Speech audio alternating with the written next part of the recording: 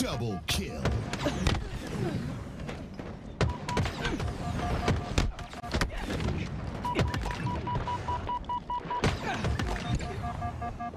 Double kill. A flag returned. Double kill.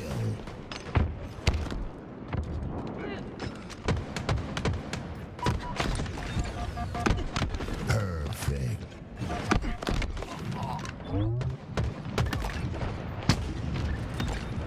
Double kill.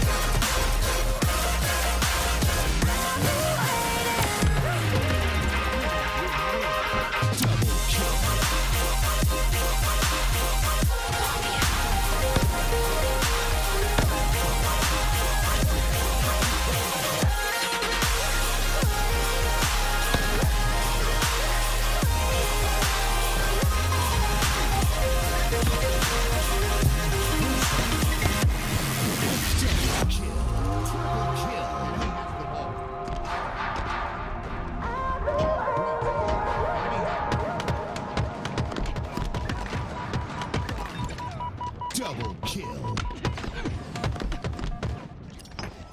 I still think of you.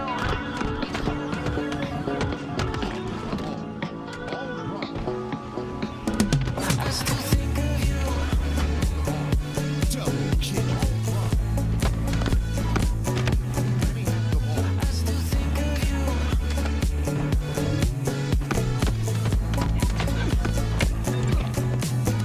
Looking back, I see young, dumb, and naive. Double kill. But those feels we had, they were ours, some didn't come free. Double kill. I've been calling these skies and God shaped by the rain. And when you look at the stars, do you ever say my name? I still think of you, stuck on me like an old tattoo. I still think of you, those days are gone. I wonder if you still think of me too. I still think of you.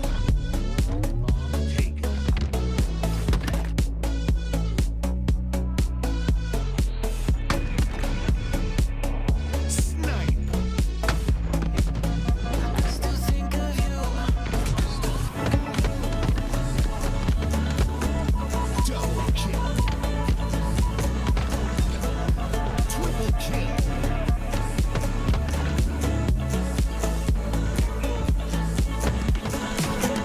Roller coaster feeling, seasons change and let it go. Double kill. I'll forget the reason, baby, did we ever know? I've been calling these skies so rock shaped by the rain. And when you look at the stars, do you ever say my name? I still think of you, stuck on me like an old tattoo. I still think of you, those days are gone. I wonder if you still think of me too. I still Killing spree.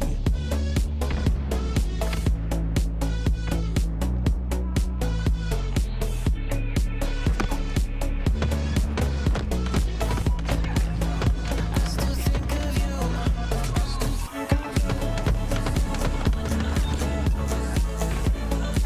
Killing frenzy.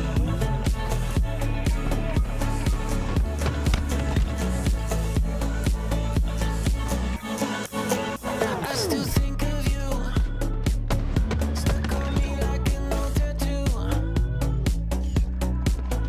I still think of you, those days are gone. I wonder if you still think of me too.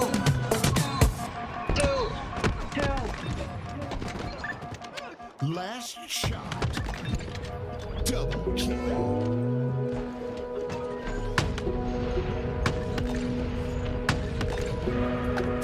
Snipe. Double kill.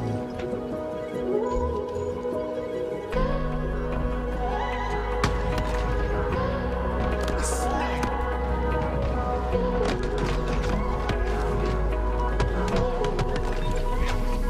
Double kill. All we had, all we lost, all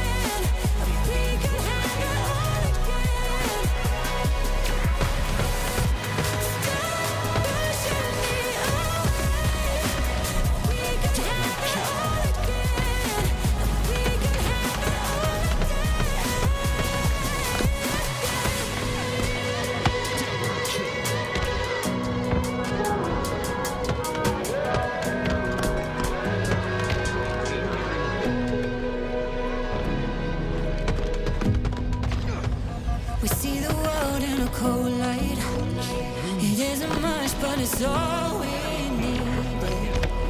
It's all we needed. With everything in its right place. Don't push away 'cause it's all we needed. To go through and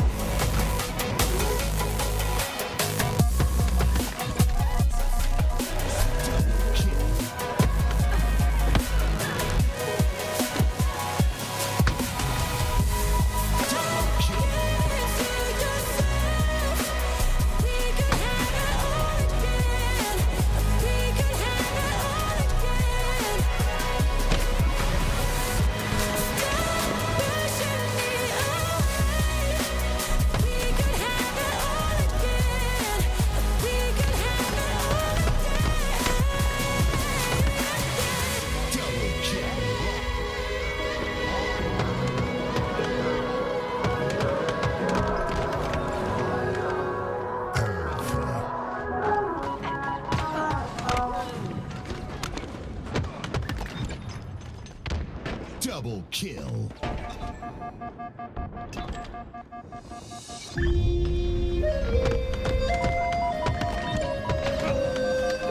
Double kill. Killing spree.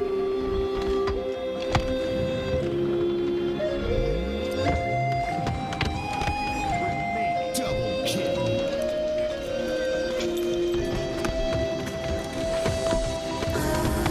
Across the open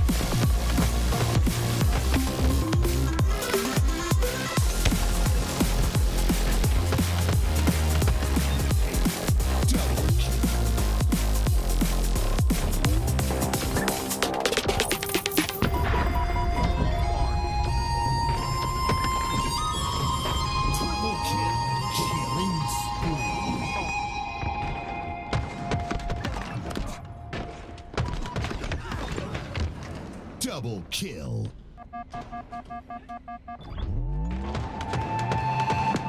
To breathe the light, living in the dark. Take your time, we'll meet again. Just speak your truth, hoping it's a lie. You can't sleep, so why not give up? Double kill. Let me tell you a secret. Treat your heart like it's nothing. You said you do it perfect. Good or bad, still fun to try.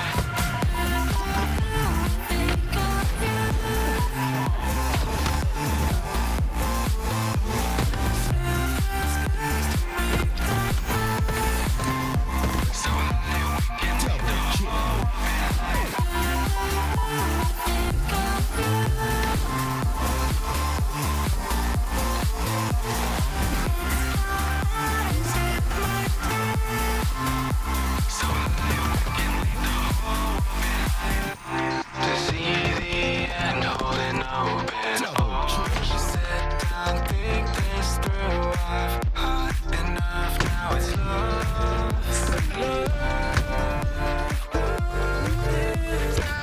Let me tell you a secret.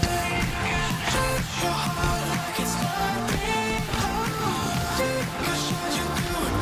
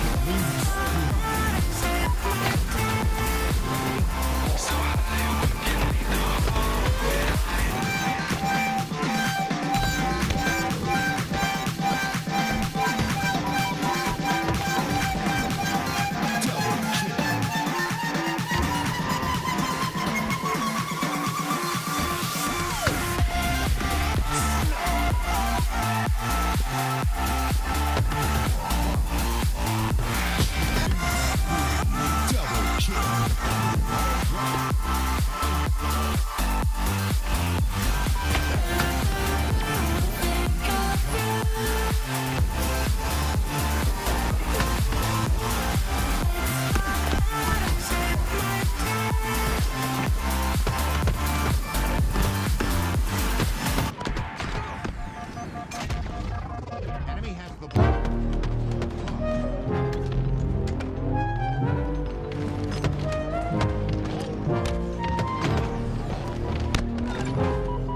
Double kill. It's like a summer sunset. Doing things that I shouldn't, but it helps me reset. I'm fucked up, but it's fine, yeah. Anything to forget that it's all in my head. In my head, my head, my head. In my head, my head, my head. Get out of my head.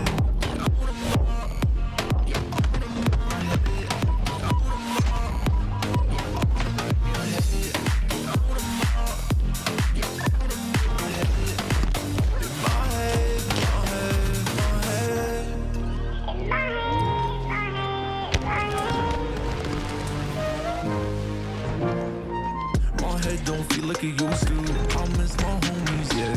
The thing we had discontinued. I'm not lonely yet. I don't wanna talk about it anymore. Yeah, I'm drinking cause I'm bored. Down blind behind locked doors, yeah. In my head, my head, my head. In my head, my head, my head. Get out of my head. Get out of my. Get out of my head.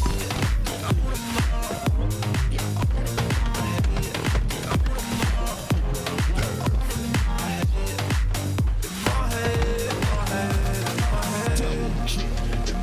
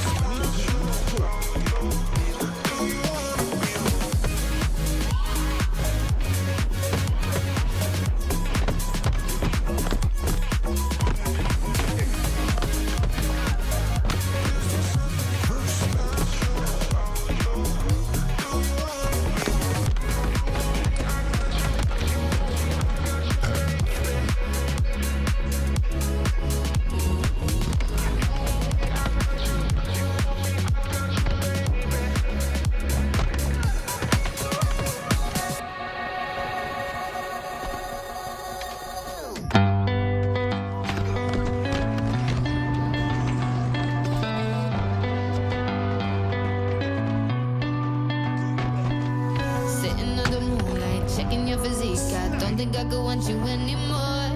Chilling with your girl, I'm jealous that I can't just run over and take you on the floor. And I don't wanna cross nobody.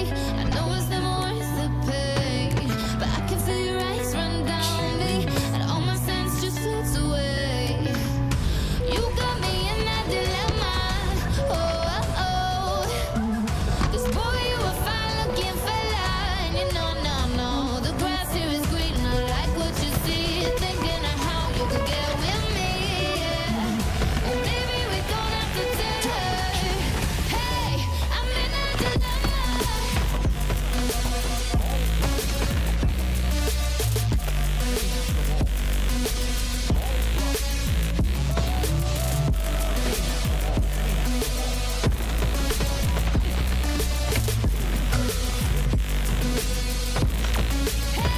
I'm in a dilemma. Because I want you, but I don't do wrong. I'm in a dilemma. You've been looking over here for far too long, yeah. The more I look in your wicked eyes, the more you're leaving me hypnotized. No, no, no, I'm in a dilemma.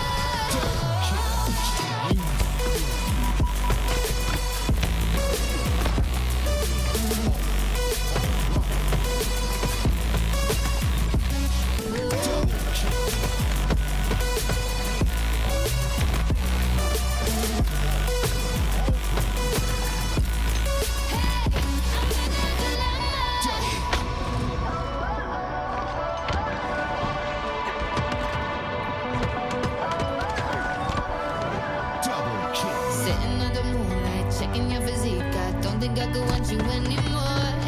Chilling with your girl, I'm jealous that I can't just run over and take you on the floor.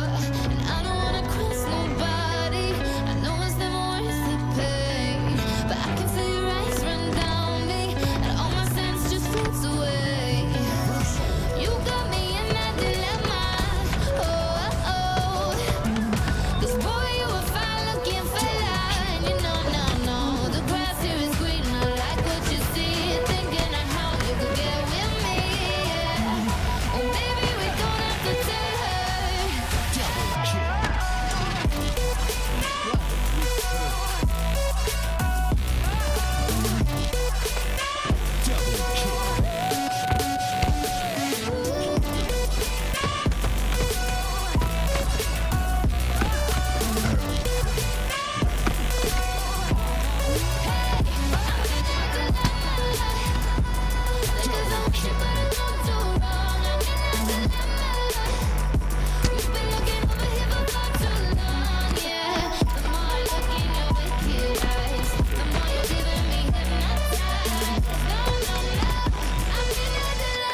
Double kill.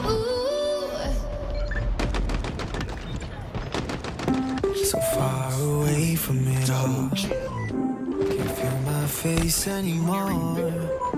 Want someone to numb all the pain, Double kill. 'cause I can't take it away. So far away from it all. Can't say I've been here before. So empty, I hate it. I'm sick and I'm feeling nothing. So where do we go? We feel so alone and we can't do a thing about it. About it. I'm done faking it, I can't pretend. In my head, I'm running circles again. I'm faking it, I can't pretend. I've been spending too much time on the edge.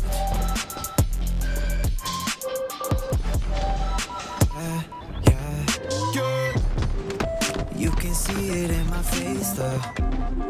You saw the mystery once again. Oh no, I know we had this conversation a minute ago. So don't you know? I've been sitting at home watching the paint dry. Kinda wishing you come over and say hi. Save my life. Yeah. I'm just hoping that you try. So where do we go? We feel so alone and we can't do a thing about it. faking it, I can't pretend. In my head, I'm running circles again. I'm faking it, I can't pretend. I've been spending so much time on the edge.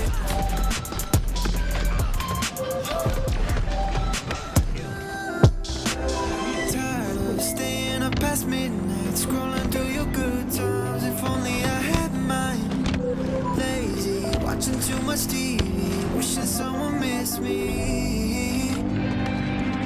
Tired of staying up past midnight, scrolling through your good times. If only I had mine. Lazy, watching so much TV, wishing someone missed me. I'm done faking it, I can't pretend.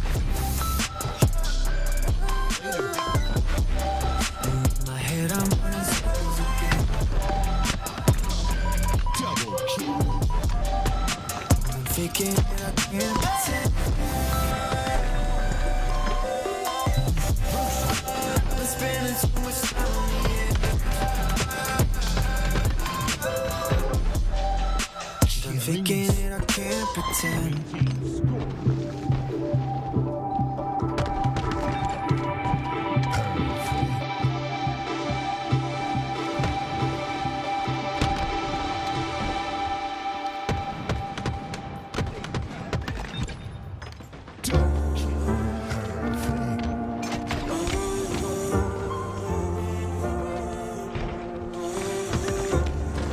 Double kill. I'm just being honest, I thought you would. You just ride the wave till you disappear. Unrequited love, I can't take it. Kill me more than once, leave a trail of tears.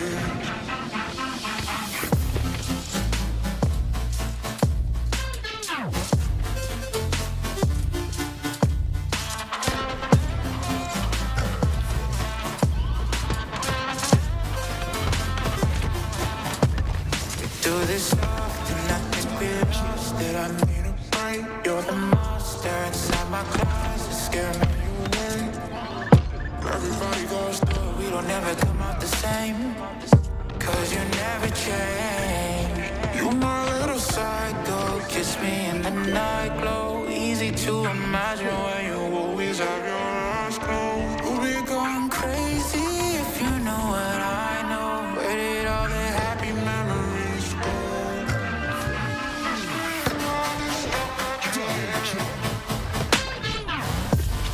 Triple kill.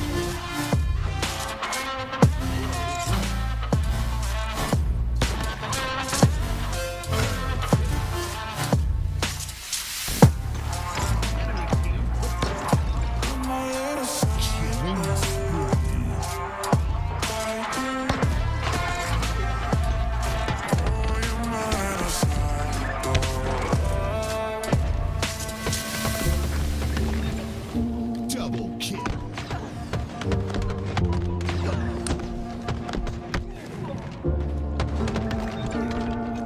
Double kill. This feels a little too perfect how we are now. You think I throw a little caution, but I don't want this to change. Been waiting too long for a moment like this. Said that you won't leave, better off with me. The kind of feeling I can't explain. Like how it feels drenched in the moonlight. Like how it feels under the stars. A step out of bounds with our own pride.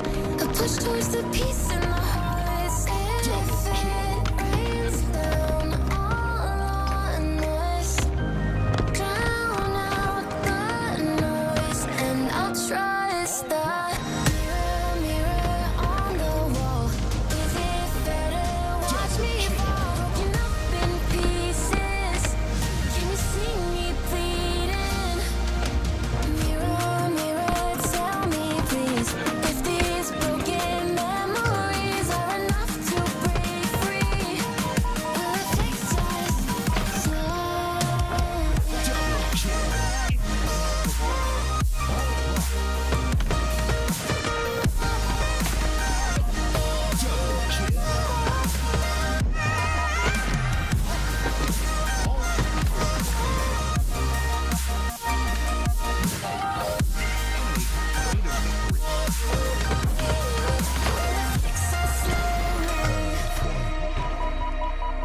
Each day I'm moving along with what fits best for taking me forward and back. It all I know still leads right through to the start of the end where the past can't chase us. You should stay for a while, disregard all the miles. If it's you and I will be okay. Like how it feels drenched in the moonlight, like how it feels under the stars. A step out of bounds with our own pride, a push towards the peace in the hearts. If it rains down all on us, drown out the noise, and I'll trust the mirror, mirror on the wall. Is it fair to watch me fall, broken up in pieces? Can you see me bleeding? Mirror, mirror, tell me please, if these broken memories are enough to break free. Will it fix us slowly? Will it fix us? Mirror, mirror on the wall, is it fair to watch me fall, broken up in pieces? Can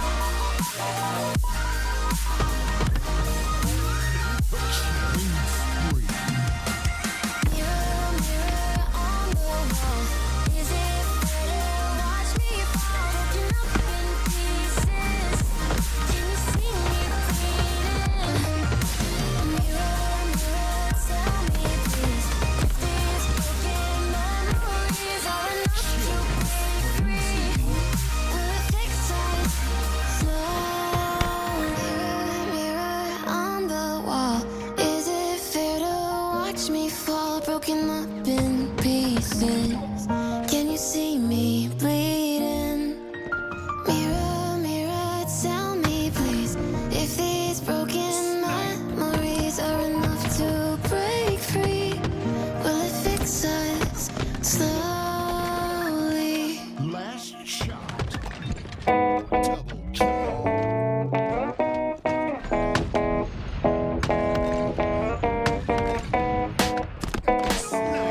Double kill.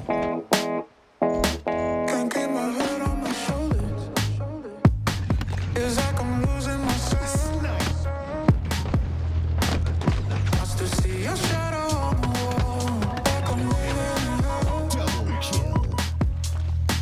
Touchdown in a new place, try to escape your poison. And I hate that I miss a mistake. I'm tired of your ghost, but I don't wanna run away.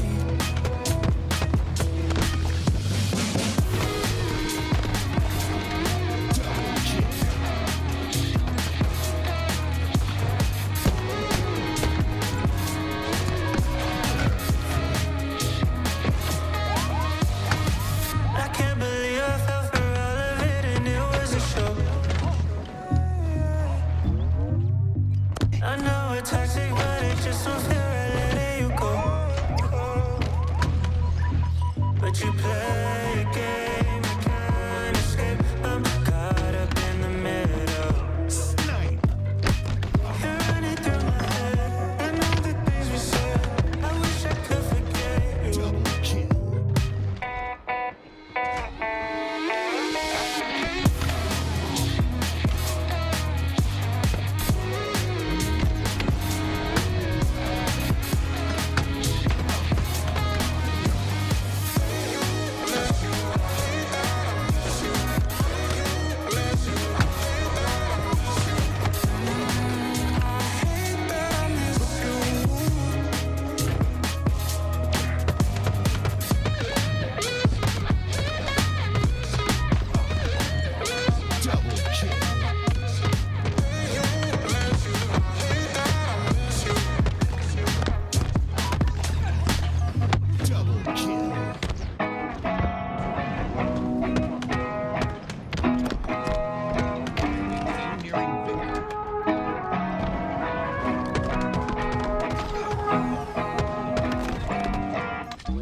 Killing spree. Enemy team triple kill.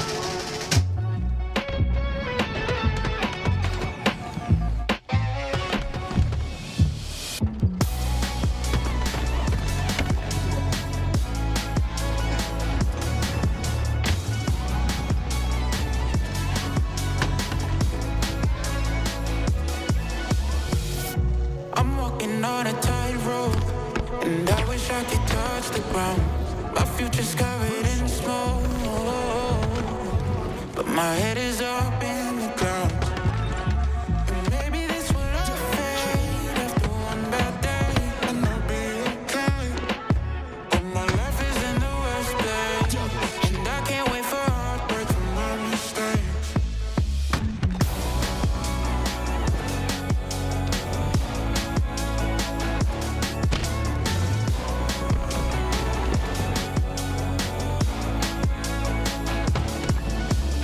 I don't wanna burn these bridges anymore. It's easy to say things you don't mean when you're at war. I'm just too tired to fight, but there's an end in sight. Wave the white flag, I'm yours tonight. 'Cause my heart can't take these heights. I need your love with me for life.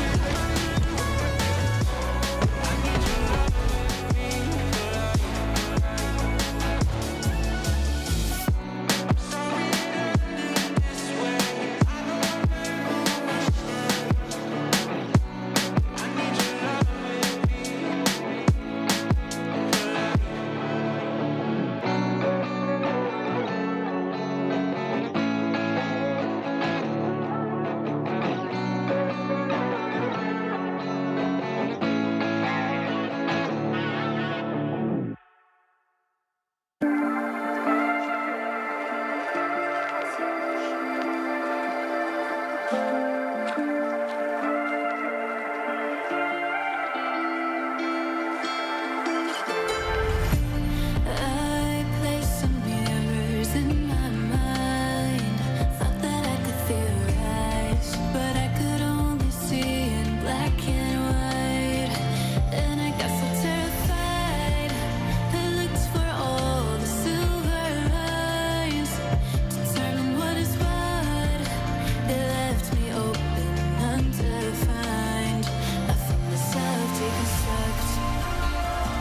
Operating from my ego, but I'm trying to disconnect. I wonder where do we go? The unknown is that effect. I've tried to fix by overthinking. Why do I overanalyze? For the time being, I hate these mirrors in my mind.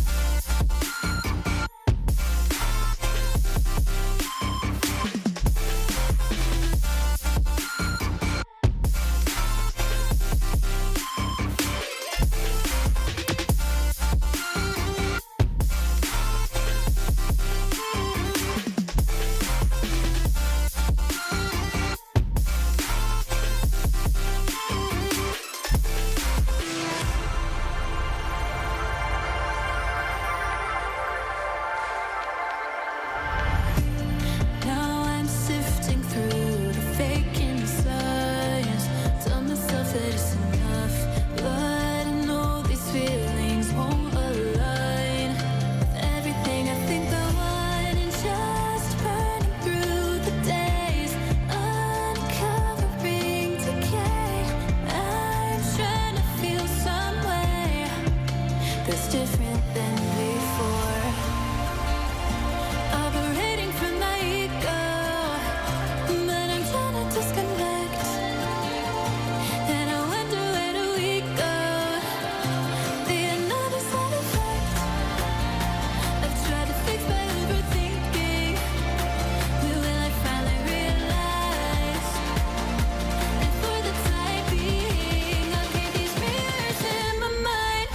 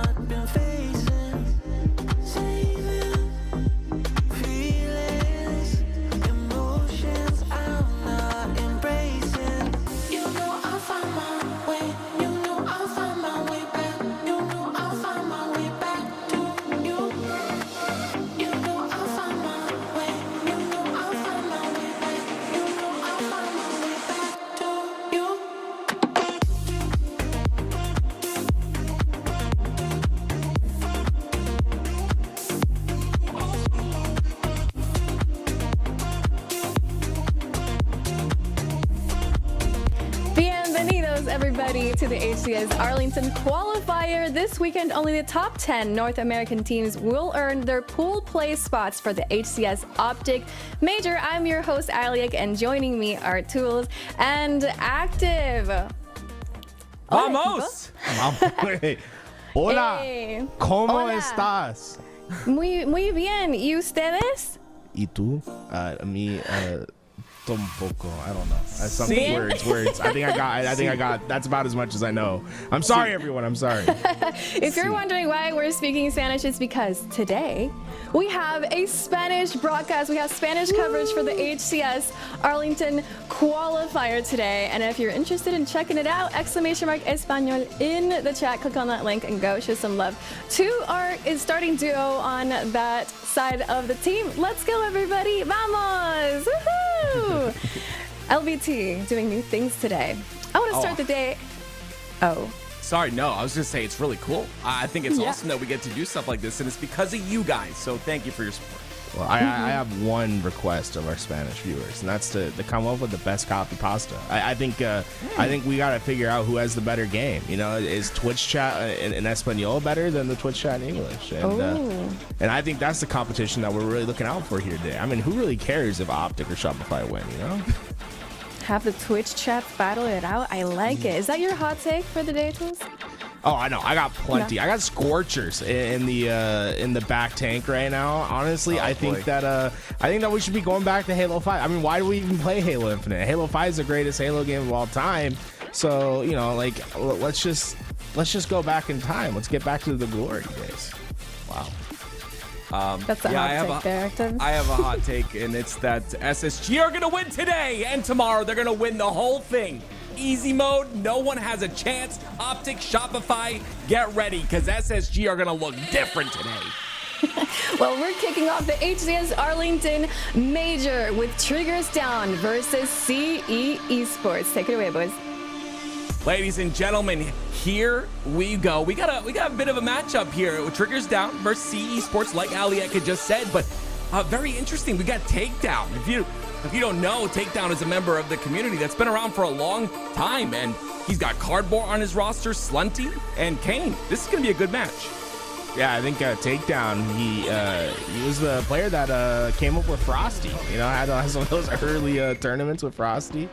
I'm sure he'll tell you all about it, but this is a good challenge for the CE Esports right away. Triggers Down, obviously one of the best teams in the HCS right now, and looking to get back to that week 1 glory, right? We saw a top 6 placement from them week 1. Ever since, it's been top 12 2 weeks in a row. So they find themselves in an interesting spot where today they're really playing for that pool play seed that is desperately needed. You bring it up. It's real interesting because they're literally tied right now with Complexity in terms of points. It's 6,080 for the both of them, and that's where that bubble ends up in terms of pool play. Really excited to see how these teams fare today. Obviously, we saw some big improvements from Complexity, but curious to see how Triggers Down will do. And it's Lethal on your screen. It hits a nice little shock rifle shot there to start things off, and it's halfway through this first hill for them. Doing all that he can, and Ezzo sticking descended, and they went right around that corner together. That was a wild sequence right now. This is Collect on your screen. Take a look at that carrot at the top left. You can see who we're watching, and so far he's been soaking up the time. Nice little shot there by Lethal as well. And shock rifle goes down inside of batteries, and of course it's Slunty starting off 4-2, make that 4-3 as he ends up going down, but Triggers Down should get this first hill. Into the front lines. Lethal trying to do his best to stay alive. He will go down, but look at the hill. Captured for their side, and Triggers Down have won the rotation as well. Ezzo being here early means that these kills as CE Esports might just work against them, because the spawners will be ready to fight for this hill as well as camouflage. This will be a tough road forward for CE to find this break. That's a really good position as well for Descendant Lethal. holding down this long haul Double side, and the kill. damage is done, and that's going to be a double, a quick double for Descendant. They're aware of the spawns as well. Those are going to happen on to A, and you see, of course, it's Collect just sitting there with that camo, trying to get as much info as possible as he gets the ninja on the Slunty. What a way to start the tournament today. Hey, Slunty, you just got ninja'd by, you know, one of the best players in the game. You can't be too angry about it, but Collect showing off his mouse and keyboard. He likes to do this in the early rounds. In fact, I think he had like a controller break on him earlier, like in a different tournament this year. It's always good to have players that can do it on both, right? Collect's one of the better mouse and keyboard players in the scene. Yeah, he doesn't even, normally play it on stream, which is what I'd like to see. Of course, mouse and keyboard very superior in every single way. Yeah, That's why it's just you have... the problem is like when you start playing on mouse and keyboard, like people are like, we just know what kind of person you are, you know? Oh. You So know what I'm saying, mean, Tim. I mean, the number one Halo player of all time is on mouse and keyboard now. So you know, it's Who's just on mouse and keyboard. Ogre 2's on mouse and keyboard. Oh, it's the cool kids club. gotcha, It's a cool kids club, you know. So you'll understand one day, Jules. Yeah, I was watching some old school Halo, and it was Beaver Creek with Ogre 2 standing on top of his back ledge on the Halo Reach. Had sniper in his hands, peeled the head of Formal to win a game 5 against Formal's team back in MLG Reach. So it's Ogre 2, man. It's so cool to see how long these players have been playing. I mean, we have one of them in this lobby right now. Triggers Downs Lethal has been playing for over a decade, right? There's so much history in the Halo competitive scene, and it makes me really excited going into this year because even just on this team itself, right? You have Lethal, who's a decorated veteran, a top 5 player of all time. But in the same breath, like you have Ezo, who's essentially a rookie this year, and Lethal almost getting the triple kill there. You have Descendant, who's also a very young player, Halo Infinite being his first pro title, Collect's first pro title being Halo Infinite. It's cool to see the old and new come together. Yeah, Clockwork Ninja in the chat thinking he knows anything about casting. There's a lot of things going on right now, but one thing that I see going on is Descendant with the camo and a beautiful couple of seconds of time, and he'll get this hill. He'll also get Slunty, and it'll be a 3-0 lead for Triggers Down. Enemy team took And with that 3-0 lead, CE on their back foots, but Bort.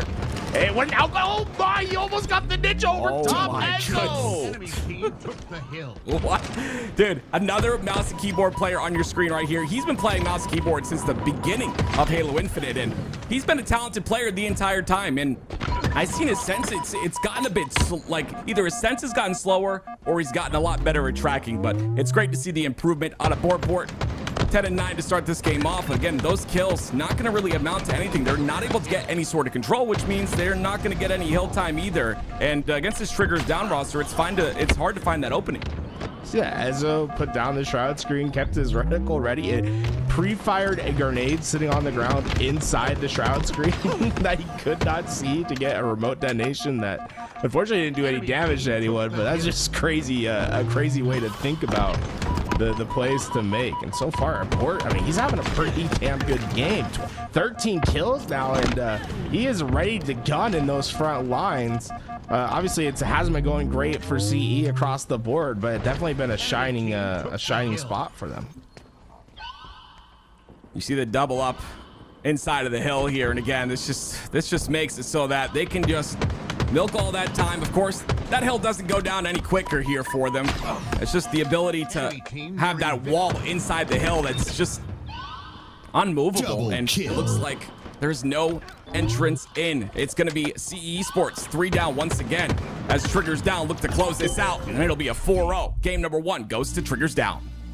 I mean, that's what we all kind of expected to see, but I think we did see some great moments, particularly from Bort. Man, I love a good nasty double kill. He was able to provide that. Also, one of the few mouse and keyboard players that are competing in Halo today, and we always love giving them a spotlight, right, Tim? I mean, mouse and keyboard. Absolutely. It's like, you know, as the resident mouse and keyboard player, I feel that that this is an input that we'll see more and more improvement over time. I know you've been trying to improve with the mechanics on mouse and keyboard. It's been a long journey for you. Maybe one day you'll reach my status, but how do you think that mouse and keyboard has been kind of developing throughout Halo, and then where you think it's going to eventually be? I think it's awesome. I think it's an input. To be honest with you, this is a bit of a hot take for a lot of people because you'll have people that come in that say, oh, there's no way and blah, blah, blah. But, you know, being on mouse and keyboard for, I would say, in Halo now, MCC and Infinite, probably about 5,000 hours, I would say that it is very overpowered right now.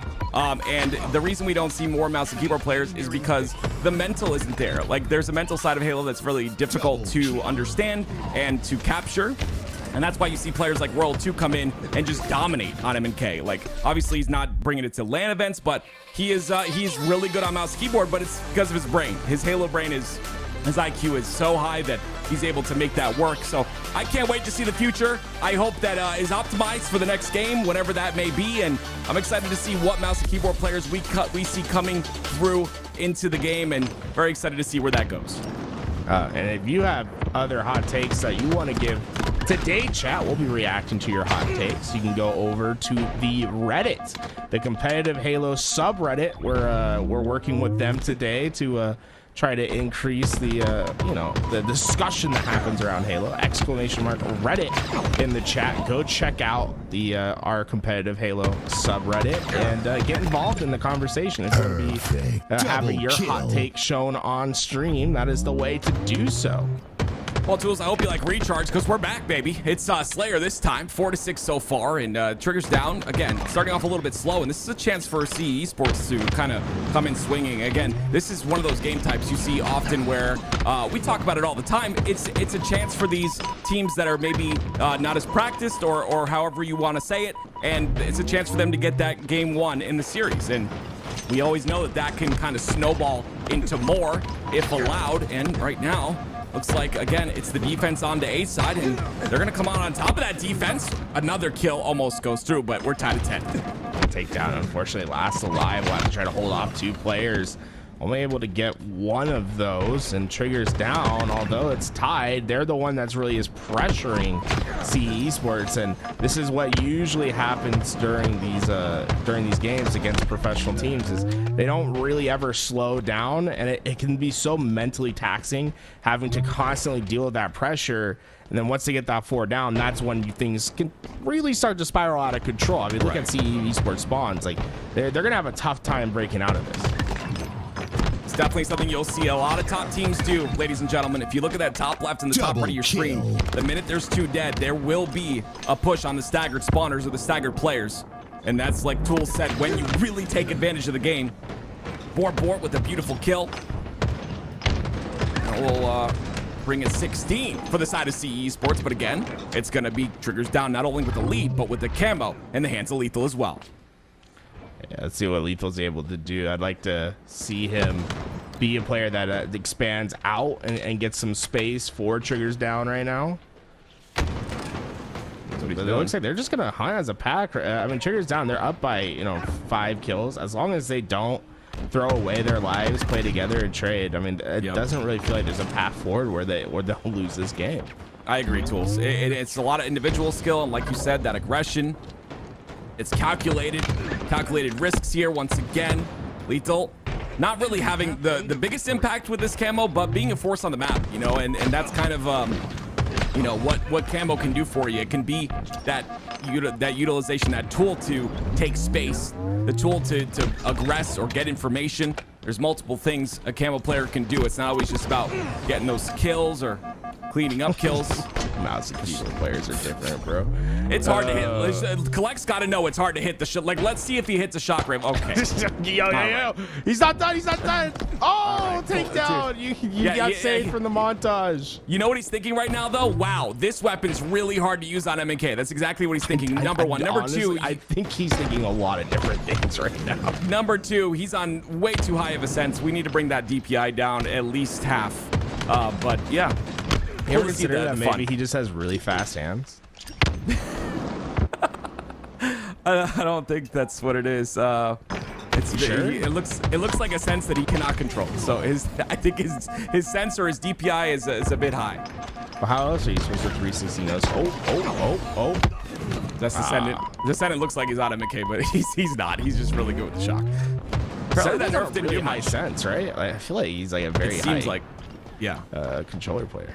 Yeah, it seems like that. And you know what, Tools? You talking about MK before, you got me on a tangent now. I told everyone on controller after playing MK for so many hours that people needed to raise their sense, because I honestly thought there were going to be a lot more. Oh, okay. MK I thought you were going to players, say something way different there. No, I thought there were going to be a lot more MK players, and you know, to keep that ceiling high for control players, I always felt like raising your sense was a good idea, especially in a game like Halo Infinite, because you can just do so much more, you know. I thought you were gonna like say, yeah, I've been talking to all these controller players, telling them to uninstall the game. I was like, whoa, Tim, I mean, matchmaking hasn't been going that bad, right? I mean, some of these control players looking real good, looking like you can sometimes hardly tell. It's just, you know, it's great to see though. We're seeing a lot of 360 still out of collect. I think he lowered his sense. Wait, yeah, he did. It's a button, right? With the DPI. Wait, no, this is controller now. No. Is it? I think he just raised his DPI when he grabbed the shock rifle, hit the button. Oh, maybe. Maybe. Oh, the tag. Yeah, that's so funny. Yep. We haven't seen that in a every while. day, but that was a useful little jump in season 1. It's kind of hard to do, at least for me. You know, that was the one thing I got it first try, the first time I tried it, and then I really haven't been able to replicate it since. Damn. There's this little jump as well at the bottom of C stairs. There's a little electrical box, so you can go from basically you can go from the electrical box on that C jump to the tiny electrical box on Trippy Corner, and you can like jump onto that. And I tried it for 4 hours and got it one time, but I've never seen it used. So cool jumps in the game. Pro players, you know, we've seen them spend hours and hours and hours and hours just on the maps, just running around, right? Yeah. And it really shows, right? For these players, it's not just go home, get into matchmaking, queue up. It's more of being thoughtful about how they're using their time in the game, and learning all these small mechanics that are going to help them when they get to tournament day. And that's why you see them be so consistent at the jumps that even high-level Onyx players aren't consistent at, right? Like, Tim, how often can you hit the door jump on live fire? Never, dude. Never. I don't practice Tim's it. Tim's a 2,000 level Onyx player. I don't practice it. Do you know how many routes I miss because I don't know the jump? That jump or the C plat jump? I miss so many routes and it makes me so mad. So much timing. We'll see if that team kill ends up mattering, because they are making a bit of a run right here. Imagine. Dude. Triggers down, taking game number 2, and I mean, it's fun. It's fun, and that's the way these beginning series go. And honestly, Triggers down, they're a big team to watch as of today and all day, and tomorrow. This is a 2-day tournament, by the way, ladies and gentlemen. Big team to watch due to the fact that they're on the precipice, or they're on the bubble, I should say, of that pool play. Tools. They're tied with complexity in terms of points. So one of them is going to have an easier time come land. And Aquarius going to be our next game up for grabs on Assault, or aka Neutral Bomb. Honestly, what is it, Tim? Is it Assault? Is it Neutral Bomb? Is it Bomb? Is it all three of them together? Like, what is the naming scheme? I feel like there's always like 16 different things I have to think of whenever we go into Assault. Well, Jeff Seitzer says 2 different things when he's announcing. He says 3. He says 3 different. Okay, I thought he said 2, so that's even worse. So like, yeah, none of us know. Not even Jeff knows. So the announcer of Halo doesn't even know. I don't know. We could just. I like Assault because it brings me back to the Halo 2 era. Assault. Like, it's just cool. But so where did Neutral Bomb come from? Was Neutral Bomb a thing? And like was that a word that they used back in the? I'm gonna be honest. I don't know if I'm pretty sure the announcer in Halo 2 said Assault, but I'm old and forgetful. It's been a long time, so I'm not positive. It'd be so funny if that's just not what they said. Dude, actually, I wouldn't be surprised though, dude. That must have been a big mind-blowing thing in Halo 2, like when they announced the game types. Because when you first started consuming media, there wasn't even sound. Like they had to have the piano player, like that would be there, and they would have to accompany the. They called them the moving pictures, back in those days. Like when they invented talkies and then having talkies turn into video games, that must have been a huge achievement for you, man. I'm not that old, Tools. I don't know why. I don't know. Like, I'm gonna be 37 in July, Tools. Okay, I'm not that old. But anyway, Okay. you know. yeah. Camouflage up in the middle of the map, something that has come back to Aquarius. We saw Overshield on the map for quite a bit, but honestly, Aquarius, I think it feels just a little bit better having that camo back up. And Yes. oh my, ankle breaker up top. Yeah, the chat's memeing about me being 37. Guys, that's not very old, but yes, I agree with you. That camo is so much better. Definitely than not ours. old. Yeah, chat, It's chill. not old, man. I It's can not still- old, chat. All It's right, very. He's young and spry, chat. He's Listen, young and man, spry. I can still hang with these youngins. Like, last shot, bro, 1v1 me any day, okay? You understand? Like, I'm good. No, I'll say it right now. Tim, what's your matchmaking rank right now? All right, well, I don't play Halo. Okay, I'm that's just not asking. funny. It's not. I'm not trying to make fun. I promise. All right, so I think 1,700 at the moment. But Okay, a so if season you ago, I think was at about it, 1,900. if you at home and are watching and you're under the age of 37 and you're not 1,700, I mean, come on. Like, do you have something to say? Like, he's kind of got you bogged. I'm not gonna lie. Like, he's getting 1,700 at 37. Come on, boys. So you guys, I think it's kind of embarrassing now if you're not a 1,700. Listen, when I was going crazy, I got 1965, I think. Okay, so like. Wait, no, Tim, that's the year you were born, not the. Oh God, Come I on, dude. hate you. I need a new co-caster, ladies and gentlemen. Where's Tony? 3 dead for triggers down. Oh my gosh, wait a minute.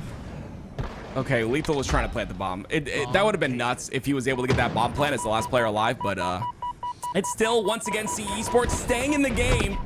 We better cast this game before we get yelled at by certain people, you know what I mean, Tools? So let's talk about what's happening right now. Camo coming up, 1 second away, 2 down for triggers down, and a chance for Descendant to move this bomb forward, but he's gonna look for spawns instead.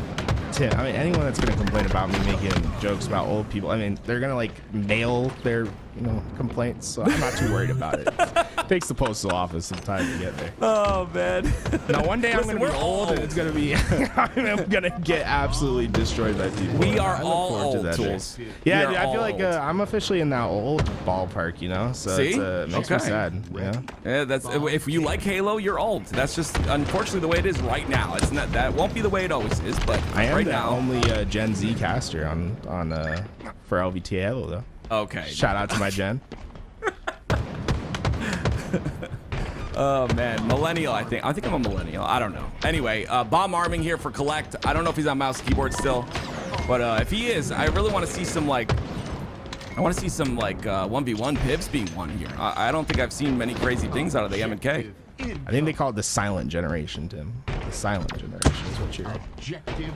Oh, silent. Okay, so that's interesting because I'm not very silent. I'm very Yeah, loud. no, you kind of like break the stereotypes. I mean, congratulations, too. I love that. Look at this ball already moving back up, and it's so hard to get control of your base at certain points on this assault game type because of how easy it is to sort of dictate which spawn you put them in. But CE Esports, they're doing a fantastic job of it. And Cocaine getting Wow. that triple kill. He's 9-7 to start this game already, although they're down 1.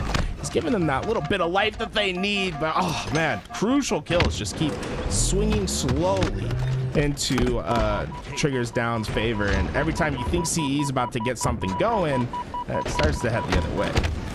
And now I will say something, Tools. Like back in the day, like this used to happen all the time, where a team wouldn't. And I'm not saying this is going to happen here, but just want to make that clear.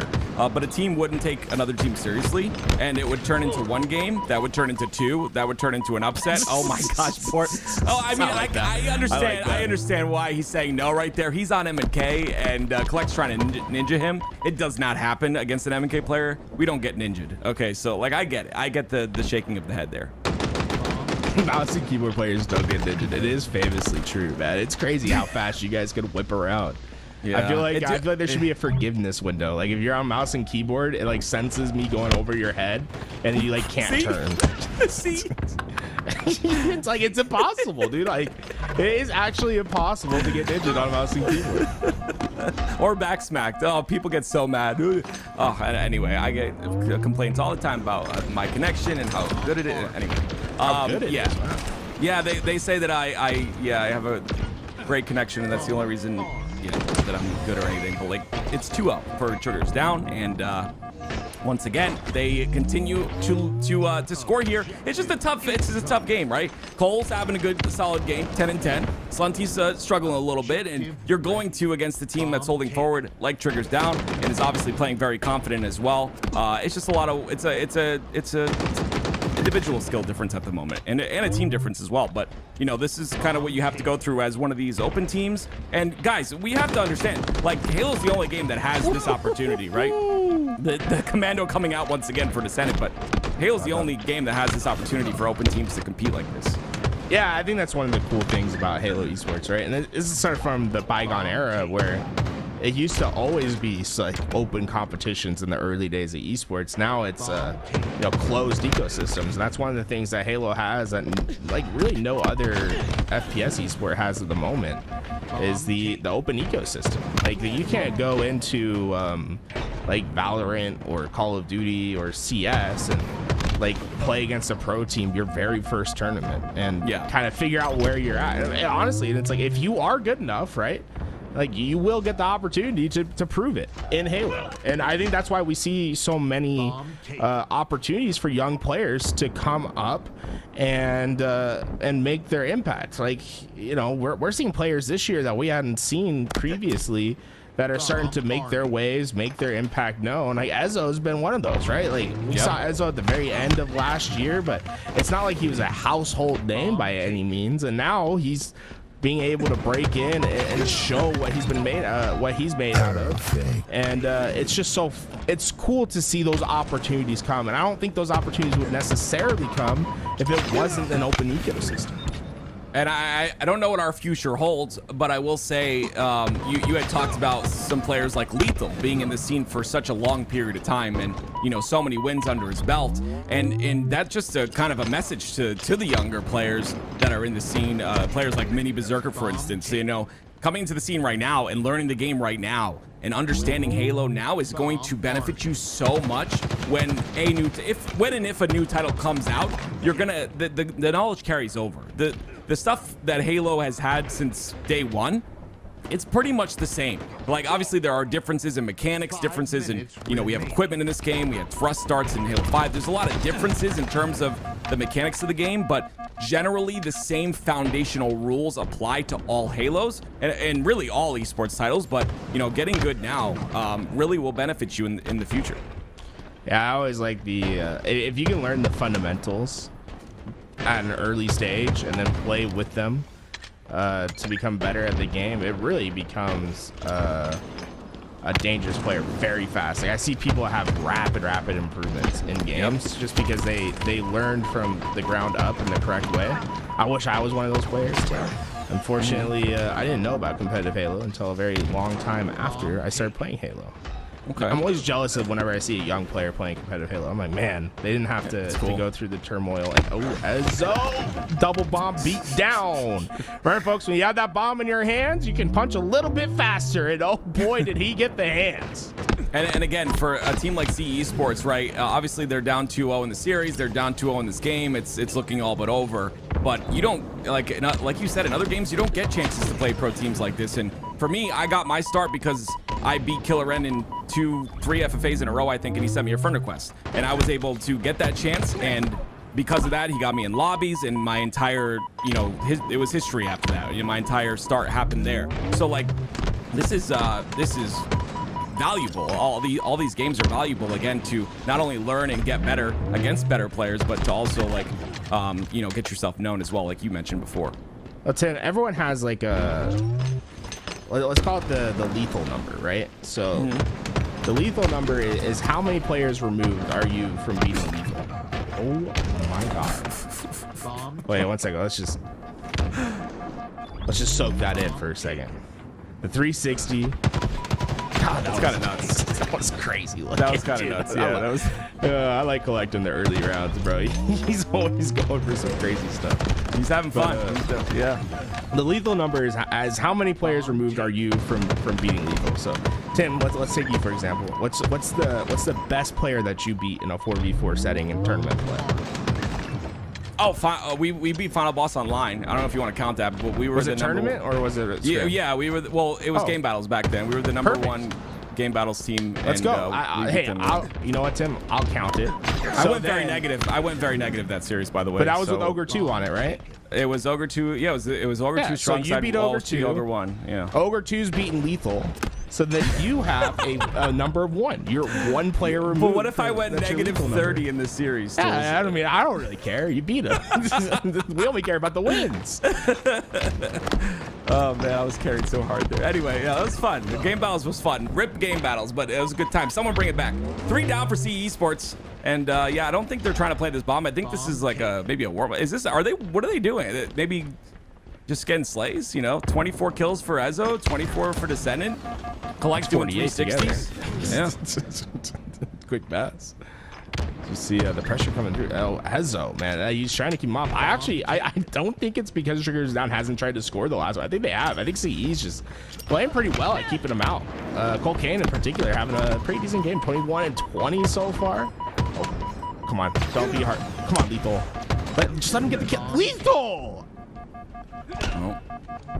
Why do you gotta be like that, bro? Why are you valuing your life? Why are you playing good Halo, dude? This is good. You know, I want to say something about Lethal, though. There's nothing against what Collect's doing. Love it, okay? But, like, there's something about being in...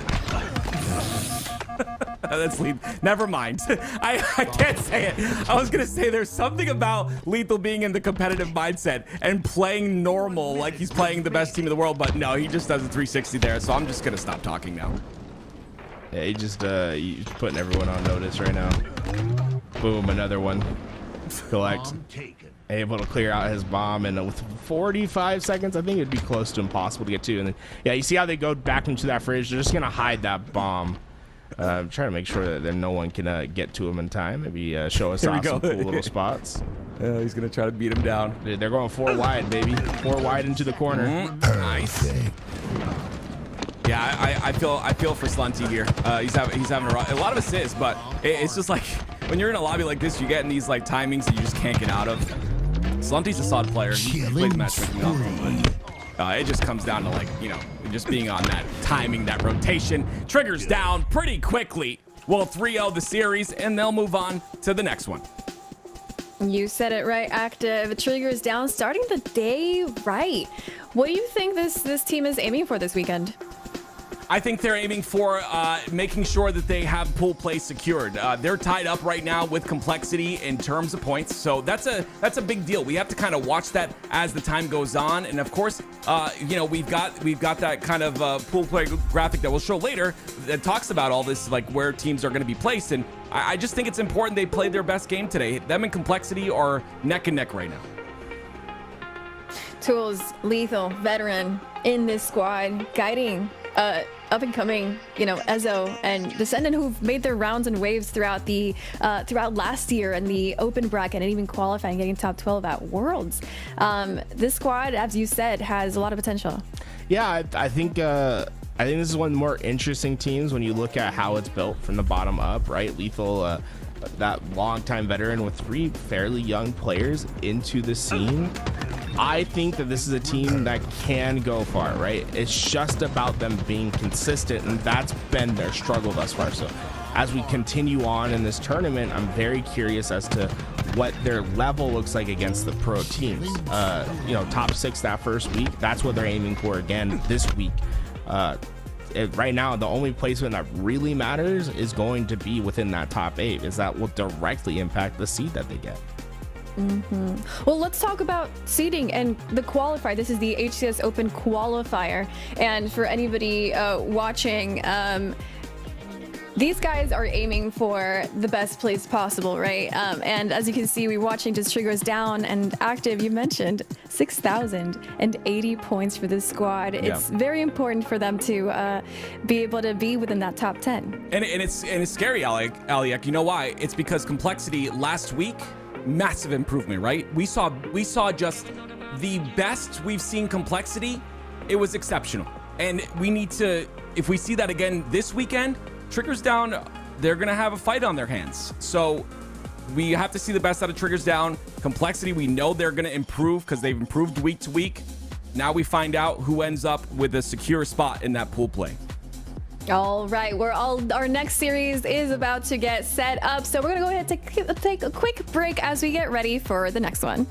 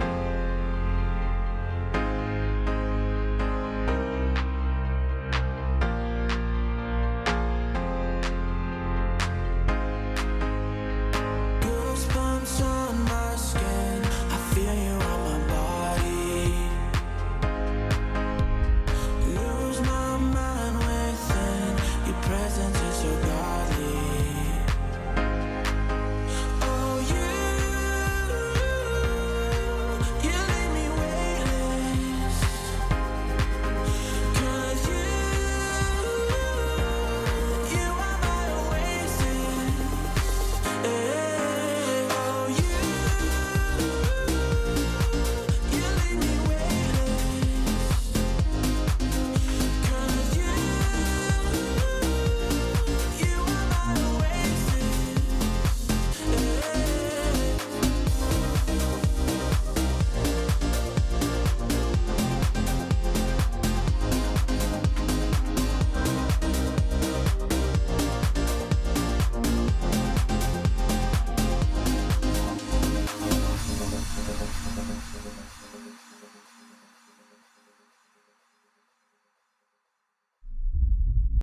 One, two, three, four.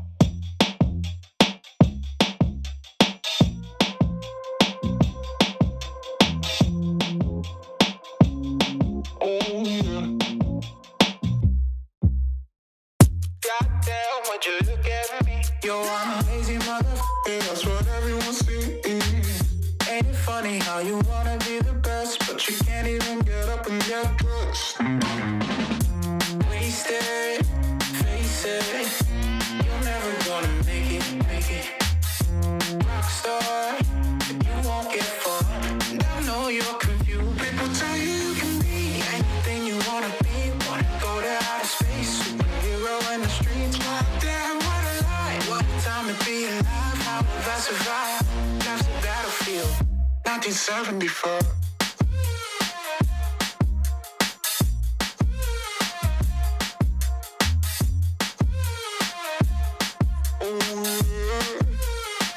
I think I'm going insane. I'm feeling crazy. Can't get it out of my head. Oh no, if the devil inside takes hold, then I just might wind up dead. Wasted, face it. You're never gonna be the one. Rockstar, you won't get far.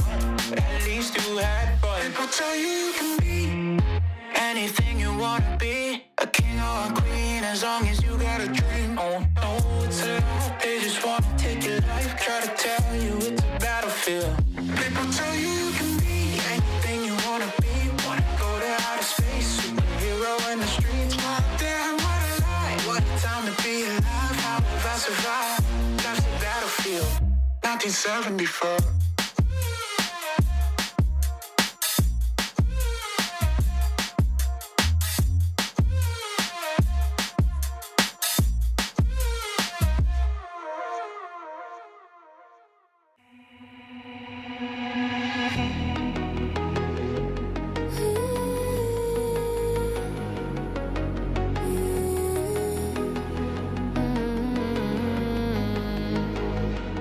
I was in the firing line, living in my head.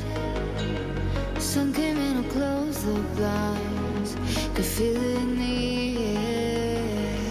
This is just a waste of time, no one really cares. But then you came across my mind, got me out of there. So I went down to the river and swam till the panic was over. Yes, I went down to the river, watched all the heavy waves. I watched all the heavy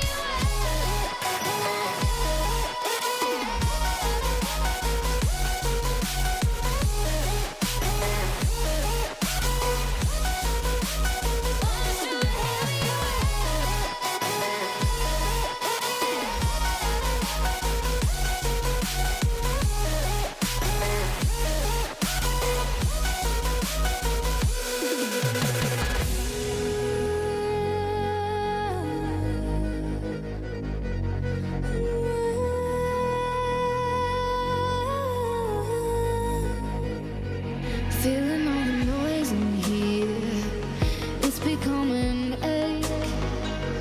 Pull me into common beer and take me out to the waves. 'Cause I feel like a waste of space, breathing in the air. But you hold me like I might just break, like you want me there. So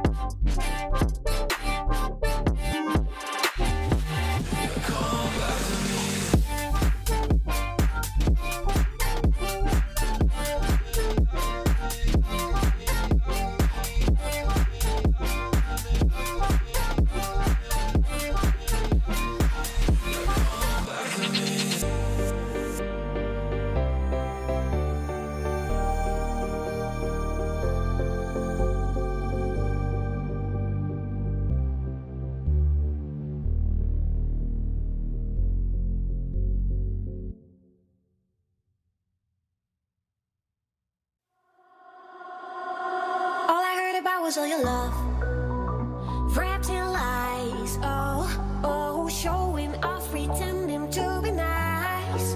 All I heard about was all your love, but you crossed the line. Oh, but I got no heartache, heartbreak, grief about you now.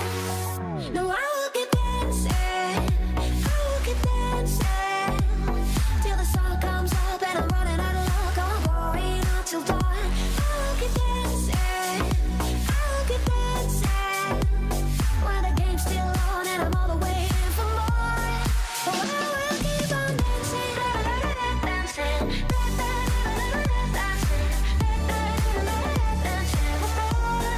I will keep on dancing. Tomorrow I will see you on your knees, begging, oh, I need you. Look at me, we could bring this back. Don't tell me how you feel, it's your regret, wrapped in lies. Oh, 'cause I knew you would blow it, mess up all again. No, I will keep dancing, till the sun comes up and I'm running out of luck. I'm going out till dawn. I'll keep dancing, when the game's still on and I'm all the way in for more. Oh, I will keep on dancing, till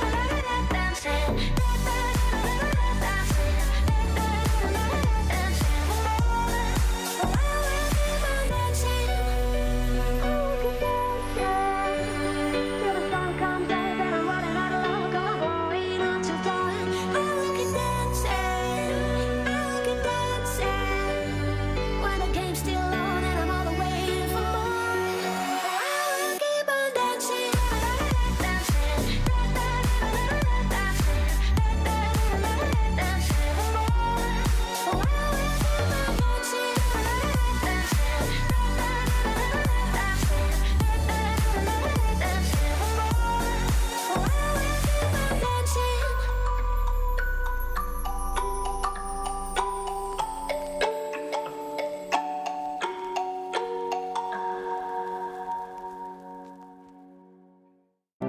It's funny how the world keeps turning. Stars like ladders in the sky keep burning. It's crazy how the storms keep raging, and I'm here trying to keep my heart from aching.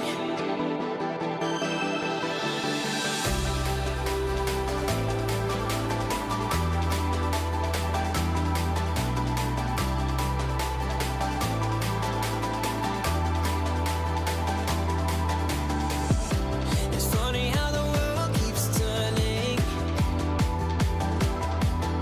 but here with you it's like my life's returning. Whoa,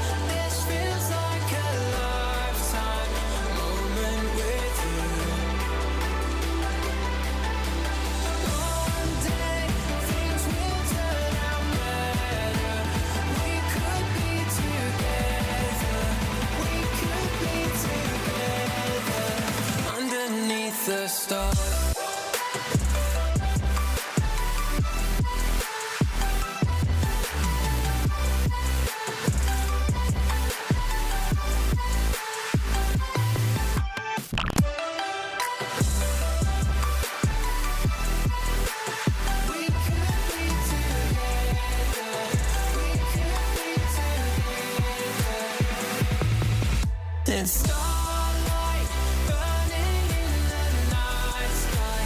This feels like a lifetime moment with you. One day things will turn out better. We could be together. We could be together underneath the stars.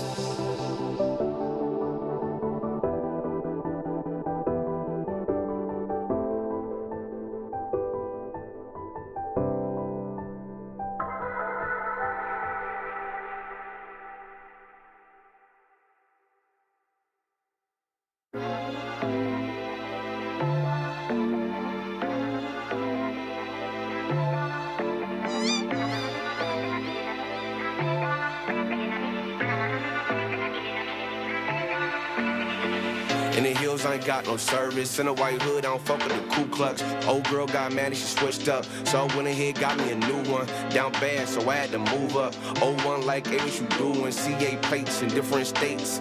Okay, she like how I'm moving. Step to a bag, better get with the movement. When I move, you move like that. Do more, get more, say less. So follow, don't miss no step. Speed up now, catch your breath. Good vibe, good drink, no stress. Out of town, no GPS. In the hills, can't call, can't text. In the hills, I ain't got no service. Too high up, I don't think I heard you. Head high where the birds be chirping. Going full speed in the freeway, swerving.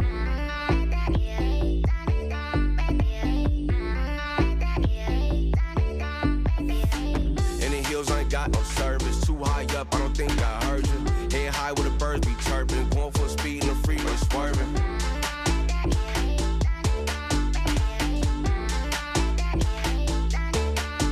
Swerving.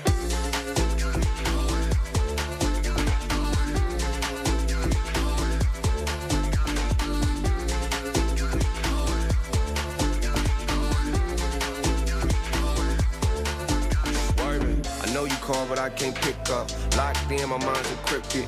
I secure the bag like lockbox. In my zone, I can't hear much. I'm flex, I just finesse. Make more wanna come around last. Out the way where I'm too next. Out of time, can't call, can't text. In the hills, I ain't got no service. Too high up, I don't think I heard you. Head high where the birds be chirping. Going full speed in the freeway, swerving.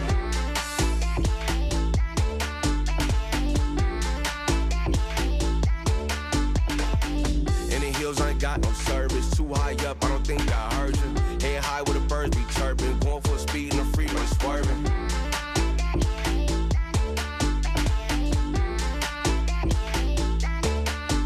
Swerving.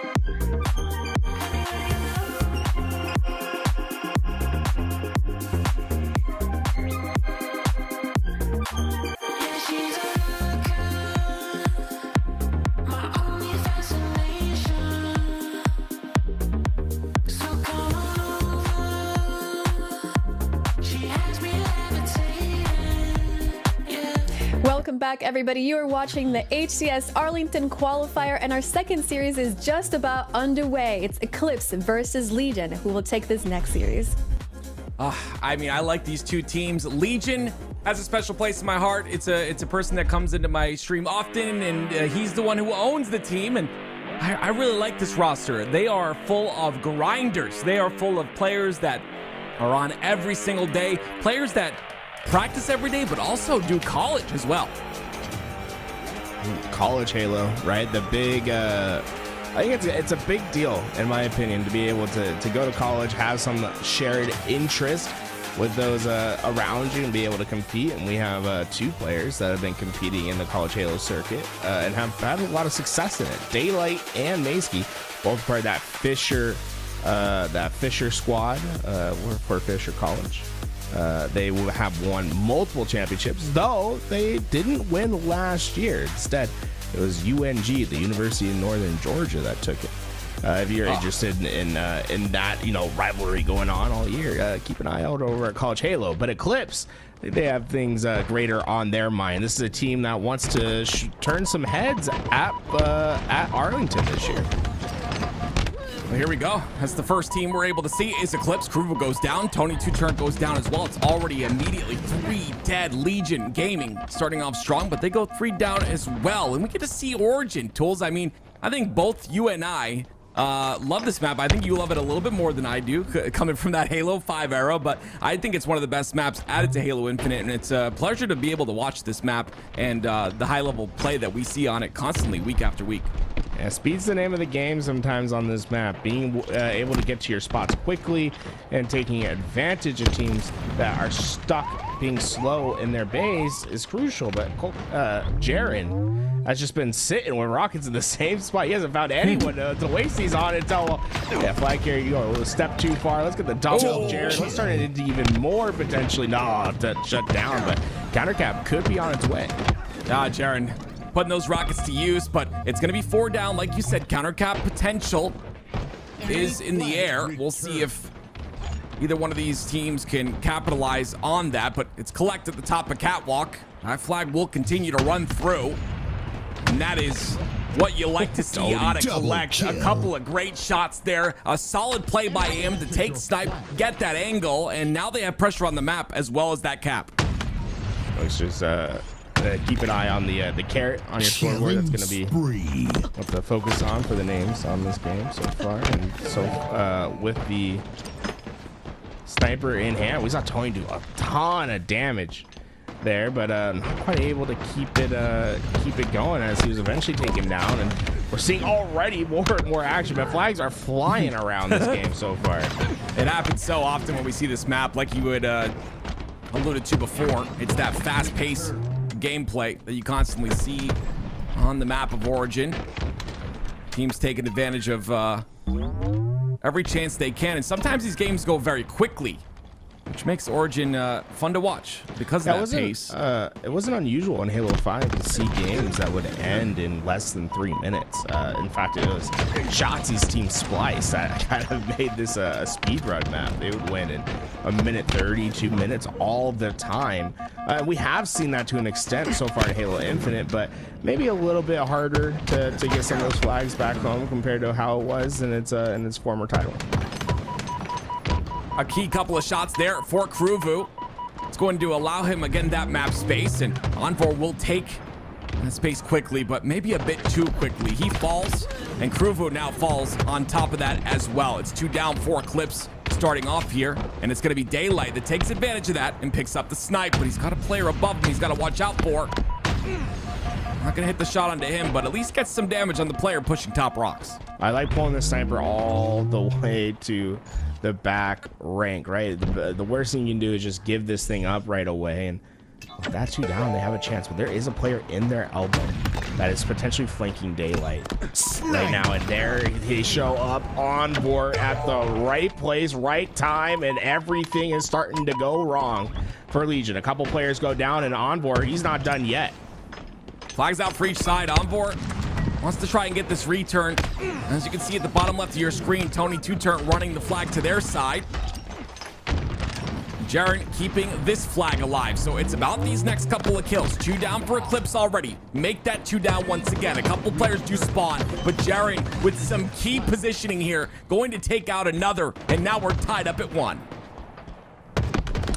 I'm loving the way that Jaren's moving on the map right now. He is feeling confident, and man, he is fighting for his life down there, and he almost got another one on the onboard. And I love that answer from Legion, right? It looked dire for a second there. Eclipse had things going for them, but they're able to bounce back and answer back. And I think that's an important aspect of the game, right? Is not just to be able to handle pressure, but turning pressure into opportunity, and Legion did that well. It's impressive. A team that you think would struggle heavily against this Eclipse roster. But as you can see, it's already 2 down, and immediately off that 2 dead, it's going to be a pull here. Daylight and Jaren spawn on the cave. And because of that, they're not going to have many angles towards this flag. There is an overextender, though, that did get through, I believe. So that player plays a pivotal role in the rest of this play. Again, kills still going to both sides. Legion Gaming end up 3 down. Kruvu continuing the flag run, and Jaren trying to stop it all he can, but that flag should make it in unless a crazy play happens across the map.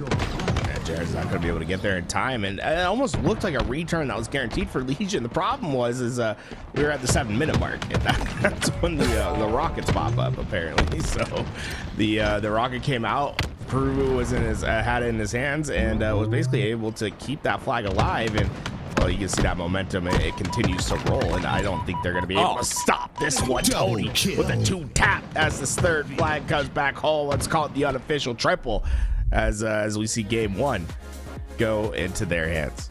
Clean gameplay that we're able to see here, and once again, a very fast-paced Origin game type, and very entertaining to watch. Excited to see this game type on competitive play on LAN. Excited to see that in Arlington coming up. But next up we go to Livefire Slayer. But again, very impressed by Legion Gaming with that 1 cap. Showed the potential. Jaren really having a lot of impact on the map in a lot of that game. And now we get to take a look at the stats here, and you can see that it was Eclipse that outslayed pretty heavily. Yeah, it was about even for a long time, but once they were able to get into that elbow, get through to that base, they started to they were able to really increase their slaying output. Onboard was a big piece of that, just getting into the opponent's elbow time after time. Look at the damage they did, 3,500 for his team. Jaren actually had the most in the leader in the squad as well, 36 for him. So shout out to Jaren. I always felt like we're seeing him in action, but yeah, fortunately not enough to keep his team in this game. It's a beautiful shot here onto Super CC. That elbow spawn very very exposed in terms of sight lines. But yeah, I mean, Jaren, every time we switched to his POV, he was just putting in damage. This was the nail in the coffin here, of course. That top rocket control, that flag running through. And another team, you know, we're talking a little bit about Eclipse. I want to mention a couple players on Eclipse. It's Envor and Tony Two-Turn. Both these players, I remember Tony Two-Turn in season 1.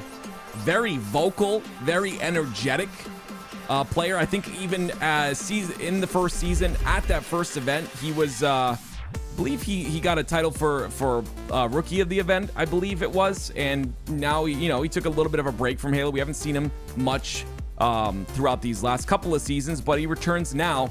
And him and Envor, I'm telling you right now, if you're going to Arlington, you're going to hear those gentlemen across the entire venue. That's just how they are, and I'm excited. The Passion Pit is very passionate when those two are in it, so excited to see how that turns out when it comes to LAN. Slayer is an opportunity for Legion Gaming. I think that's the way they should think about this, right, Tim? Is they had moments in that game where they were able to put Eclipse on the back foot, find their captures. I think Slayer is an opportunity for them to bounce back, make this an even game, and put themselves right back into the series. This is a team that has a talent, right? I would be ultra confident in your ability to win these slays, right? You can do it. As long as they go in with that mindset, I think they have a chance in this Slayer. Here we go, ladies and gentlemen. Do they have that chance? Live Fire Slayer, we're hopping on board with Kruvu to start. We'll see how he's able to kind of maintain the pressure on top sandbags. An important spot to be, but also a very exposed spot. His camo push comes in and the top center push as well. He ends up going down because of it, and now it's Legion Gaming that take control of top center, and they're pushing their advantage here. They are flying. I love that decisive play, but on the other side, Eclipse wins their gunfights. Mayski's position's known, and he's going to have players all around. He tries to stick him on his way out, and he is successful at it. Mayski doing his best, and that pressure that he applied, right? It was only a couple kills that goes to his team's way, but it was a massive distraction that allowed them to get camouflage. The camo. An effective use of the camo can really turn the tide of a game. And you can see that it's unfortunate right there, right? You use it on the QT player, no value comes out of it. The QT player switches out, repositions, and camo ends up going down. The quantum translocator, in my opinion, is the most underutilized equipment in the game, or I should say power up, because it really is a power up. It has the lowest floor, because a bad QT will just instantly get demolished, right? But if you're able to use it right, you can find some really great value from it, and that's a great opportunity for that QT player to expose the camouflage. You know, it's not like it was planned, but having that quick reaction, getting back, and then what's more important was the follow-up play. The players instantly moving on that call out to find the camouflage, clean it up, and Tony might just clean it up a little bit more as well. Man, this guy's a walking multi-kill. Yeah, bring out the broom. I mean, that was a beautiful play. You have to put yourself in positions like that in order to clean up the damage that's been done by your roster, and that's what we saw Tony do there. And you can see the lead that it just gave Eclipse in this game number 2. A lead that, honestly, if you really look at it, very tough to come back from a lead like this. It's just over double the score of Legion Gaming, of course. And when you have a lead like this, it's essentially just trade out and just essentially push together in packs of 2 or 3 and just trade out kills for Eclipse. That's how you win this game now. And Legion Gaming are going to have a rough time from this point forward. I see the lead already doubled, and this pace has been tough to keep up with. Now, camouflage, right? Sniper, those are going to be 2 of the tools to get back into this game. And Legion has gotten another one, though. It's important to find value. They weren't able to get any with their last camouflage. You got to pick and choose who you shoot, and you know, you'll see that a lot with camo. It's a thing to think about as you utilize the best power up in the game, like you had mentioned before. This sniper is going to be a big factor too. I will see how he's able to play this. Super CC, I believe, repulsed up top, but Mayski does scoop up that snipe. So he's got the combination that can turn things around. Exposes himself a bit there. Ends up taking a bit of damage, and that camo maybe has 5 seconds left, and it'll be gone. And he goes down. With that aggression, the sniper will be down on the floor, and camo's out. That was a risky play from Mayski, because think about what he's doing when he drops down. He's full committing to that gunfight, but he didn't have any teammates close to him. So he's taking a massive risk by dropping down and trusting himself to hit that shot. Whereas if he misses, not only does, you know, he give up the sniper, but it's also just putting his team down numbers. I don't know if I'm necessarily a fan of that aggressive push when you're taking on such a heavy risk. We'll see if it comes back to bite him. That was the catalyst here in this game, and Envor, a double kill for him. See if he's able to continue. And again, it's just like you said, you kind of turn that lead into more momentum, and then the momentum continues, and then you have players on the side of Legion Gaming that are spawning and just can't leave their spawn. You see that 2v1 right there. That's what you need to do. Catch players out, catch players on a rotation, maybe just mispositioning, overextending a bit, and that's how you get back in this game. It's going to be a slow, arduous grind anytime you're down this much in a Slayer. That's it. Just take a look at the assist column that's been coming through, right? Super CC by himself has 11 to his name. You do the math for Legion Gaming. They have 13 as a team. Wow. So Super CC is almost keeping up on pace with just himself with the assists. You take a look at everyone else on the team having their share, and I think that's the big difference in this game is the assists that are coming through Eclipse are well connected. They're not giving up a lot of opportunities for Legion to find isolated players. Really well said, Tools. I think the word you used there that I love the most is connected, and I 100% think you're correct in that regard, because you have to be in a position where you're on the same pace as your teammates and you guys are connected on those pushes. Because if you're just pushing and you have just a slight timing differential there, you're gonna end up where you cannot take assists from any of these kills. You can't clean up any of the damage, and now we're seeing a bit of damage getting cleaned up by Maeskey, but he's got 0 assists so far. 14 and 10 though, but yeah. Third camouflage has gone into Legion Gaming's hands, and if they're going to come back into this game, it's going to be off the power-up control that they've had. This is where the big mistakes that Eclipse have been making has been so far. But once again, they get the 2 kills, but what do we notice about the 2 kills? They're 2 kills where multiple players are playing a part in those kills. They're just running as a pack, and they're assisting every kill at every point in time, whereas Legion has been very spread out on the map, trusting individual fights. And well, just as soon as they were able to get that lead down to 5, it grows to double digits once again. Instantaneously grows to double digits. And I mean, yeah, you saw it right there in that play, Tools. You said it yourself. You're playing across the map. There was 2 players, the camo player on the B side, and then you have two players randomly pushing on that camo side, and then you see all of Eclipse once again have each other's angles. That's why these assists are so high for them. They're always involved in the play.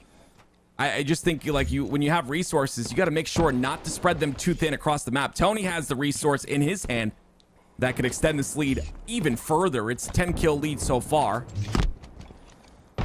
FaZe is gonna peek a little bit, but Tony backs up. Oh, I mean, I like it. I like the re-peek there. Couple difficult shots. 2 down for Eclipse, but Tony's a bit of a threat with this snipe in his hands. I think out of all the amateur teams right now that don't have their pool play spot confirmed, Tony might be just one of the best sniper there. He's so fun to watch with this weapon. He has that fast sense, the flick to those shots, and man, does he hit some pretty shots. Oh man, Jared just got away with his head. Tony's gonna try and capitalize with this snipe to close things out. It's only 2 kills needed, and you see the pings in the feed. He doesn't need those pings though. He gets the B spawns, and again, it's timing, right? You sit on that bridge, you wait for the B spawns to happen. You know you've got the rest of the map secured on your roster, and even though camo comes up, you're not really afraid of throwing that camo away here. You're just gonna make sure that you clean up one last kill. It's one player on the side of Legion Gaming peeking an angle or getting a trade, and there it is. Eclipse go up 2-0. 15 assists for Super CC at the end of the game, on board with plenty of kills to his name as well. So it's just things are starting to roll. I think one of the impressive parts about that is they were able to win by pretty significant margin in that game. It definitely wasn't ever really in question that they were going to win that game, and they didn't get one camouflage the entire cycle. So we're just really impressed with how they were able to fight in that position and not only win the game, but win it by a significant margin. Well, as we go on to game number 3, we're going to take a bit of a look at the highlights here, and it's Tony two-turned once again, doing so much damage and finding that route right behind the enemy team. And timing is a word that I'm using pretty often, but it's such a big deal, especially in a map like this. He had timing on the spawns on B. Then he had, that first clip that we just saw there, he had timing from the spawns on back of elbow, on back of C tower, and gets behind again there. So just having knowledge of when those spawns are happening and where they're happening is so important, and it's even more important here going into game 3. Recharge oddball, a game type that could drag on, right? And that's the thing that this team needs. When you're down 0-2 and the momentum just hasn't been on your side, you need a game where you can mentally reset. And fortunately, oddball, you have just natural points in the game in which you can reset, right? You're gonna have this first game of oddball, that's fine, once that round's over, mentally reset yourself, get yourself ready for the second. So it's almost like you're getting another BO3 in your BO5. I think recharge, I think oddball is just a great game type for teams that are down in the series to kind of figure out where they are actually and getting themselves situated. Well, as you can see, a little bit of a break here. Once again, a lot of these open teams still playing for that open seating, right? And maybe not necessarily playing for that pool play spot, as a lot of them are a bit too low in terms of points. But regardless, that pool play seating also, that open bracket seating also very important as well. As you go through that open bracket, we know how difficult the passion pit can get, and the best seating you get going into Arlington will help you in that journey, and it will make things a bit easier. Well, folks, if you're watching here today, I have a couple things I would love for you guys to do and to discuss about the competitive Halo scene. We're partnering today with the competitive Halo subreddit, !Reddit. They'll have a couple threads up for you to check out right now, and one of those is what's your Halo hot take. There's plenty of them. We're going to react to some of these later on today, but if you want to be involved in that discussion, get over there, get yourself signed up. They also have a mega thread that's just a place for people to talk about the tournament, what's been going on, what your thoughts and everything about the tournament is. If you're looking for a place to have solid discussions where it's not really just like a chat that moves extremely fast, but something a little bit more nuanced and isn't Twitter, I think Reddit's the perfect place for it. Yes, I agree. I just recently got into the Reddit as well. It's actually Tools who had said that I should get more involved, and he's 100% right. I think the competitive Reddit is a great place to discuss anything to do with Halo, competitive Halo and Halo esports. I think Halo esports is right now the lifeblood of Halo, and we can keep the discussion going and make sure we're invested. I think it'll be good for the Halo franchise in general. So very, very excited for the competitive Reddit, of course, but also for just this season and how much discussion will go into different things and the different predictions people have as well. Yeah, it's always funny though. There's always one person in the Reddit that has some wild opinion, and I think that's my favorite part, is going there and seeing someone just post something that's completely panned and seeing everyone be like, nah, you're dumb, and then they downvote the post. Is always funny to me. I haven't gotten downvoted very often, so I hope that stays. Tim, you just don't have controversial opinions, huh? I hope that stays. I'm sure if I type SSG are going to win I want everyone last chance qualifier, I think that I'll get downvoted for the that. The next post that Tim makes on the Reddit, come on, that's most not fair, downvoted man. post of all time. Don't do that, please. Oh, man. It's funny how important Reddit points are. But anyway, here we go, ladies and gentlemen. It's going to be Game 3, Recharge, Oddball. I'm very excited to see if Eclipse can make this happen. Of course, they look really solid as this series has gone on, and I think they're only going to look better. A thing that to kind of think about as well is Eclipse right now is seed number 13 with 4,320 points. So just below Kraken, just below Ascending Baseline. These guys are no one to mess with. They're here for a reason, and they look practiced this weekend. 2 rounds needed to win in this game type, 100 points to end the round early. One of the longer game type. And this might be Halo Infinite Oddball has to be the longest average game type of all time, right? I would assume so, yeah. There's no way it's not. I mean, what, a 3-round Oddball game can go 28 minutes? Is that correct? I wonder what maximum? the longest. Yeah, I wish they would keep like just these like awesome little tidbit stats. Basically, getting the camouflage, where you can see like what is the longest game of ranked matchmaking of all time. That'd be such a cool stat. It's like who played the longest game of Oddball in the history. That's actually a good question. We just talked about the fact that Eclipse are playing really well. They go 4 down, and what this tells me is that Legion Gaming have an ability to take advantage of Eclipse and in certain moments. The problem is that it's just not consistent enough right now, and maybe that's just a matter of going into VOD and figuring out why these breaks happen. Like where you see right there, right? They get a bit of ball time. It's 17 points. The break happens instantly. They're 3 dead. Why is that happening? Is what I would ask. It really comes down to disconnection at the moment. Right? We're seeing like the players from Legion are close together, but they're not necessarily looking together.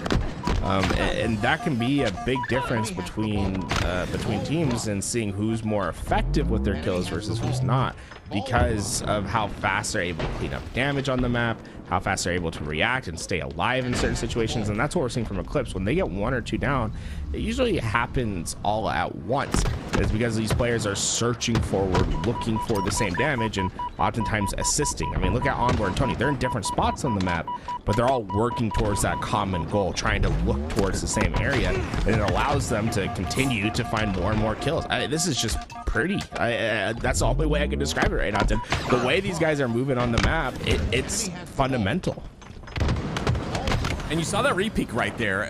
The repeak might have looked bad, but basically what Envor was doing is he understood that Kruva was on that C-plat side with ball, and he expected the push through to C-plat, but again, Halo's such a timing game, and sometimes when you have no shields like that, you can kind of mess with that timing just a bit and get through the defenses very easily. You see Tony setting up a defense here on the Trippy corner.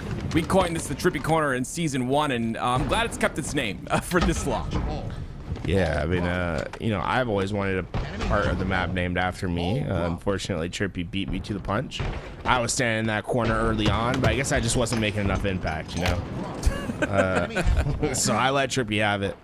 That was going to be the Tools Hut. But unfortunately, it just didn't come to fruition. It's cool that they named stuff after you in the game, though, Tim. No, there's nothing named after me. Active camo? It's because of the plays that he made with camouflage, folks. It used to just be camouflage. It was after his plays where not even 3-4, it was Bungie at the time. Changed it to active camouflage. Oh my goodness gracious. You know what? The first time I picked up camo in this game when it first came out, they said, hey, it's active. Yeah, no, I literally said, oh, that's my camo. This is kind of funny, but yeah, it's interesting because I didn't expect it. I hear it called active camo. Envor being active. That's where I got my name, by the way. Always pushing, always aggressive. Envor is definitely being active right now on the map, and you love to see his presence here. If he can stay alive, that's a shock rifle for him, but look at the push. They understand how important it is to kill him, and they do. Yeah, I mean, that's an aggressive push, but he's doing that because he's isolated, and he either you get damage and you win your lane, or you like play passive and you try to pull players back. I like the idea of pushing up in that situation. The problem is they just looked for him, but even then, right, the rest of his team's together. They play ball, they win their rotation, they get camouflage. Like, this is just extremely clean. They're not really making mistakes. They're not giving Legion Gaming many opportunities to get back into this. Oh, stay hidden. Don't move. Oh, wait, don't you? Oh my! Oh! I'm sorry. I would have freaked out. Oh my god, I turned into a monkey there for a second. That was insane. Dude, I didn't expect that at all. Kill. I was like, I saw the first one. I saw him running away. I said, okay, that's good. You're playing your life. No, he's not. He's going for it again. 3 down for Legion Gaming. 97 points and counting. That will be it. It will be Eclipse with round number 1 win, and very decisive one. Let's see the height, right? They can only see movement. Almost getting the ninja here is crazy, where he barely backed up in time. Well, Eclipse continuing to dominate here. The timing from Envor a bit late. That's going to allow 3 different players from Legion Gaming to get through to tower, and because of that, they get 2 down. Do you see what I mean? It's these beginning openings that they tend to do well in. I say that, but they end up going 2 dead with Daylight being no shields. But regardless, it's a good start, and normally you can turn a good start into a lot more, but Legion Gaming just not able to do so. I just noticed Jaren. Okay, Jaren got his first kill. Okay, I was gonna say Jaren was on the donut watch for a second there, but he got it. Oh no, just caught at the wrong time. I actually like the idea of getting the ball, throwing it out, and trying to keep your camo up, but fortunately things just have not gone right. It's the follow-up plays that continue to sort of shutter on them. Eclipse have been fantastic at finding their breaks throughout this game. Daylight leaving a little present behind, but once again, they're winning rotation. That ball going to be played. Tony still alive though. Trades out his life. It's good value for him. Daylight will try to get towards that pipe side. Jaren, he's going to end up going down, so this means it's a 3v1, and I don't know if Daylight is aware of it. He's going in anyway to clean up the kills. He's got help. That was a beautiful push by Legion Gaming. It was aggression by Mayski. Daylight goes through the pipe side, and they end up taking out 3, and they get some ball time out of it. And they're well set up, right? Jaren has the pressure over top. Maski has the BR on the other side, so they have both their crosses watched at the moment. They should be able to tell if anyone pushes. The one thing that could come to bite them is the camouflage that's coming up soon. Eclipse does have the better position to fight for it, but if they win these slays, they could potentially try to get through. And once Eclipse just, they find their breaks, and they got camouflage. Maski's last alive. Tim, so impressive. Legion Gaming was set up completely for that fight, and they still just can't get away with it. And this every single time, Eclipse are just able to go in, and it's easy. It's an easy break every time. This time, Legion Gaming go to dead. And that ball is played inside the batteries. They have that very finicky and fragile 5-point lead, but will it last? And how long will it last? As continuing this aggression is Super CC. And he was warming up today, you know, in matchmaking, and last shot was you know, he was impressed. He was saying things like Super CC's movement and this. I mean, you know, he wasn't that impressed, but he was saying good things about Super CC, which we like to see. All right, we like to see that. I'm impressed. No worries, Super CC. I love Super CC. And by the way, he's back. He's had a couple pro stints. Was on that Fnatic roster in season 1, so he's been on that partner team path before. He's a very talented player. He's just had a little bit of a rocky road throughout. It's like that too. You have those rocky roads. I like the idea that players continue to push though, and it's because, like I said before, Super CC is a younger player, if I'm not mistaken, and you know, I feel like you still have a future in Halo as well, and maybe it's in Halo Infinite. Maybe you start to break through if we ever get a different title. I just think it's just so important to invest in yourself, and yeah, you're gonna have that tough road sometimes, but you gotta kind of push through it. And Super CC, I'm glad he's back as well. I'm glad he's kind of pushing through that. He's got a really solid team here. I think this team could do really well in Arlington. These are a lot of these players in my eyes, like, well, 2 of them that I see right away in my eyes are LAN players, like Envor and Tony. Those are LAN players. Like, they are gonna scare the opposing team with the amount that they scream while they play. So yeah, I love their hype, and excited to have both of them back, because Envor took a little bit of a break there as well. They're definitely a momentum-based team. That's what I'm going to be curious about when we see them in LAN.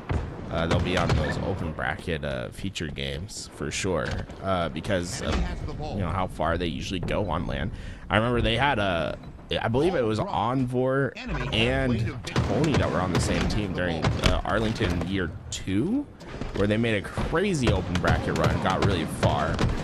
They had like a 15 kill comeback on a game 5 Slayer. It was like insane, and it was like the craziest pop off of all time. These guys live. They are open bracket demons.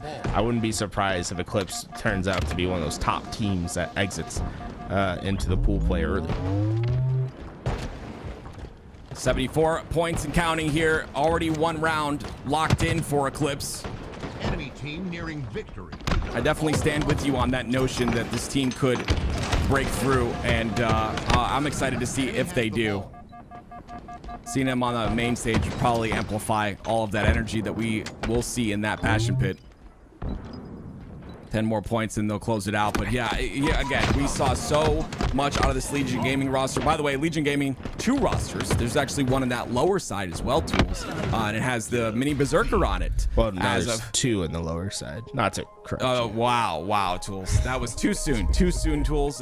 There are 2 in the lower side, but Eclipse makes it through to the winner's side once again, and they will secure that next winner's bracket spot. Very excited to see how this team moves forward and what they can do today, and if they make it tomorrow as well. I think this team has a lot of potential, I should say.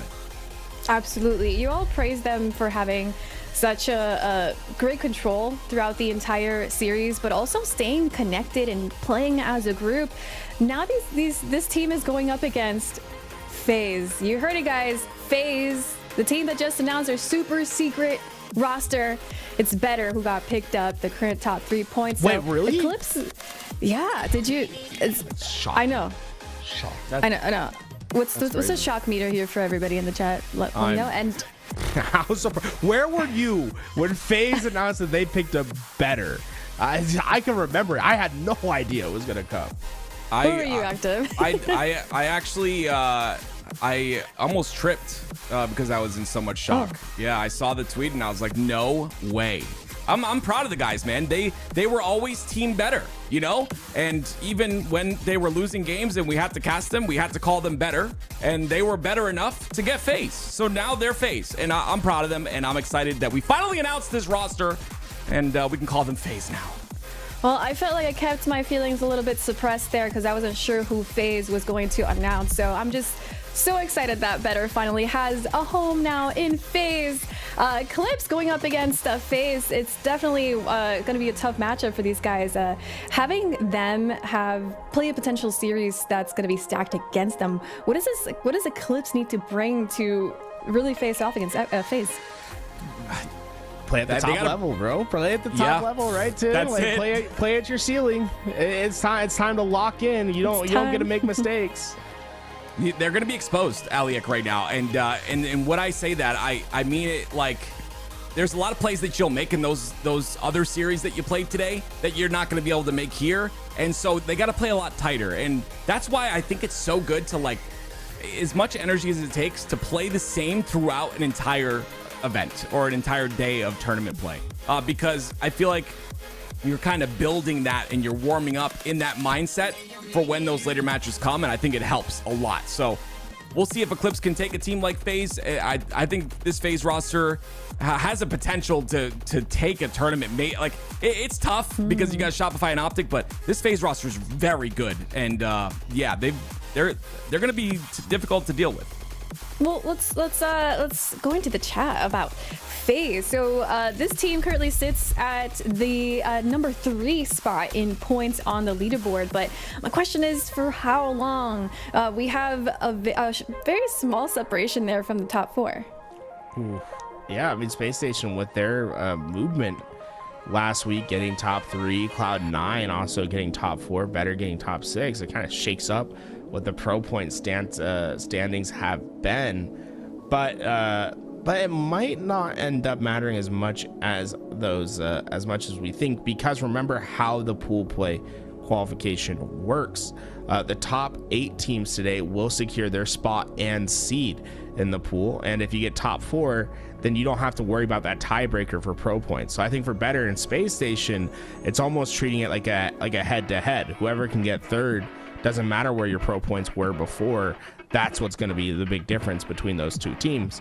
But if you do drop into top 6, top 8, top 12, those pro points are going to be what determines your seeding. Because if you're tied with a team in the top 6, whoever has the highest pro points is going to get that 5th seed. Whoever gets the lower will be that 6th seed. Active, what are your thoughts on, the implications of being either 2nd or 3rd seed? Anyone can talk about the fact that, this is an online tournament. We constantly hear that LAN is more important, or LAN is, more impactful and all that. No, that all ends today. It is very important for the number 2 and number 3 teams to bring their absolute best. For a team like FaZe, I mean, you're not gonna catch up to OpTic. So you just make sure that you secure your 3rd place spot against SSG. That's only 320 points below you right now. So and SSG is improving as well, right? So we got all these teams kind of getting better and better as these weeks have gone on. And so you got to kind of, if you're FaZe, you got to kind of watch your back, we have to make sure to secure this, because if not, we're going to lose that 3rd place spot. And then things become more difficult on lane. You play tougher teams, and then that could change the tournament. Well, in this announcement, they didn't seem to announce a coach alongside them. So the question is, for you guys, what are the drawbacks to not having a coach if they don't have one? Tools, I think Tools should be the coach. All right, you know what? Yeah, Hey, I mean, 1 second. I can do it. Look, that's all they need, right? Someone just to phase up behind them. I'll be like, yo, you just got pissed on. Phase up.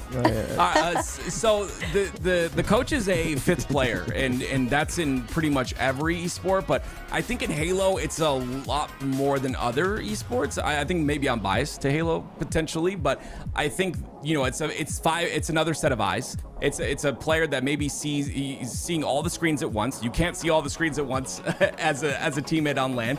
You can see one, or two. But he sees all the screens at once, and he's able to call out specific things. And there's a couple of great coaches in the league that could fill that spot, but I think that maybe they didn't think they needed one. So I think it would be benefit to them, but as of right now, it looks like not announced just yet. I think it's a big mistake not to have a coach, to be honest. I think a good coach in particular, makes a huge difference for a team on LAN, and I think that's why we saw some changes in roster mania. You know, sometimes the roster mania isn't even with the players, it's with the coaches. OpTic went and got Lunchbox because they needed someone that was going to be more active in the comms, right? That's a comm heavy team. They need someone that was going to pierce through those comms. I think FaZe could find themselves in a situation where they're at a disadvantage on LAN because they don't have that fifth player behind them. And think about the coaches that are on the top level right now, all right? You have Lunchbox, Elamite, two players that have a storied history throughout Halo and how well they've been able to compete and win championships. Not having a player that can fill in that role and have that experience could be a big detriment to FaZe. Well, we'll see how that works out for them in this qualifier here today. I want to take a chance to remind everybody that, hey, we got a Spanish broadcast. So if you're interested in checking out our Spanish LVT or LVT en Español, just type in !Español so you get some Spanish coverage of the qualifier here today. Also, as Tools mentioned before, huge shout out to the competitive Halo subreddit. You guys can go hop on over there and type in your hot take, whatever it is.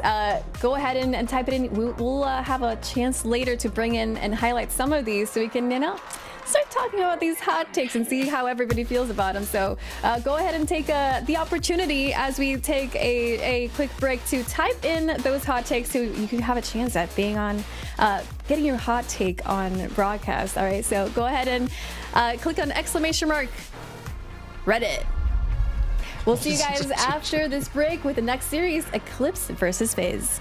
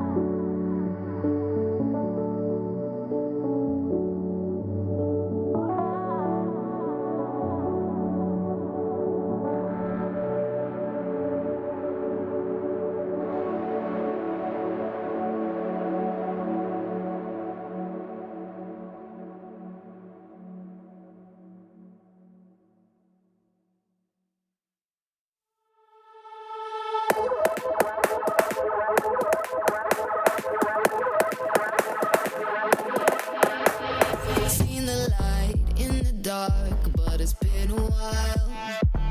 And just remember, it's the heat from a heart beating next to mine. But I surrender, 'cause everything I touch seems to crumble, and everyone I love leaves me broken down. Everybody runs when they see me now. So I put my hands up in the sky, revel in the storm clouds as they pass me by. Now there's no escape, I realize I'm death in the land of the living.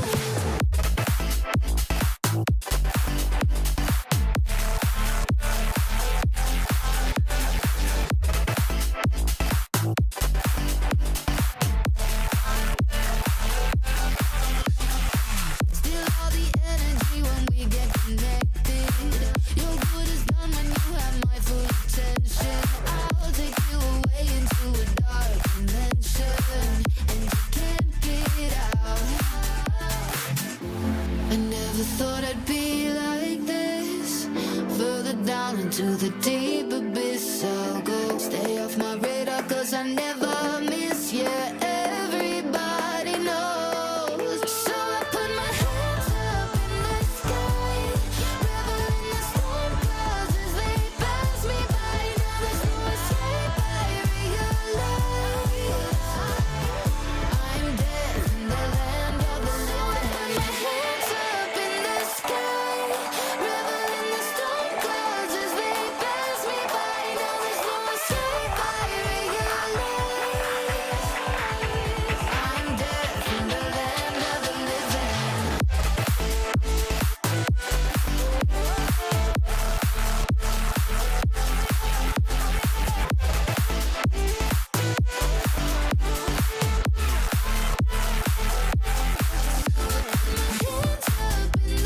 sky, revel in the storm clouds as they pass me by. Now there's no escape, I realize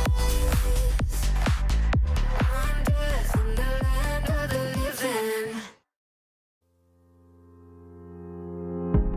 I know that fortune favored you with treasures I don't hold, and though the shine is dulled, that's how I'll always think of you. You were a young one then, but everyone begins. We were just children, heaven was a dream away. Running from monsters, I wish I could say that the keys that you were searching for and the giants of the past have turned to dust. The world is ours to take, and you know it's not too late.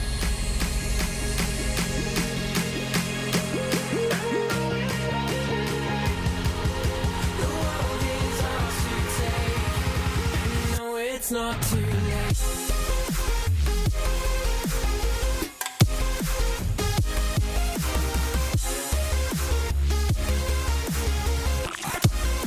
It's never too late.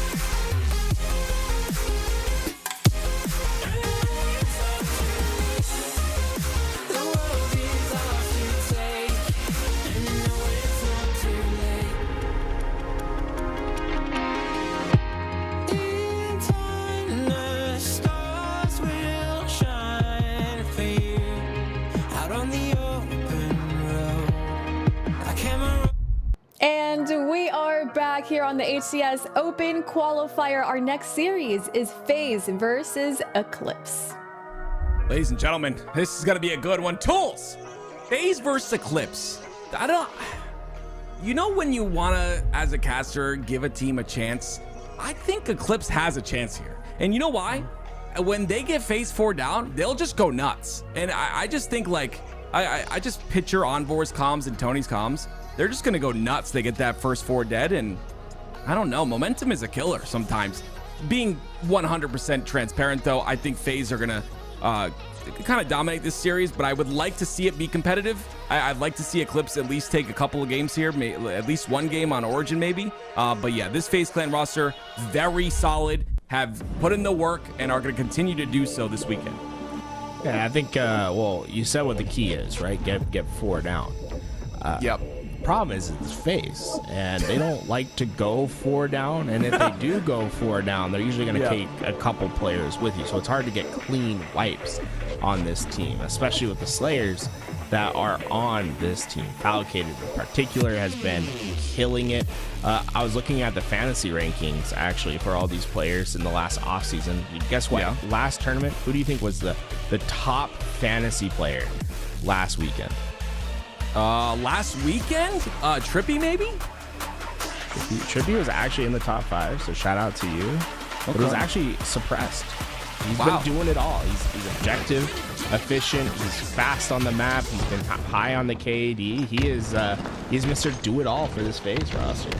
Yeah, you talk to Suppress, and you know, obviously, a lot of teams say he brings the good vibes to a roster. That's always very necessary. But when you're able to also do all that work and provide all that value, there's a couple of things you're bringing to the table. And we're on board with Penguin right now, another player who maybe feels betrayed, right? Kicked off that previous OpTic roster, finds his way with Trippy onto this FaZe Clan roster, and you know, they've been putting the doubters to sleep, Tools. I truly think this team is a team to watch this season. And oh, look at this. That's a brilliant collapse from Trippy. He comes in from the back. They're going to get that kill, and now they can just start applying pressure all around the map. And I really like this play from Penguin to go back to block out C. This is going to be their first sort of outlet, right? The home base that they want, and he's going to deny that. This is a suffocating trip cap that they put into place. A great job as well, watching the lanes towards that bottom blue pipe area, and player does get through the pipes. Falcon just trying to watch every angle at the same time right now, and he's gonna get taken out by Tony, who now has the shock rifle for himself. But you say suffocating, yeah, this is really tough for FaZe. It's a triple cap, still locked in, 2 points every second, almost 100 points for them, and Tony trying to find some sort of a break here, but can't really find an angle. The positioning of FaZe is just so solidified and solid right now that they cannot get out of this hole. They need the first kill, and that's been the problem, is they just cannot get it. Finally, players kind of step out to try to stop B, and Crew will be able to take advantage to get themselves a home, but that's all it is. It's a home. It doesn't even necessarily stop the bleed. They put the tourniquet on, but they need to start applying that pressure to potentially save what's left of this leg, and so far that just hasn't been a reality for them because of those first downs often being in FaZe's favor. But 132 points before they find the answer. Let's see how far Eclipse can take their advantage. Great job spotting out the camo from Tony here. That's a vital play to make sure that camo is not able to run the map. You don't want that camo running free.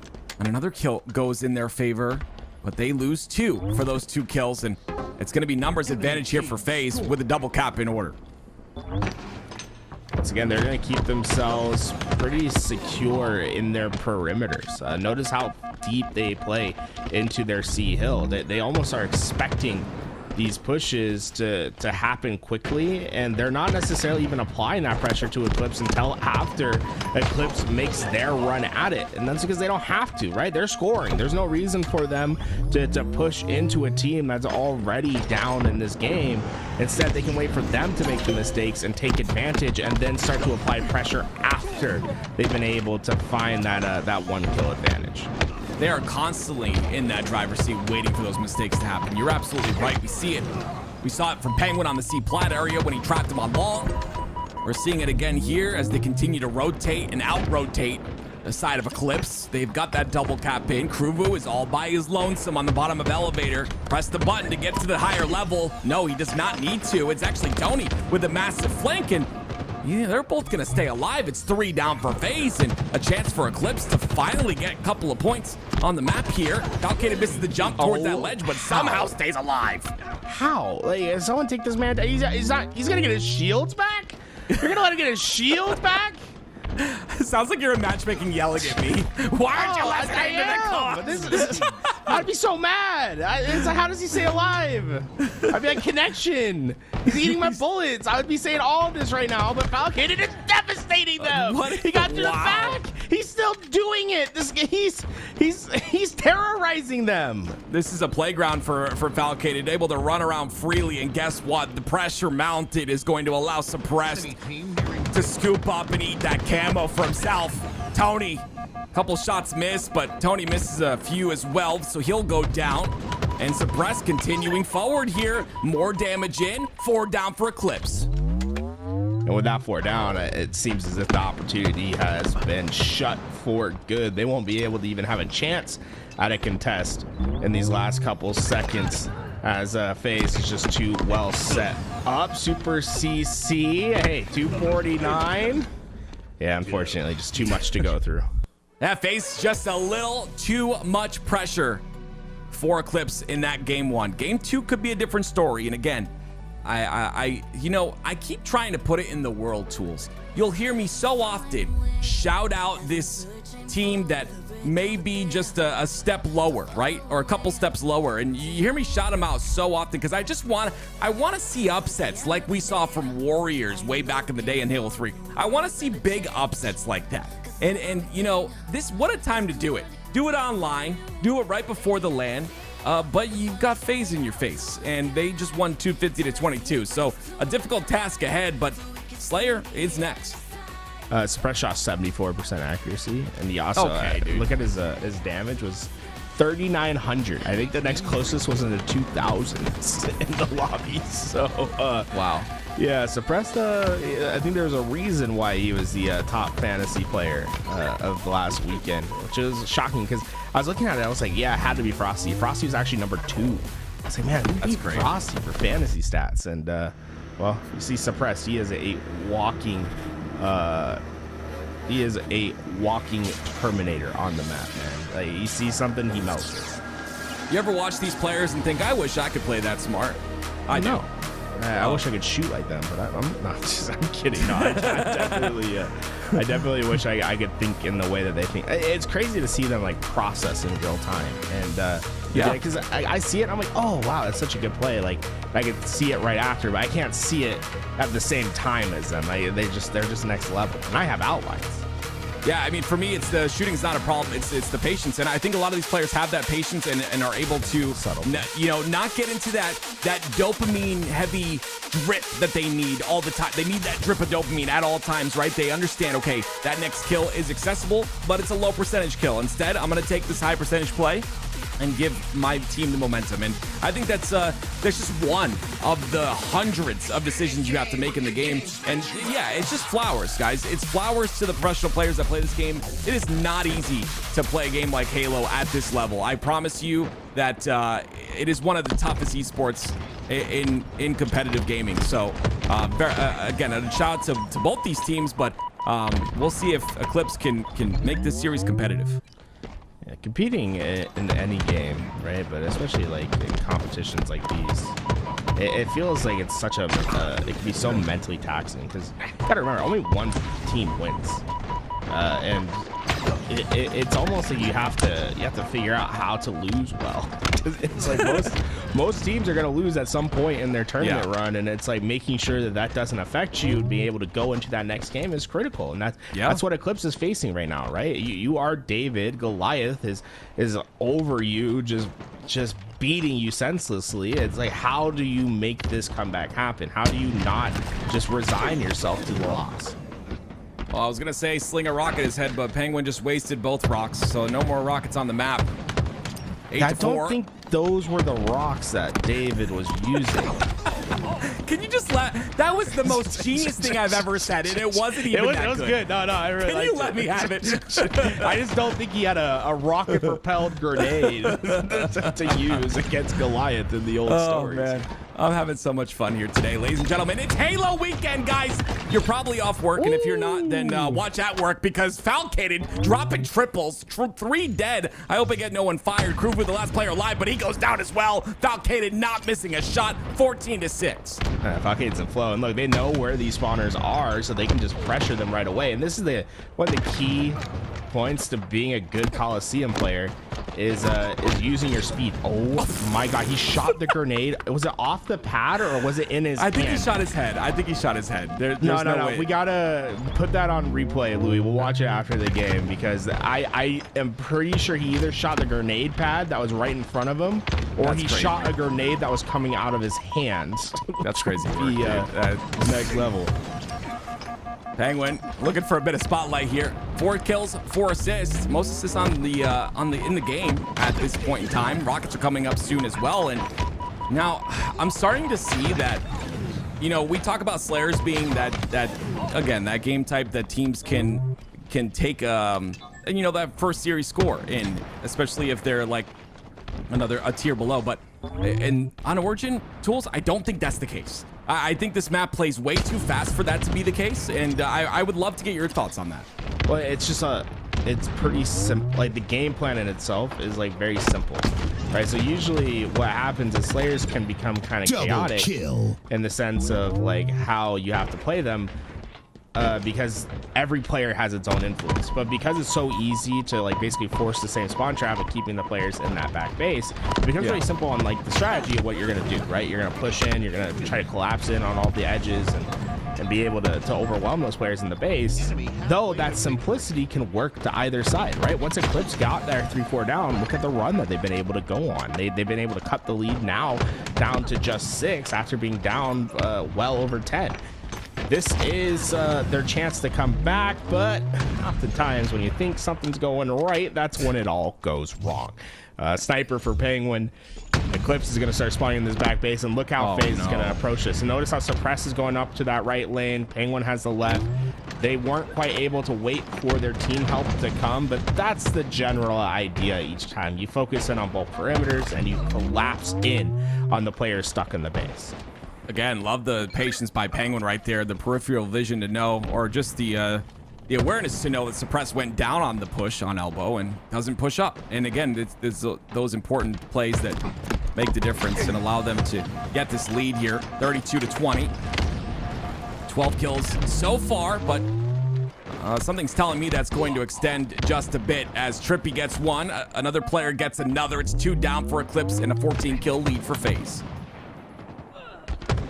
Stuck towards that back, and Eclipse just hasn't had freedom of movement in this game, and it's been tough for them to handle because of it. Suppress, no care in the world, man. He was blinking one shot. I was like, yeah, let me just expose myself as much as possible to clean up that kill, but that's a lot of confidence to knowing where the opponents were in that moment. Super CC. This is good. You get the elbow spawns. You're able to apply a bit of pressure, but how much, though? Teammate gets behind him. Kruvu, okay, perfect on to 1. Suppress goes down. Rockets are about to be up. He has to get the skill on a Trippy. It will secure Rockets, but he cannot. Super CC finally cleans him up, and Tony's up there to maybe get those Rockets, but look how fast FaZe are to make sure that doesn't happen. Immediately to top cat goes Falcated. 9 more kills, and FaZe will close game number 2. Falcated and Suppressors tag team in the entire roster of Eclipse right now. They're taking turns at being the big bully, and look, they're both like basically on top of each other, just firing. Super CC saw the light for 2 seconds and then went down to the respawn right away.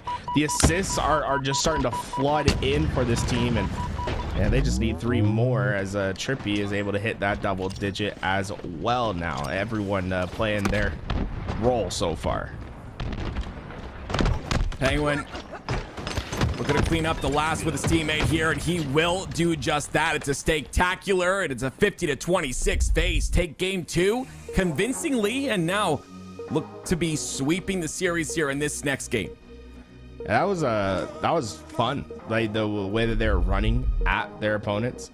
FaZe played that really, really well. In particular, I thought Falcated and Suppressed were playing so impressively well off each other, right? Capitalizing on each other's damage, and they were able to fly through their opponents. But I want to check out The shot That's from it. Falke right here. Okay, let's see it. We're gonna slow this down when he takes this shot. To find all those kills. He got the killing spree at this point. He goes up here, right? He's gonna find him right off spawn.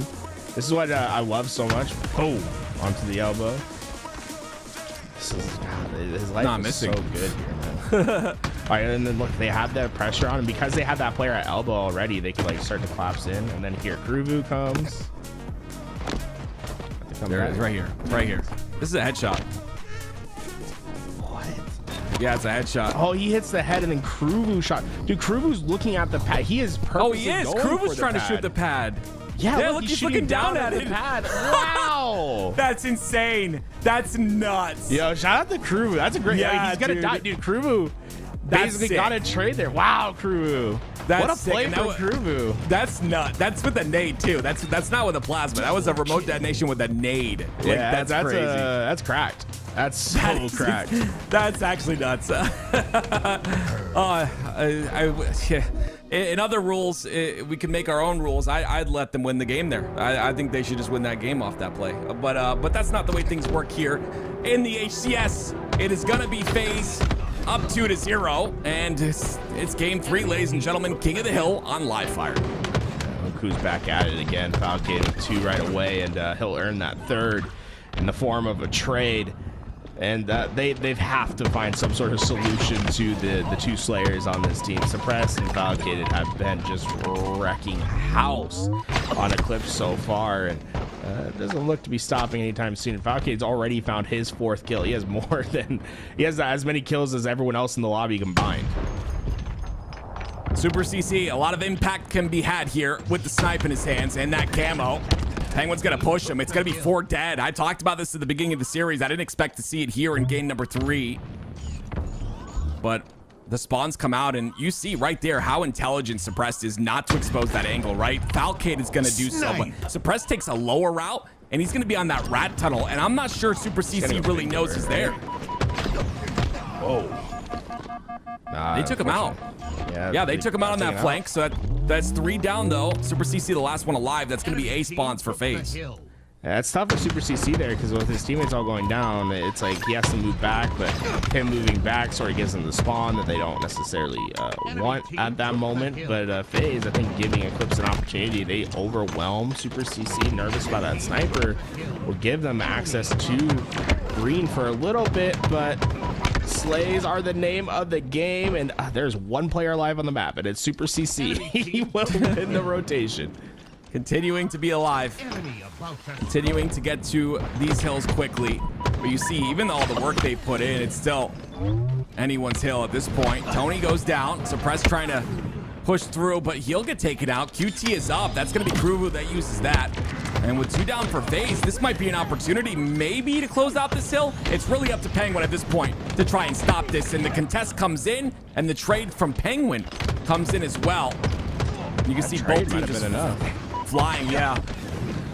It might have been enough to slow them down. Let's see. Can someone step in? Oh my gosh. They keep stepping in. They did. They're contesting. It's trippy. Look, oh, there we go. They're just running towards the hill. Finally, Eclipse gets it. But look at the effort that they had to do to get there, right? 12 kills from Kruvu.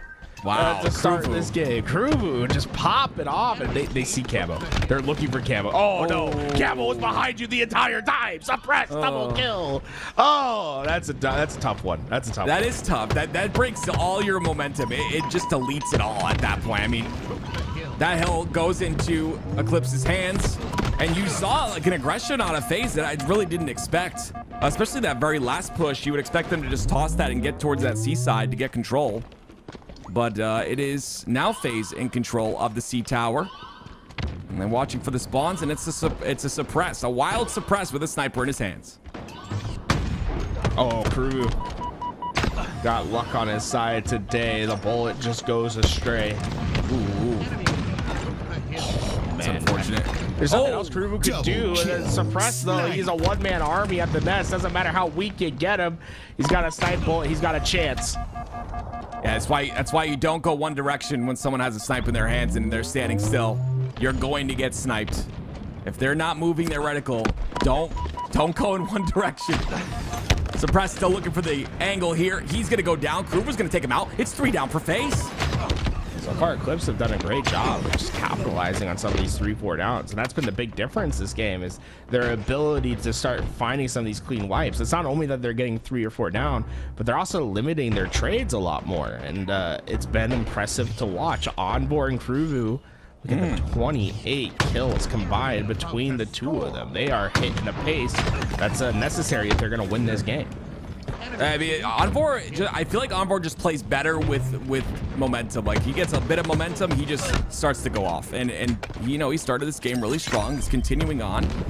FaZe break it pretty quickly, though. It's going to be Eclipse. We'll only need that sliver of time, but Falcated is here, and he's making himself a very difficult kill. Gets another one onto Super CC, and he's still alive until now. Tony takes him out. Penguin, the last player for FaZe now, and he takes out... I did not like that jump out, but regardless, the hill is secured, and Tools, it's 2-0 Eclipse right now in game number 3. And Kruvu is plus 10, right? 17 and 7 thus far. He's been the big impact for Eclipse. Impact is needed at a time like this. Kruvu, wake up! Or no, I mean FaZe, wake up. Kruvu is awake. Kruvu's woke, bro. He's very awake.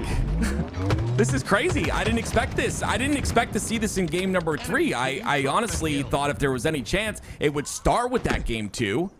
It's not over. Spotted him like it was nothing. That's crazy. Yeah, it's insane. I just like, don't yeah, get I see it. Is there like I'm starting to think there's like some sort of setting with a brightness or something that players, I don't know. I have it. What? I have the answer. What is it? It's called having a NASA PC, because if you play on Ultra, we were testing out, some camo stuff the other day. Yeah. I was doing on this map. If you play on Ultra settings, camo, you can just straight up see them kicking up the dirt on the ground. No shot. No shot. It is crazy. What? The problem is I like to play on 240 frames, and yeah, I same. get that on Ultra, so I don't keep it. But if you can fine tune your settings to where the dirt kicks up, it's crazy. It's just they're super visible. Oh, now I know why I get spotted with camo. That's crazy, but Super CC will take it. He's like, you have enough. You have enough. Crazy. I need some. Yeah, I don't know why we're sharing kills at the end here, bro. Let Kruvu go off. Young man's he's 21 and 9. Yeah, this is impressive work nuts from him. Against FaZe, it's nuts. Like, and the thing is, like, you would never see like any player performing like this or performing like this, let's say in a series and getting a spot on a top roster. Not saying that he's ever going to leave this roster, but if he's able to do something like that on LAN too, I think Kruvu is definitely a player that we really just need to keep an eye on, because he is just constantly getting better. I think that's a great conversation to have, is how the amateur scene kind of works, right? Because so often, these players, they're playing for an opportunity and a chance at like a pro team. And they want to do it together, right? If they can break into pool play and go far, like that's great as a team. But I don't think any of those guys are ever gonna fault any of their teammates if they get an opportunity, and they're all fighting for that same opportunity right now. And Kruvu, I mean, he's showing up in a big moment right now. 25 kills to his name. He's plus 15. Plus 15. This is crazy. This is crazy out of Kruvu. And again, like the angle he's playing right here too. It's not just the individual talent. Obviously, he's hitting shots, but he's also like picking his plays, right? He's picking his movement wisely, and I think that's a big factor in his ability to showcase this amount of a positive KD ratio as well. Penguin trying to get to those front lines. Doesn't care that he necessarily has camo. He just wants to get damage down. And wow, great job staying alive. And I was gonna say great job staying alive. I think maybe a little too zealous on that challenge, but he's doing that because they're so close to capturing that second hill that they eventually do grab. Just keeping players distracted and having to look elsewhere is important when you're getting to those final moments on a hill. And the thing is too, the over-aggression and all of that, re-peaking that fight, basically just allowed FaZe to get full C control for this top center hill. So you just put yourself in an even more difficult spot. Kruvu with no shields. He's gonna repulse up just to create time for those shields to come back. And this entire time, his teammates calling out Trippy, and he's gonna get a trade for that, but it's gonna be FaZe that really brought this back. Obviously, you'd expect them to say, okay guys, enough messing around, it's time to put the pedal to the metal and make this happen. And at the same time, it's Kruvu, whose pace is slowed down slightly as well. So it's gonna be tough. Down. He's at 28 kills. I mean, I don't know. It's like he was at 25. Like, he keeps up his pace, he's gonna drop 10. Damn near 80. You know, it's like I don't think that's realistic. I think he needs to. At this point, this is gonna be tough. But he ends up going down there again, and you can tell the momentum shift is real in this game. FaZe are taking strides in making sure that this game does not, this series does not go to another round number 4. Suppressed with snipe again, and 2 players on the back of B here for FaZe. Calcated, this is crazy. He just gets behind, takes a 2v1. That's just nuts. Yeah, it's awesome. It's just like where he wins that. Did he just take his head off? He did. We just saw a collapse. Yeah. Good 2 night. for 1. Yeah, good night. Can we get the quickly soundbite real fast? A minute left, Tools. Yeah, a minute left. I was hoping they would take this based on how everyone was playing, but like I said, Kruv has slowed down a lot here. He's a 1 kill per 3 minutes now. Yeah, I think FaZe just starting to figure out their spots. They're starting to find the kills on Eclipse much further away from the hill. So instead of having that endless Congo line of players that sort of just are able to contest, it becomes much harder and suppressed. Dude, honestly, suppressed hitting the snipe shots that he has been a big reason as to why FaZe were able to get their first hill and eventually secure their last. As a FaZe clan, although it was a little nervous for a little bit, they're able to get right back up top 4-2 and take the series. Great job by FaZe. I'm excited to see where this roster goes. Like I'd mentioned before, they're in 3rd and they're looking good already today. Indeed. Eclipse moves on to the lower bracket to continue fighting to get that HCS travel coverage. They're one of the contenders to earn that travel coverage to get to the HCS Arlington major. Huge game for Kruvu here in this last game. Yeah, I think it's head held up. Oh, so I'm sorry, Tim. I think it's head held up high moment for him, right? Mm-hmm. Yeah, he played nuts. Tools. We didn't expect that out of Kruvu. We've been talking about him for weeks now, right? Like how he's that player that's gonna continue to break out, and he's that matchmaking grinder that's getting an opportunity now on this roster. Dude, this guy is the real deal, and shout out to him. He puts the work in. Again, you will constantly hear me talk about matchmaking and how a lot of these players are always playing it. And yes, you can play matchmaking and not learn a damn thing, but there's times where you play matchmaking and maybe you're like Kruvu and you play those matchmaking games and you try to take what you can from them. He's improved drastically since last year, and it's great to see. Well, Eclipse, good luck there on the lower bracket as they move on ahead. FaZe moves on ahead through the winner's side, and we move on ahead to watch Complexity versus TSM, which is our next series. And this series is a big series for Complexity if they do win it. I feel like this is the moment for Complexity, right? They rose up to the occasion last week, getting top 6. They want to have some sort of similar result. In fact, I'm sure they're trying to break into top 4 with how they're playing. Remember, they were just 1 game away from doing so last week. This is a big moment for them. It's just, is it a fluke what we saw last week, or is it a sign of improvement and consistency as to what we're going to see next? Active, we saw a revitalized or a completely different Complexity last weekend. They earned themselves that top 6 placement after a game 5 loss, everybody, against Space Station Gaming, and they were only 3 kills away from taking that top 4 last week.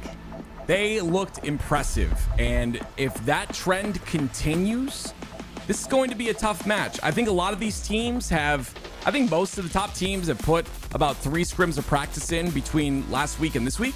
So I would say Complexity is one of those who had a little bit of a rough time, but I think they played some big teams in their 3 scrims. So I think when it comes to Complexity, you will constantly see improvement out of them. Their coach is amazing. Ashes is a phenomenal coach, and he puts them through the ringer, and I think it's so important. You know, Sparty's playing his best game. You heard him last week, flowing around the map. When I talked to him, that's what he said. We're flowing around the map. I'm able to do what I want and run around how I want. And if that continues here today, this is going to be a good series, and I'm here for it. Tools, what did you see different about Complexity last weekend? I think their Slayer started to perform the way that they ought to. I think it was more just things starting to click. In particular, I think Precision having a big weekend. I think this team has the firepower behind them. Consistency is issues, and that's where the coach comes in, right? Like, I think it's important for Complexity to keep themselves accountable. And I think what we saw last week was a big sign of that accountability finally coming in. I think they understood that top 12 was unacceptable for a team like Complexity the first couple weeks in. And I think we saw the work and improvement to get them to this spot, but nothing's guaranteed for them, right? Top 8 is what's necessary for them to secure one of those premium pool play spots. Yeah, this series would be an absolute, completely important series for them to win if they do get to do so. TSM, a lot of people call them a LAN team. Yeah, they're just really hype on LAN, and they've proven time and time again that in the LAN environment they just perform much better. And you know, that's what Tools had said, because I had mentioned they had a little bit of a slow start, but he made a really good point last week that they are a LAN squad. And on LAN, it's them showing up, and they will be just fine because this happens every season. I think for me, I need to see a little bit more. This is the last chance qualifier, so just whatever they can do. I don't know if it's possible for them to get that 6th place spot, but regardless, the practice today will be good, and they've put in that work as well in terms of scrims. So we'll see what happens today. But Complexity, if they're playing on top of their game, it's going to be a tough one for TSM. All right, Complexity versus TSM up next. We'll take a quick break as we get ready for our next series.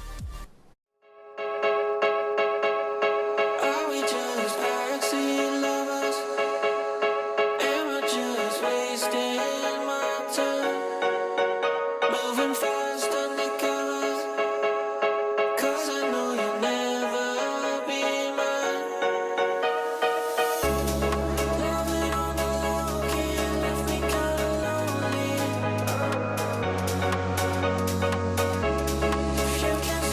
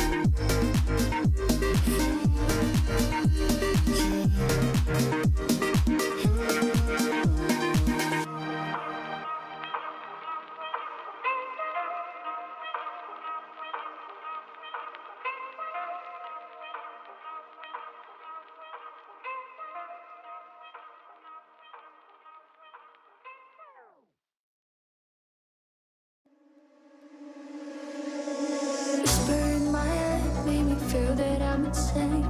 Voices in my mind, but you say that I will be fine. Baby, I'm on fire, baby, I'm on fire. Baby, I'm on fire, baby, I'm on fire. I'm breaking myself, but I don't wanna hide. Baby, I'm on fire, baby, I'm on fire. Baby, I'm on fire, baby, I'm on fire. Baby, I'm on fire, baby, I'm on fire. Yeah, yeah, yeah.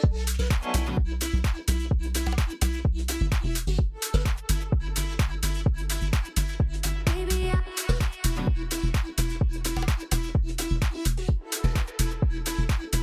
I'm on fire. Baby,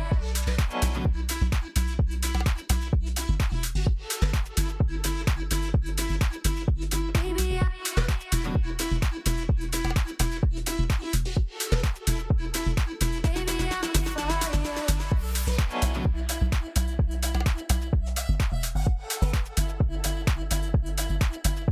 Baby,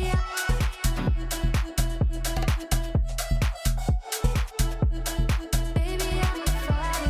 Whisper in my head, make me feel that I'm insane. Voices in my mind, but you say that I will be fine. Baby, I'm on fire. Baby, I'm on fire.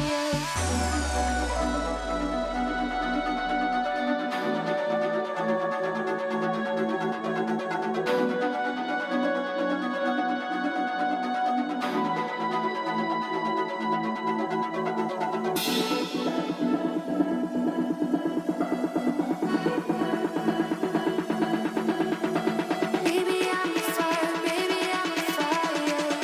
Baby, I'm on fire. Baby, I'm on fire. Yeah, yeah, yeah.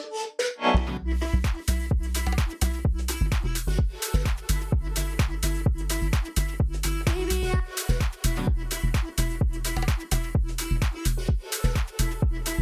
baby, I'm on fire.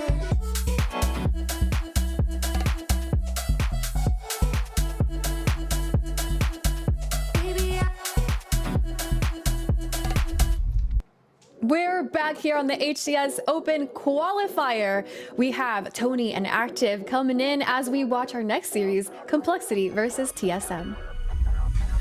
Ladies and gentlemen, man, it feels good to be here, man. It's your Arlington qualifier, and Tim, might I say, you are looking good and a little BUYEST because you're wearing an SSG jersey. I don't know. I know who you're rooting for. No, I actually want SSG to lose. This is my hater jersey. So yeah, no, I'm kidding. Yes, SSG is a great roster, and I'm a biased caster. I like the squad, and they're gonna win one of these events this year. Okay, so clip it and ship it. Well, before we get to Space Station Gaming, why don't we talk about a little bit of complexity and a little bit of TSM, because that's what's going down. Game number 1 is gonna be Recharge. Strongholds first to 250 points takes the win, and I know you love you some Recharge, you little cross mapper. Yes, I do.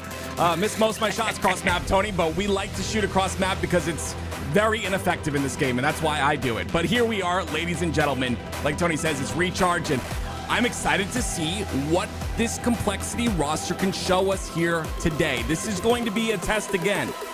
They've improved drastically over the past 2 weeks. Will that improvement continue right now? both of these teams have really started off the offseason and the early season a bit slower than expected. You think of this TSM roster, which eventually parted ways with Mental to bring Soulsnipe back onto the roster, while Complexity decided to capitalize on that and bring Mental onto theirs after dropping Breaking Shot. And now both teams doing, I mean, on an upward trend, I would say a bit, but they started off a bit slow after Complexity did 3-0 TSM last week. We'll see the same results. Well, I know one thing we will see, and that's a 3 down for TSM and Mental with the camo. Yeah, if Complexity play like they did last week, we'll definitely see a great series here. I wanted to make a quick point, Tony, if you don't mind. TSM and Reversal Perfy are switched on the bracket. So wherever you see TSM, put Reversal Perfy there, and wherever you see Reversal Perfy, put TSM. I hope I didn't hurt anyone's brain in the chat, but we are Complexity 4 down now as TSM take control. Yeah, I mean, Complexity aren't only this complex, so are our tiebreaker rules, so we have to swap that out just a little bit. Meanwhile, TSM putting on their first double cap here. They're going to be the first time they're scoring points. Meanwhile, Complexity already having 28 to their name. Soulsnipe and TSM, you know they're not happy with the dub cap. They're pushing it for the trip. A nice double out of Soulsnipe. Great awareness out of him. Gets 2 clean up kills and is able to once again aggress towards the space onto pipes. This is going to suffocate Complexity inside that long haul, and that's exactly what TSM want, but Complexity counter it pretty quick. I just saw on the kill feed that Sparring done got himself a little bit of a ninja, and if there's one way to stop a triple cap, well, a momentum swinging play like a ninja may just do that. But with Complexity going half down and TSM gaining control, camouflage coming up soon, Mental's gonna have to do something special. Yeah, it's important, and Druck is important here as well, Tony. So Mental on the side of Complexity, of course, and Druck for TSM. 2 important players on both sides. Precision actually ends up going down there, and you see Druck, he just aggresses forward, gets the double, and that creates that space for TSM to, I believe, get that camo, and yes, it's in the hands of Soulsnipe. Druck known for having that silky smooth gameplay. He gets in, gets out, just a distraction for Soulsnipe to come in for the cleanups, and he's going to continue to grind forward with this camouflage. The reset is in. Triple cap is locked right now for TSM. TSM are pushing that long haul spawn. They're very spread on the map right now. You see the spawns come out on the pipe side, so again, it's a staggered spawn, 2 players up for Complexity, and you see TSM constantly taking advantage of that. They're putting Complexity in a chokehold right now.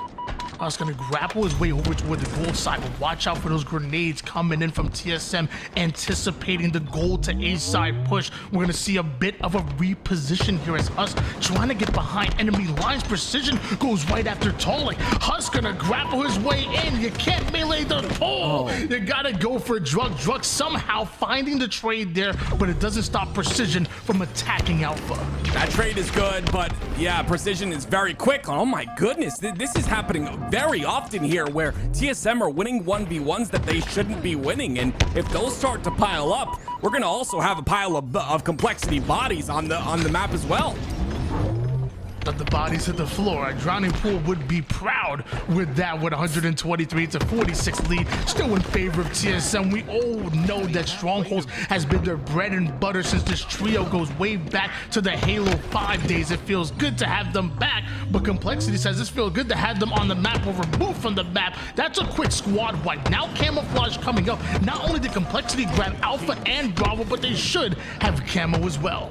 Yeah, it's unfortunate for Sparty. He could not get out of R1, and because of that, he gets angled out and dies. So he won't be an impact, but Complexity still do get B. It's 2 down for Complexity, though, and you see the aggression towards bottom center. It's that C-plat that's so very strong, and all of Complexity going to spawn on that long haul side. You see how tough it becomes for Complexity to score points, but TSM make it look easy as they steal away a triple cap. Tolik now with this shock rifle in hands, but a lot of damage coming right back out of that Complexity roster. They should be able to grab a hold of C, get a couple of kills their way, and then Bravo would change hands as well. This is really big by Husk, Tony. He's able to get that cleanup kill and the shock rifle and camo as well. So this could change the tide of the game if he's able to chain together a couple of kills. He's at least got the knowledge on a couple of players, and still TSM are trapped today. Moving forward with this camo and shot combination, Sparty, he's going to be the first one to put down that damage, and Huss uses that BR to finish them off. 3 down go TSM. Complexity should be scoring here with the triple cap, and look how quick they are to attack. TSM were going after Charlie. Well, the wall has been built, the defense stout. It's impressive how quickly that transitioned. Complexity take advantage of 1 kill, turn it into many, and then push the map. And again, the pressure is what makes Complexity good. I think if they continue this pressure and they don't get out aggressed by TSM, this will continue to be a very tight game. So far, they're still down in points, but Sparty, once again, playing defense on that pipe side. What seemed like a jaded effort here by Complexity, now a new life has been breathed into them. They're rejuvenated. Look at the energy that they're coming in on the map right now. Not only scoring with that double cap, but once again getting the triple cap, taking a play out of TSM's playbook. They could take the lead if they keep messing around like this. Mental, unfortunately, yeah, a little bit too quick there, Tony. I heard your reaction. It's unfortunate. You want to make sure to get that camo if you're Mental and Complexity, because again, you use that first camo in the hands of Huss to really make some impact in this game and really bring this game back. Now you've just given camo to TSM, and now they have a chance to make this a lot more difficult for you.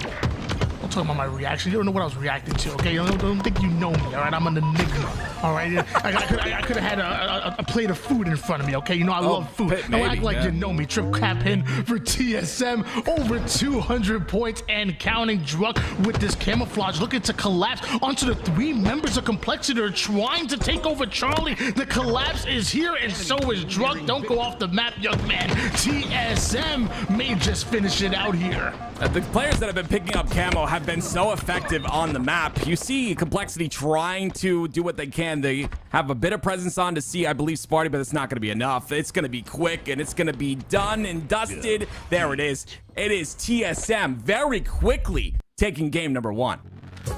Really surprised by what we just saw. TSM looking dominant in the beginning of that game, but did you notice that Complexity started to catch up? I think it was maybe like 160 to 170 at one point. Like they were down. It wasn't down by quite that much like the beginning game was, but then 1 round of slays, 1 trip cap seemed like it turned into a cycle, and ultimately one that Complexity couldn't climb out of. In fact, it was 150 to 170. TSM started scoring again, and then they never stopped.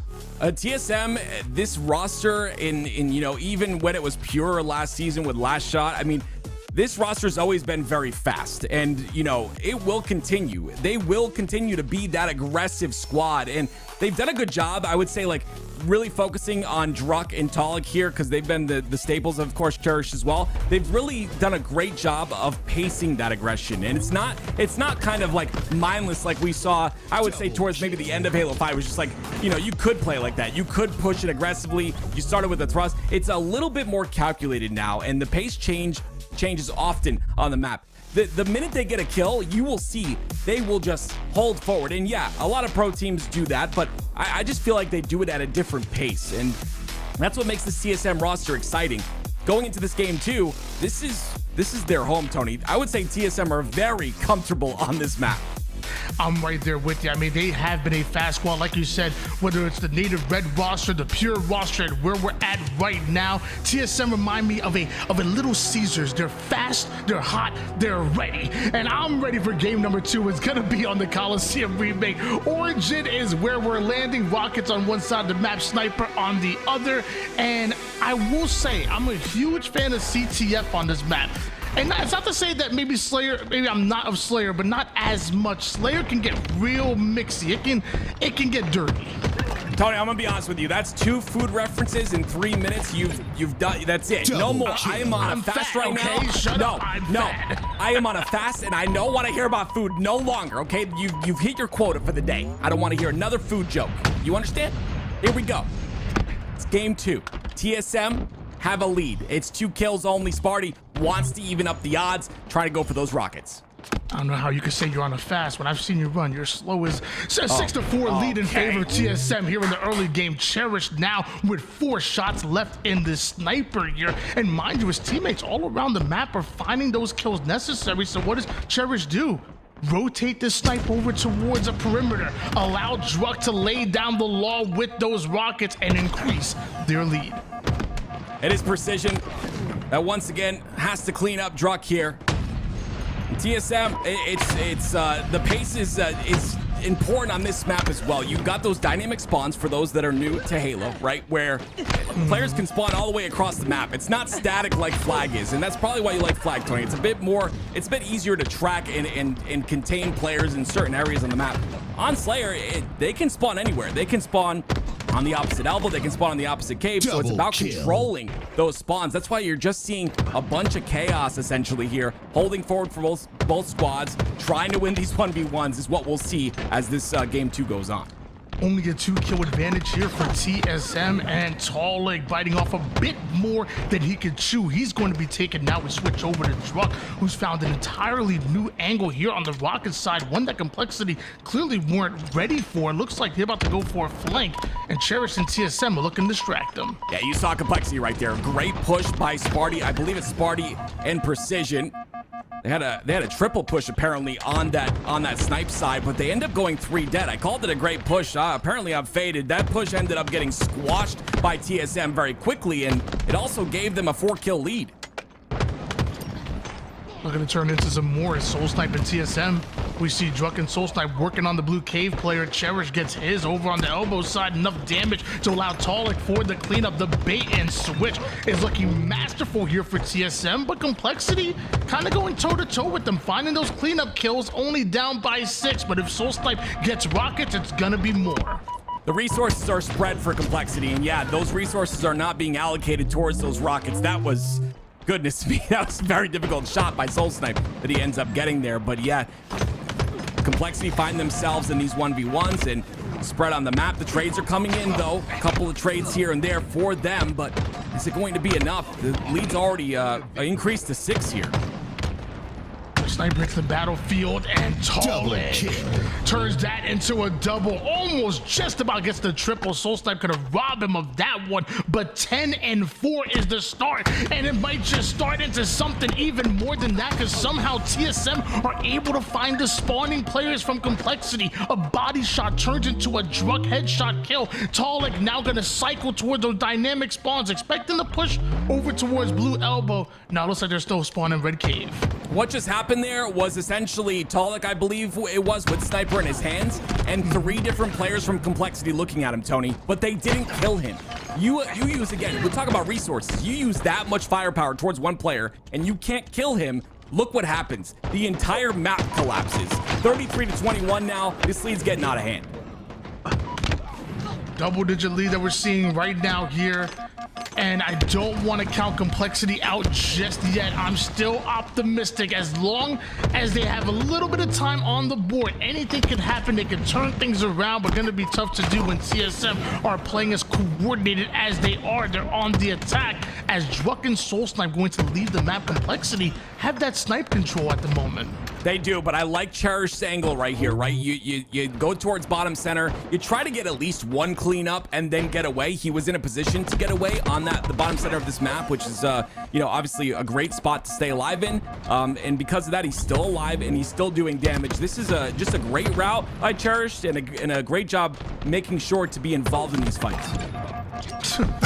It's always ready for a fight himself. 14-7, 6 assists. Cherish just picks up a double kill, and Soul Snipe is gonna play his life just long enough for Cherish to get involved just a bit, and that's all they all they need. A dangerous game of Ring Around the Rosie, but Cherish ain't playing no games. Neither is this TSM roster. They're trying to go up 2-0 in the series. They're trying to put themselves in a great position when going into Arlington. In a Slayer game where every kill matters, it's very important to do what we just saw there on a Soul Snipe, right? You've got your teammates around you. The communication is solid. You understand you have help. Play your life. Stay alive. Take an angle and make sure you're just playing Ring Around the Rosie to make sure that life continues. And the more you do that, the more the score widens. It is very quickly TSM's game. 2-0 is now the series score.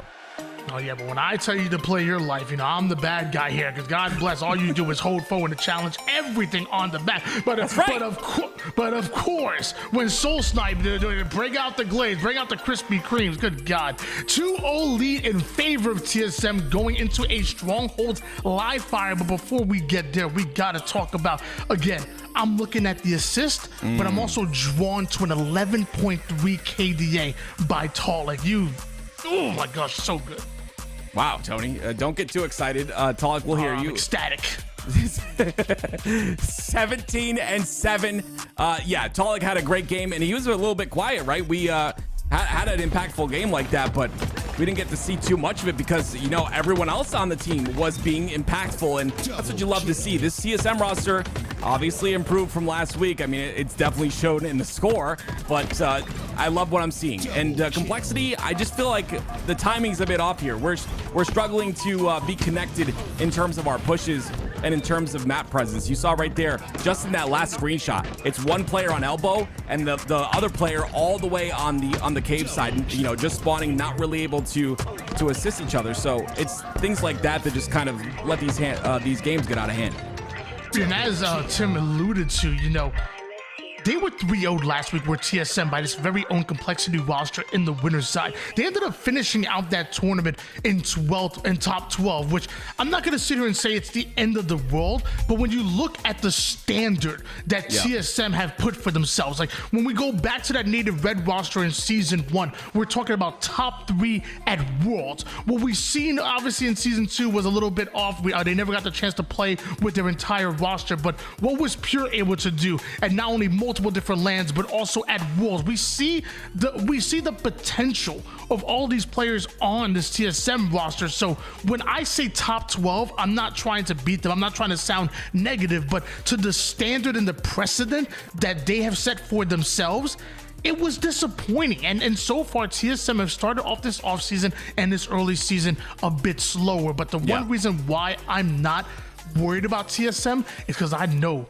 what Talik, Druck, Soul Snipe, and Cherished are really made of. I know what they bring to the table. I know that maybe the floor right now may be low, but their ceiling is high. And one thing I know about this TSM roster that nobody's talking about is the damn land buff that they get. We're talking about 3 very close friends, and Cherish has become a part of that but for years, going back to Halo 5, some of the best of friends, and Cherish has joined that group perfectly. When they start hyping each other up, when they start getting loud and talking their stuff, you know it's gonna get real. So one thing people aren't talking about is the land buff that certain teams are going to get, and trust me, TSM are one of them. Well, Tony, I know you don't like me, but I've talked about it, and I agree with you. It is important to understand that this is an important online event. It's the last chance qualifier, but so many of these players will be different on LAN. I mean, even Last Shot in one of his streams talking about it after the last event, like wait till LAN. And I'm excited because I know that when there's more on the line, there's certain players that come alive, and you really start to see some of the best Halo being played.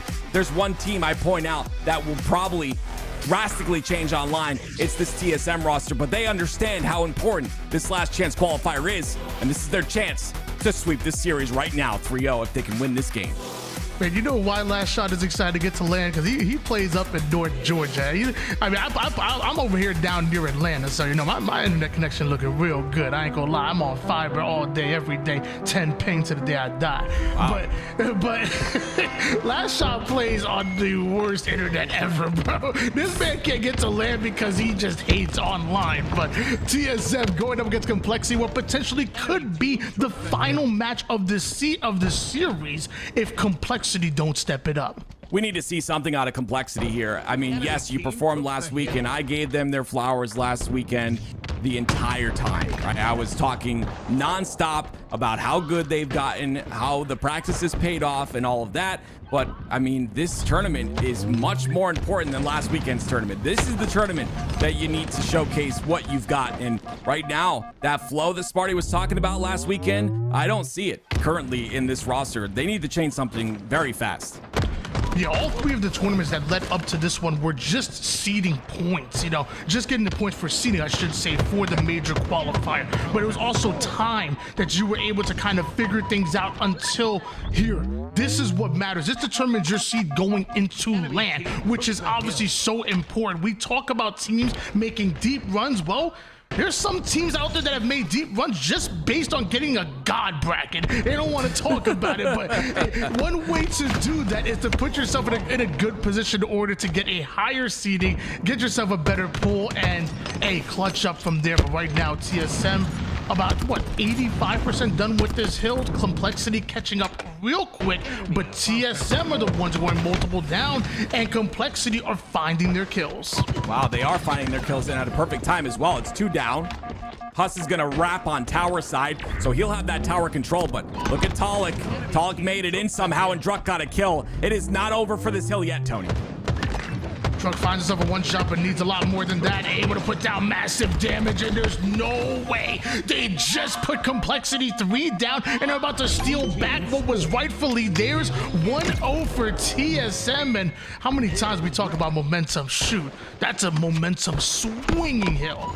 It is, because, you know, it was Huss and another member of Complexity that got that brute spawn and was taking a longer route because they expected maybe that hill to be completed. They were going on the mud side. They maintained that tower side control, but I don't think they expected TSM to rush into that hill and finish it off, and they did. It's now a 1-0 for TSM. Mental, though, has the snipe. Let's see what he does with it. Druk may have been able to portal out of danger, but he's going to be kicking himself for not getting that kill onto Sparty, because now Sparty and Mental have controlled the tower side. They're going after this camouflage. Mental has that snipe in hands, but massive damage being put down by Cherish and the rest of TSM. Sparty may be invisible, but right now TSM, they're sniffing him out. TSM played that so well. You saw the timing there on that push. It was pressure from Brute Door. It was pressure from Nest as well. And that's what they do. It's those coordinated pushes, waiting for your team, making sure you guys are pushing together, shooting the same thing. It's happening very often for TSM here, and it's impressive. Right now, Complexity are the ones that are impressing me. They have complete control of the tower side right now, when staggered spawners being created by TSM, which if Complexity can keep them like that, there's no way that TSM are going to be able to overwhelm them and take over this hill. But look, it's a triple push towards Nest. Complexity better be ready for it right now. We're looking mid, we're looking A, but Soul Snipe and TSM have showed their heads. Mental takes one off as they continue to score right now. TSM are going to be punching this hill. It's on to the next for them. Mental getting out of that hill and taking that angle was beautiful, and that's what allowed him to get that initial pick on the Nest. It gives them the number advantage, and it allows them to get this hill. If he gets this kill as well, Talik is staggered, and that's exactly what Complexity want on this next push. I will say, I think Complexity are coming out with a lot more heat here in this game number 3 than we saw in some of the earlier matches here. Tied up at 1 apiece, and honestly, they almost grabbed that first hill as well. Complexity, tired of playing the pace of TSMs. They're going to be the ones to set the tone here in this matchup. But if there's one player I wouldn't want with the snipe, it's Druk. His creative movement can catch you by surprise as he gets a couple of shots in the back of precision there. Chases him away. Nobody's scoring just yet. Druk, he's patient on this push. Druk's patient, and he's been under a lot of pressure this life. Finally, he's taken out. Tony, he was no shields multiple times, and it was just, he wasn't able to get taken out. Finally, it is Complexity taking out a few players. It was 3 down for TSM. Now they got hill control. Was it patience, or was he just delaying the inevitable? Because Mental makes a play with that curb slide, and right now Complexity continue to score. About halfway done with this hill number 3 right now. Sparty flying his way onto the black screen. Cherish awarded the kill for that one. Puts a bit of extra damage onto Mental. Soul Snipe should be able to clean that up. That's unless Precision gets involved, and it's an all-right war, a fight here for this third hill. Did I just see a camouflage? Yes, you did. Yep, punched it in his chest. Cherish tries to clean him up, and he does. So that's camo off the map. That's the one. It's the one option Complexity had to break this hill, Tony, and it's gone. Well, now it's TSM scoring once again here, and would it be for the final time, at least for this hill, as Complexity They're the ones now on their back foot, but Precision with a huge kill onto Soul Snipe. Nades going down. Mental trying to push forward. He has the reinforcements with him, and Sparty just about gets the double there. Doesn't get the kill, but his teammates get obliterated, and they lose that hill. That is the definition of holding strong. You saw Cherish on the pillar. You saw Druck inside the A pit getting hill and still doing damage to the players pushing on the sandbags. And again, you just put yourself in a position where Complexity can't get through. It's just beautiful play out of TSM so far. 2-1 lead here for TSM, and once again Complexity starting this push multiple down, and Druck creating staggered spawners and still getting the kills. He's doing his job and doing it well. Wow. Druck staying alive and has 4 bullets to work with. Right now Complexity are struggling to find an avenue, find a lane to push up with. Well, go through the front door, says Precision. He drops a double, and TSM go 3 down. He's got 2 bullets to drop another double right now. They are 3 down, like you said, and he's got the spawn knowledge. Now it's about hitting the shots. If he hits these shots, this is at least 1 push from TSM that Complexity deal with. They're gonna have to deal with another after, but this is the start. TSM have been completely zoned out away from the tower side, but is there an avenue for them the green side? Apparently not, because Sparty was manning that, and now Soulsnipe seemingly the only player left within that push, and he's going to be taken out. But now a 1v1 between Talik and Huston. TSM starting to get favorable spawns here. Early access towards this hill is not what Complexity want. That was the big thing. They got the spawns on the Brood side, and it's, like you said, a nice clean route towards the hill, and look at that. They're gonna clean up this hill. Druck's gonna get a trade too, and it'll be 2 down for Complexity. 3-1 is the score, and TSM 1 more cap and they'll sweep the series. A clean route while TSM getting down and dirty right now. 3-1 lead here for TSM. 2 minutes and 23 seconds on the clock, so theoretically enough time for Complexity to tie things up, but they're not in the hill right now. Complexity needs to get their butts in the hill. Yeah, there's 2 minutes left, so I don't expect TSM to play time right now, and obviously Complexity will be on the aggression. Cherish is the first one to spawn, and now Complexity has a setup. Watch to see how TSM break this. If Complexity holds here, we'll be good, but they haven't held any setups this entire time. Complexity holding the strong side of the map. TSM patient as they create space first before just diving into this hill. We see a push over toward the sandbag side. We see them start to widen their influence on the map, but did they account for Precision taking height towards scoreboard? He steals a life. Good thing he stayed alive in that situation. I'm sure he was very upset with those shots missed on that one-shot player. So the fact that he stayed alive is big, and it keeps Complexity in the game. Still 2 minutes left. Almost done with this hill with Complexity, but they can't let up here. The last thing they want is for TSM to drive them out of this hill. Nice. Big kill coming out of Spartan to take down Cherish. Talik leaks through the defense over towards Tower, but Tower ain't important anymore. The hill's grabbed. It's moving over towards Green, and Druck and Soul Snipe. They just worked on Sparty right there. Yeah, Sparty was starting to feel it, so good thing to shut him down in that scenario. Now the sniper comes up, and someone's gonna grab this from the side of TSM. It's gonna be Druck, so Complexity need to start worrying, but they're sitting pretty in that hill. 3-2 lead here for TSM. Druck aggressing forward here with a full sniper. Druck ain't trying to sit and hide over towards Tower. He's trying to keep it moving and keep Complexity guessing as we see the reposition multiple times here for Druck, anticipating where Complexity can be pushing from, but it starts off with a back smack from Huss. Precision goes at Talik. Talik trades out his life, but now Druck with a beautiful no-scope, and there's no members of Complexity left on the map. That means TSM are not only gonna take this hill, they're gonna take this game, they're gonna take this series. Complexity, you're going down to the lower bracket. TSM was looking strong here against Complexity today. The stakes were high. Their placement, as a reminder, determines their pool play spot for Arlington, and TSM stepped in for this series to secure themselves another spot, moving on through the winners bracket, now playing against OpTic Gaming. But let's focus up on this series. What did we see from Complexity today? It was a very different team than what we saw last week. I mean, what I'm looking at, I mean, I thought there was multiple times where Complexity looked very good, actually, believe it or not. Like, go back to that game number 1 where TSM started off with a huge lead and things could have gotten out of control quickly. Well, TSM bring them back within 150 to 170, only 20 points between them. Eventually, TSM go on a crazy run. They take over control, but I think of that game number 2, they had control in the early game, and then even in that game number 3, they should have won that hill number 1. They got robbed. There was multiple hills where they could have been in striking distance of taking the win. So what I saw was a Complexity that were playing well, but a TSM that just were playing better. They just clutched out more moments, and those moments started to add up. Active, what were your favorite moments from TSM? Their aggression is so solid, and it's constant. If you rewatch that and you watch the setups that Complexity had, because like Tony had mentioned, there were a few where they were locked into a setup onto, let's say, C Tower. But then you watch TSM and how they meticulously break that setup one by one, and it's just impressive. Their pushes are from many different areas on the map, but at the same exact time. And timing is everything in Halo, and it's showcased there out of TSM. I am impressed with their improvement, and it's crazy to see that, the contrast from last weekend. Obviously this was a 3-0, like Tony had mentioned. This is a 3-0 in favor of Complexity last weekend. TSM come back and they say absolutely not. The most important tournament of the online season, the beginning of the season is right now, and they came to play. Absolutely. Well, our next series, Luminosity versus FaZe.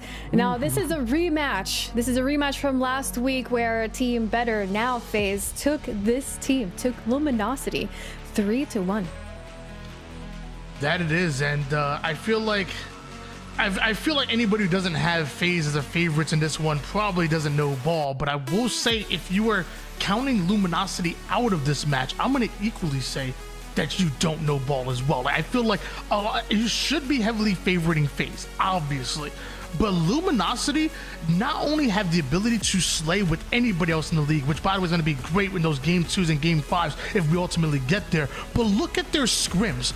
Multiple times they were outslayed by rosters like a Triggers Down roster, Lethal led Triggers Down. They were outslayed, but still ended up beating them out in scrims. Notice how multiple times they were outslayed by Ryan Noob's squad as well, and the same thing, outslayed, but still beat them out in scrims. What they're able to do with their objective efficiency, even when not slaying out, is not only impressive, but honestly needs to be studied by my matchmaking teammates, because God bless, y'all don't know what an oddball looks like to save your freaking lives, I promise you. But Luminosity are they're a squad that can slay, but they're also an objective efficient squad. Yeah, a reminder here, you just brought back a game that Luminosity did on that first week. They took OpTic Gaming 3-1, and they came in the open series absolutely because they just came in hot. Mortally, Piggy, Avicii, and Yaxin. We have some young players here on this side as well. Active, your thoughts on Luminosity? I love this roster. I've talked about Yaxin so many times. I've talked about Piggy so many times. Piggy, that intelligent player. He's going to make the right play 90% of the time. Yaxin, a player who's really come up last season, towards the end of the season. A player that I said has improved greatly. I told him himself that, the improvement is very visible, especially as a caster, seeing his growth has been great. And of course, you can't say enough about Mortally and Avicii. Both players, I think, all of these players have their, how do I say it? They're kind of next up, essentially, right? They all have their kind of moment to now showcase what they're capable of after these years of competing. And I think this roster can go really far. They obviously are up there in seeding due to the fact that, they are that good. They're number 6 right now, so that says a lot already. But curious how it'll translate today and, of course, on LAN. We had a coach announcement from OpTic, a coach swap on the OpTic side, but we haven't talked about Thug Nasty, who joined the Luminosity squad, and he shared a tweet where he said, quote, "I'm thrilled to share that I've officially joined Luminosity as their Halo coach. This is an incredible organization filled with an amazing group of players. Shout out to Advocacy, Mortally, Piggy, and Yaxon, a team that's dedicated to improving every single day, and that has the talent to take down anyone in their path. Let's get hyped and reach new heights together. And quote from Thug Nasty. Do we see? I kind of like, I mean, this is what a coach needs to do, right? Believe in their team, but he said, take down anyone in their path. Can they take down FaZe, who's in their path right now? Well, first of all, I love me some Thug Nasty. And for those of y'all who may not be familiar, he's been around the block a few times, even going back to season 1. I believe he coached at, I want to say it was Status Quo. I want to say it was one of the first teams that he coached going into season 1. He's been around for quite some time. And I'm right there with them. I said it before. FaZe are the heavy favorites in this match, but nowhere in any shape and form should you be counting Luminosity out. Luminosity are really good and they're upsetting many teams in scrims. Now it's time for them to do it. It's gonna be tough. Is FaZe in front of you, but hey, what time other than now to just make your presence known, to step in and say, we are the real deal and we don't care who's in front of us. That includes FaZe. I want to take this moment to remind everybody that you have a chance at saying your hot take in the competitive Halo subreddit, because we're going to be pulling up some of these hot takes on stream and reading them out loud.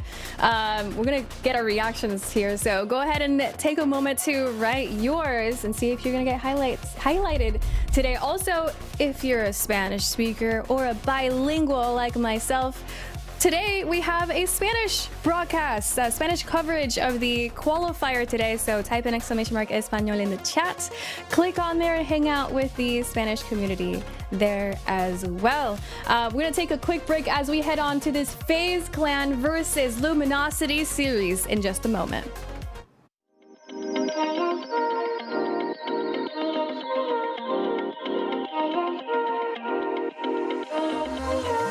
Guess I should have heeded the warning. Guess I should have moved on to someone new. But I'd rather be in the storm than in the calm without you. Don't know how I feel in the morning.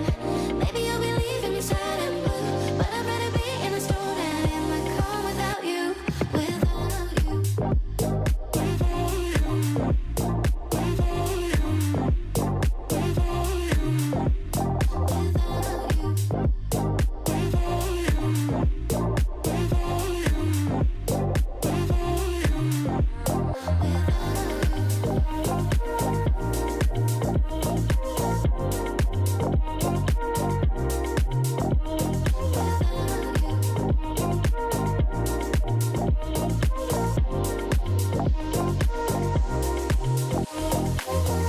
Guess I should have heeded the warning. Guess I should have moved on to someone new.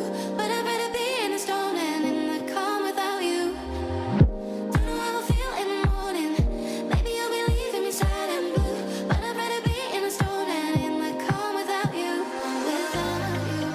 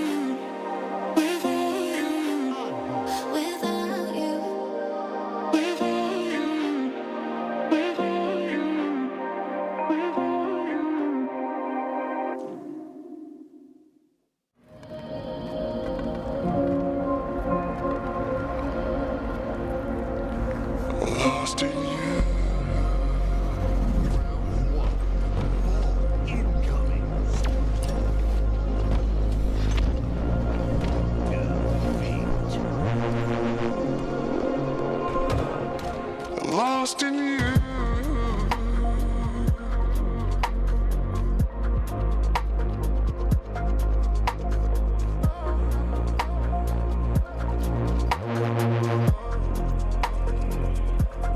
Lost in you.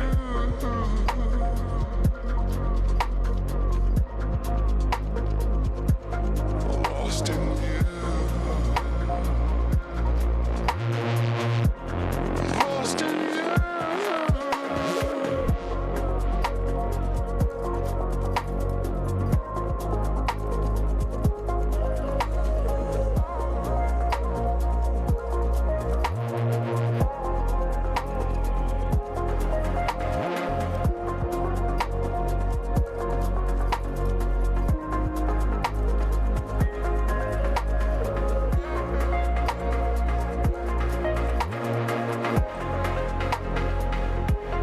Lost in you.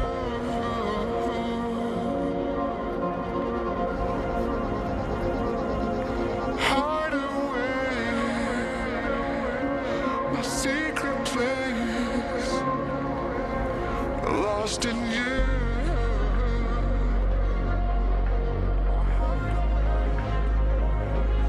Lost in you. Lost in you.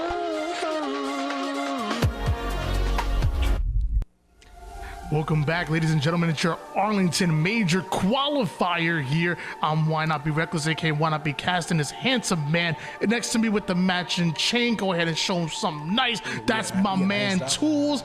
Ooh, how you? Okay. You look at the maroon with the gold. Okay, I see you, baby. We just gotta get the matching glasses next to that. You know what I'm saying? We can go in. We can twin it up right away. And come on, boys. What, are we struggling? What are we struggling on getting this started for? What do you think? Who's the culprit, Tony? Who's the culprit? I'm gonna say Lethal. I'm gonna say that he's in the office right now. They didn't make his coffee ready, you know. Oh yeah. I like that one. He's yelling at everybody, saying, "I'm back. I need my coffee right." Yeah, I like how everyone in chat was right with you. They're like, yeah, it's definitely a lethal plot. It's definitely lethal. They get right back into it. Folks, if you're watching here today and you happen to be someone that English is your second language and you predominantly speak Spanish, well, guess what? We have a stream for you. Go check out the LVT Espanol stream, or LVT. For short, you know, it's over on the YouTube. It's on a secondary stream. You'll see it in Espanol, or you can go to LVT Halo ES on Twitch, or type in !Espanol. But go share some love with our Spanish casters today. Why don't you tell them that in Spanish so it would be easier to communicate that? Go ahead. Hola. Me amo. Okay, we're gonna stop right now. We're gonna stop right now. Ladies and gentlemen, we're waiting for our featured matchup in FaZe versus Luminosity. Why don't we show a little bit of OpTic Gaming going up against Triggers Down? I can't let you stop the people from hearing the message. I think I saved you. As we see the ball rotate, Ezzo and Triggers Down being the first to get this ball into their possession, and OpTic Gaming lots of fight through. This is a sneaky play from Lethal. He saw all three players. That's massive information for his team. Able to get the stick onto Boundless Lethal, and although one shot still nading and providing value or providing information to the rest of his team, but nobody accounting for Legend, just patrolling the map with that camouflage. Those are some quick kills coming out of OpTic Gaming. And already Legend trying to find his outlet towards B. There's going to be plenty of players coming, but if he can find himself in a hidden spot, he could be a devastating piece of this story. And I love how OpTic are playing connected here. Triggers Down decided to hit a big rotation, but OpTic Gaming, because they're so together, they should be able to handle any curveball that's thrown. really is that teamwork that's making the dream work as they're pushing through together. And it was going to be Legend that takes a bit of a solo push over onto that mid side. He's going to be taken down while Collect does some great damage with the Stalker and eventually triggers down, winning that engagement. You see the ball rotate back, and that was all Collect creating so much chaos. He cut through the middle of the map with that red gun, was able to get some massive kills for his team, but he was also able to keep that pressure forward. And that's what we love about Collect, right, is how often he's able to stay in those front lines and also to stay alive. 3-2-0 to start this game, and he is certainly a tough person to take down at the moment. I mean, look, Renegade is trying desperately to get this kill, but you just can't do it. Elbow out. Collect stays alive. Collect somehow able to survive that engagement. One of the most creative players that we have in the entire league. And I would go out and say probably one of the more annoying players to get into a gunfight with, as Camouflage comes into play and Descendant looks to make his presence known. Descendant staying hidden. Man, he knows that there's players around, but just can't quite get to them in time. Instead, he'll have to opt for the ball. Yeah, sometimes it feels bad to have the camo and the ball in your hands, but the reality is he was the closest, and the best possible play for him to make was to pick up that ball. Now look at what his teammates are doing. 3 down for OpTic Gaming, tons of space between him and the OpTic spawners. If he had played more selfish with this camo, we would have seen Triggers Down struggle on getting some ball time. Instead, they're getting it in huge amounts right now. Some truly unselfish play coming out of Descendant, and the Triggers Down roster 63-37 in favor of them here in this round number 1. Even willing to trade out his life to allow for a bigger avenue for Ezzo and the rest of Triggers Down to play with. The well-placed grenade is going to stagger OpTic Gaming. More pressure up high. It's going to be plenty of damage going down both ways, but really it's chaotic in the last few moments as to who will be the one that secures control. I mean, just look, it is player after player, trade after trade. No one can stay alive. Some crazy grenades and big damage out of OpTic Gaming, and the rest of Triggers Down gonna have to settle for spawning across the map. The seaside setup is just about locked in for OpTic. Oh.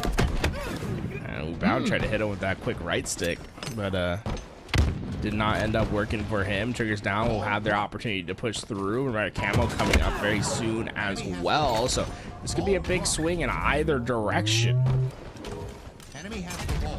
As they're able to grab a hold of that Camouflage, the final member of OpTic Gaming couldn't contest it, but looks like Bound is sniffing him out here towards the garbage side, and a trade out there is going to be tons of value for Bound, as you're only down by 14 points at OpTic Gaming. Already in the back, Collect able to put down some great damage, but nothing necessarily going to be guaranteed from this point on for either side. Man, it has been so chaotic in these in this map so far, but we've seen both teams have their chances in those chaotic moments to get good amounts of ball time. It feels like Triggers Down loving the chaos right now. They wanted to get scrappy so that they could take advantage of it. OpTic want a more coordinated game while you're playing on Triggers Down's field advantage, and Descendant. Hold on 1 second. Oh, that ain't Carmea. That's Descendant. Well, I mean, the way that he is playing, man, that was so special. He's in a 1v3 essentially at the end there, but he plays it so that he can give himself the best chance. After he gets the first kill, he throws that ball out. It fakes Formal out just for a second to give him that one tiny bit of advantage needed to get that kill. And then even after, right, he's still just putting down the hurt. And so far, OpTic Gaming have really struggled to figure out how to crack and keep Triggers Down back. 80-52 lead in favor of Triggers Down at the moment here, and unless OpTic Gaming start finding some more slays, this could be round number 1 in the favor of Triggers Down, looking to pull off a bit of an upset here. Before that happens, you gotta stop the collapse coming in from Legend and the rest of this OpTic Gaming roster. Those are the plays you expect to see.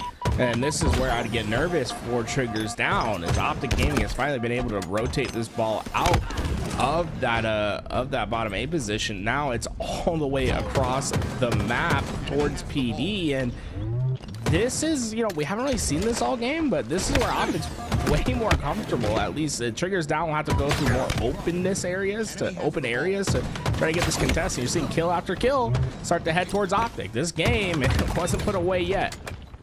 This is where things go from bad to worse here if you're a fan of Triggers Down, because OpTic Gaming have taken back control and they ain't planning on stopping, but a patient play coming out of Collect, waiting for the right time to strike, and not only takes one but goes after two. Those clutch kills may just get the ball out of OpTic Gaming's hands, and Triggers Down, specifically Collect, making a clutch play and maybe a game-saving one.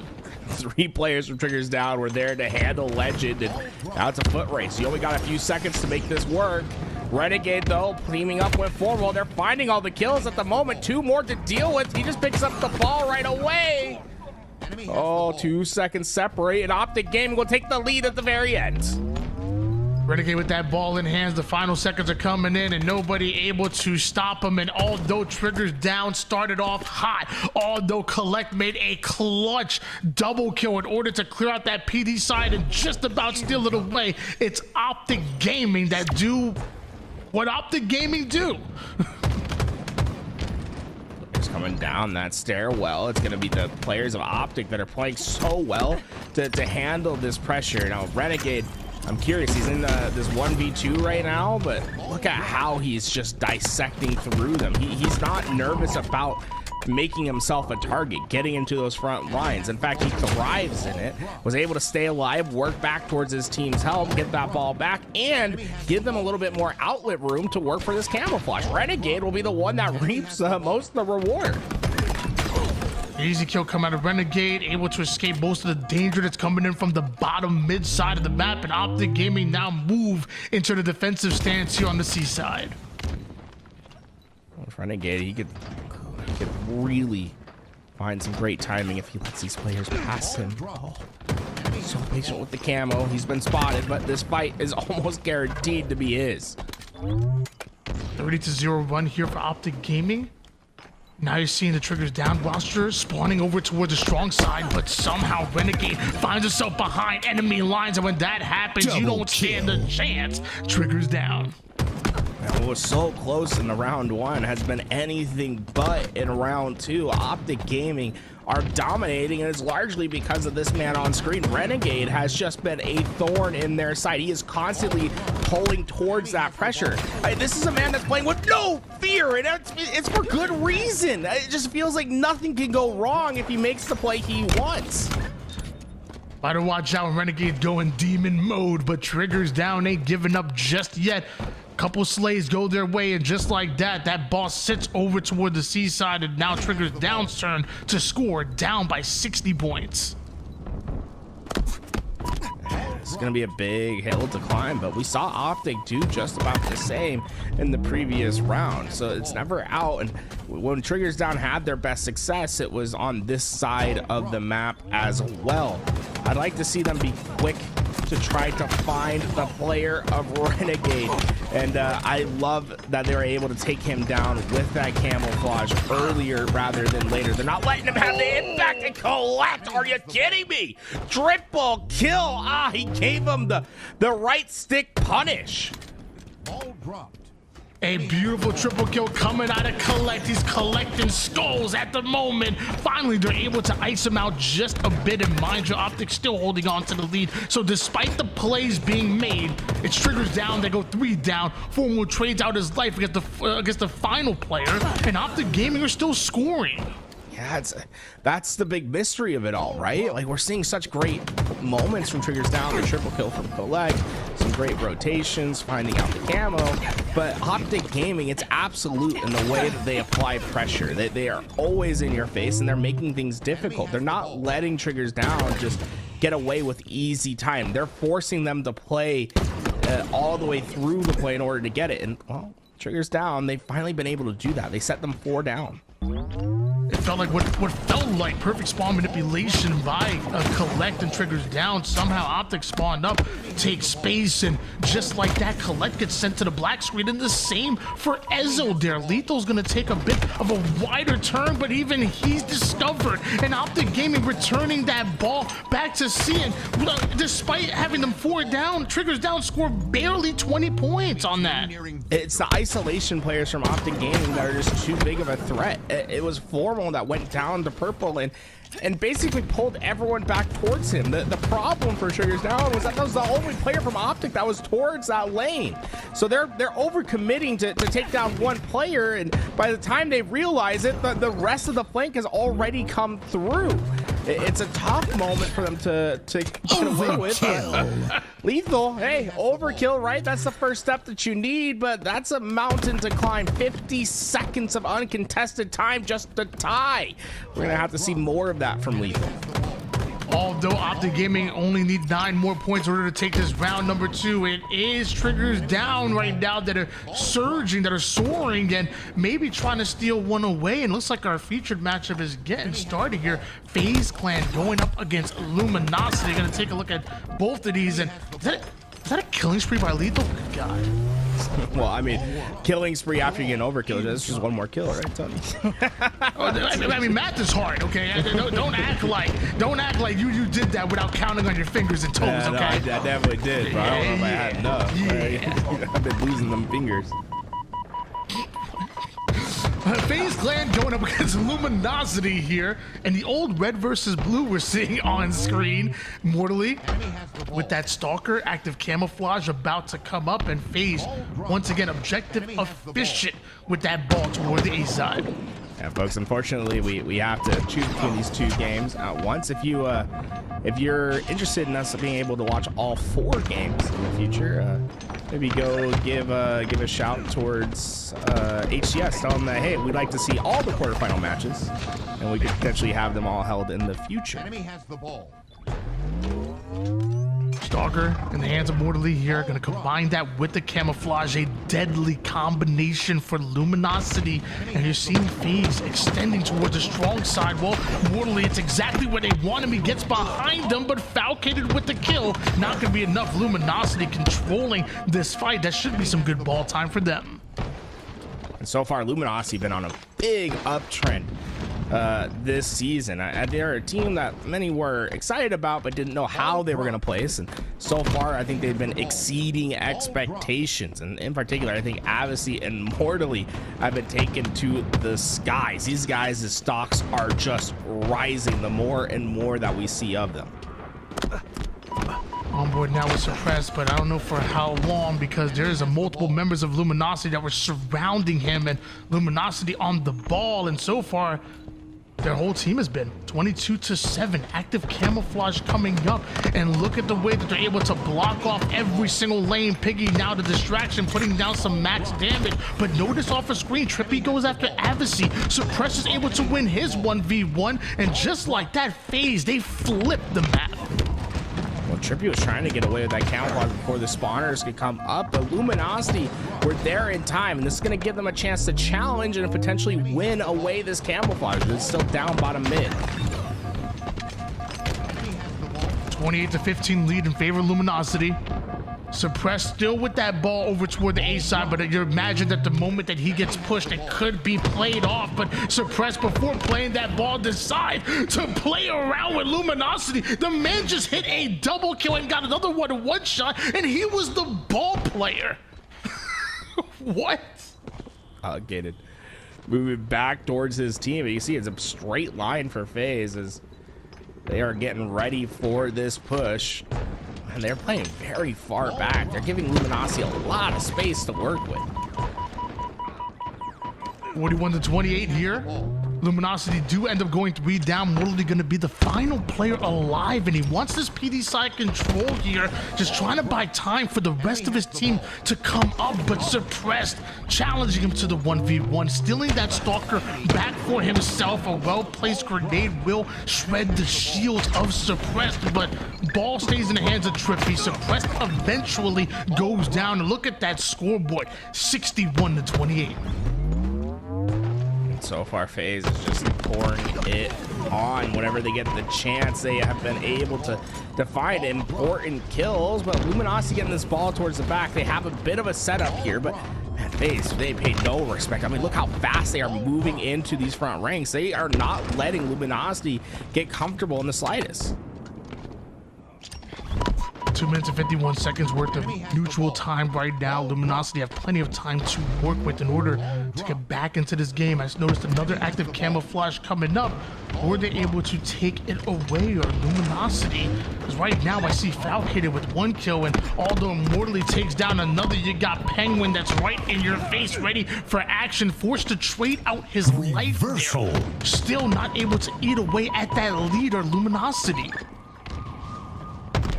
Luminosity, they had a great opportunity there to get some ball time when they got 3-4 down, but FaZe is just been keeping it scrappy. Luminosity not able to get back cleanly yet, and that theme is going to continue, right? This ball was on its way back before FaZe could get there. I mean, before Luminosity could get back home, FaZe is there and ready to challenge.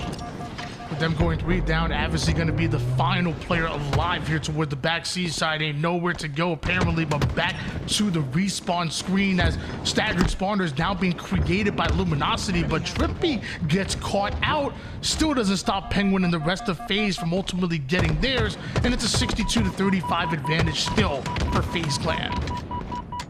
Players from Luminosity are just trying their best to stay alive while they wait for those reinforcements, but forcing them into the fight. Penguin gets up into that front line. Trippy, the last player alive, and they know his position. This is the chance that Luminosity's been waiting for, but oh no, Trippy. Once again, FaZe, they don't let you get comfortable, and Trippy is doing everything he can. He is still alive.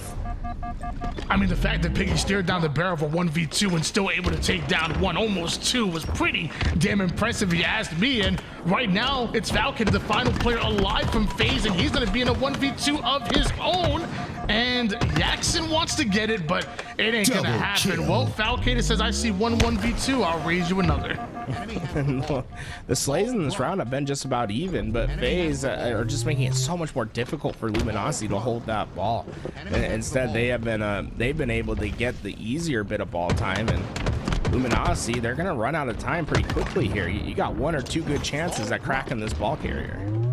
Pick your poison, Luminosity. Is it going to be the 24 seconds of ball time needed for FaZe, or is it going to be that neutral time winding down? Either way, something's going to have to change, and you quickly going half down wasn't a part of the plan. Well, neither are 3/4 either. Mortal Lit ends up getting lit up real quick, and with that, that should be the final 10 seconds for FaZe, at least for round 1. Unless something miraculous happens at the very end, we'll just see these ones tick away. And wow, yeah, look at Falcated, over double positive in this first round at 15-7. Well, round number 2.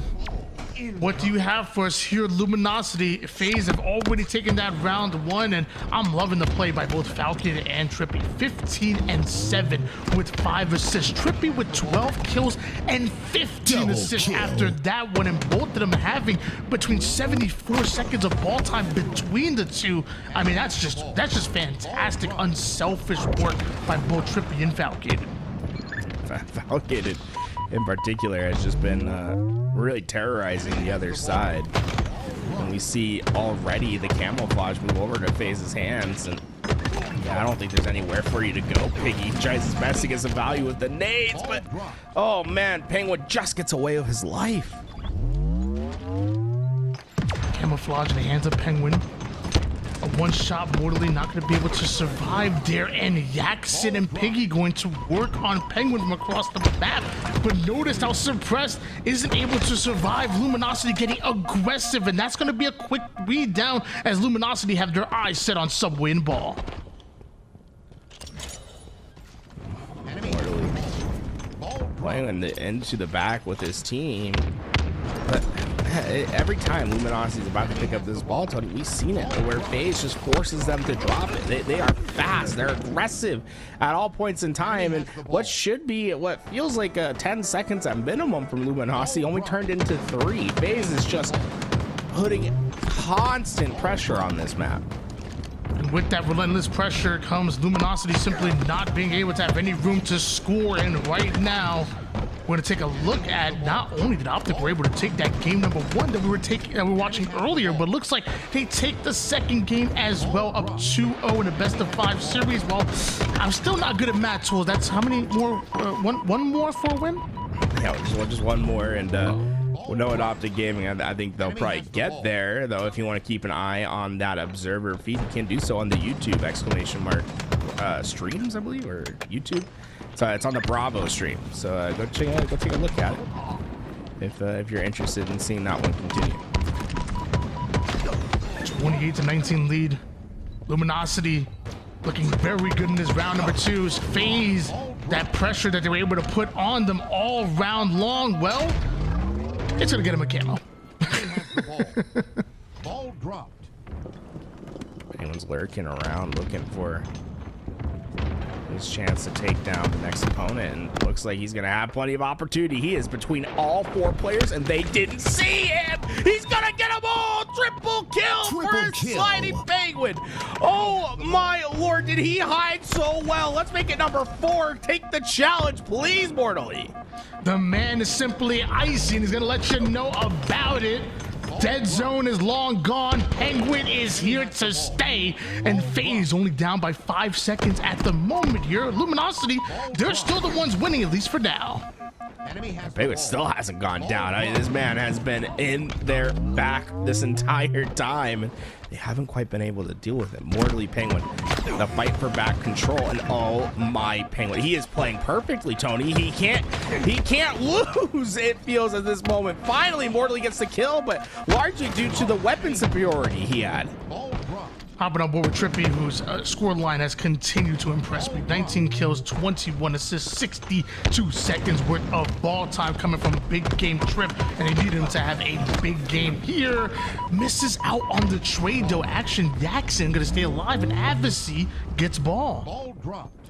And that might be the best nickname in all of HCS right there.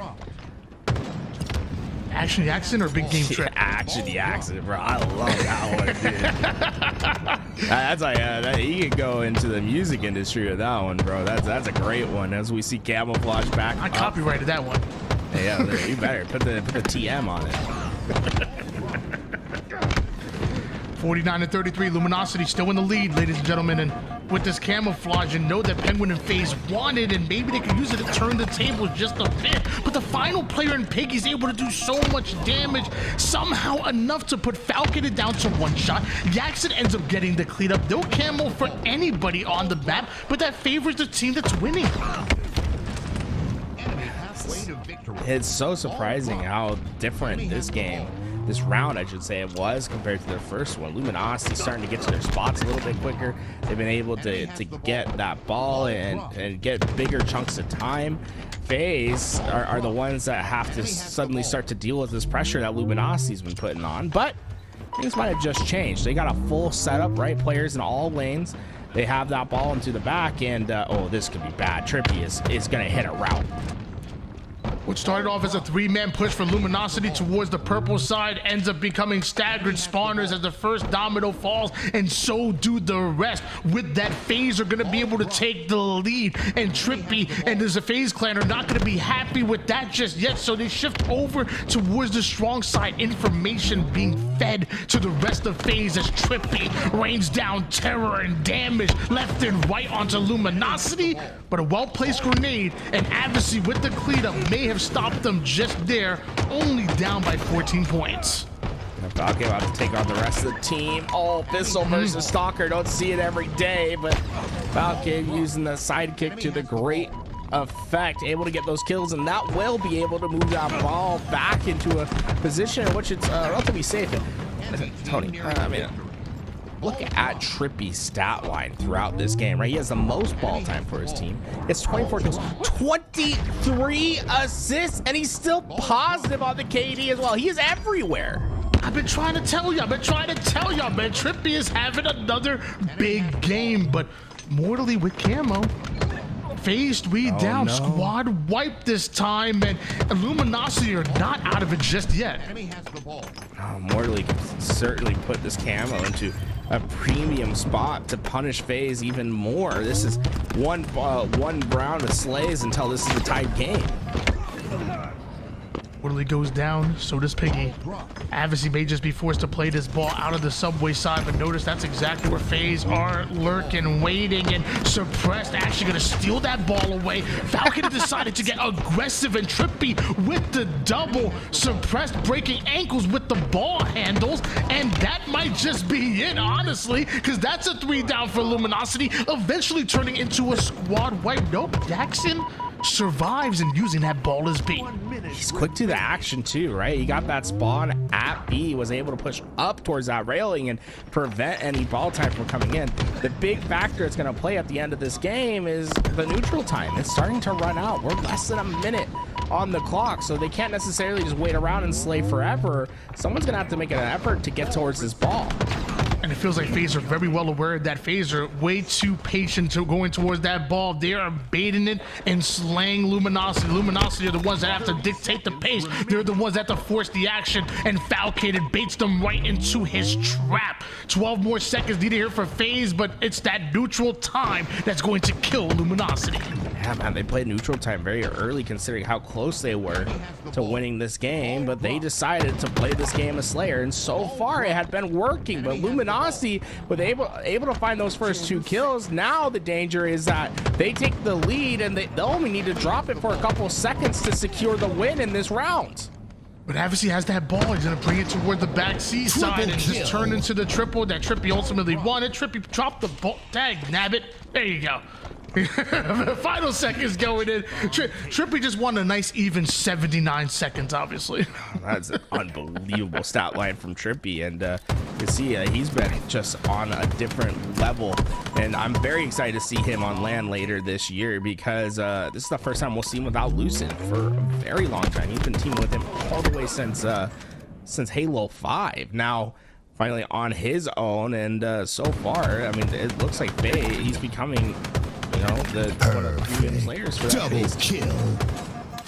FaZe looking very good in that game number 1. We'll check in back with them in game 2, but while we wait, why don't we take a look at a little bit of OpTic Gaming, a little bit of triggers down. It's a 1-0 lead in favor of OpTic, and it's going to quickly turn to 2 because triggers down end up going 4 down and bomb arm.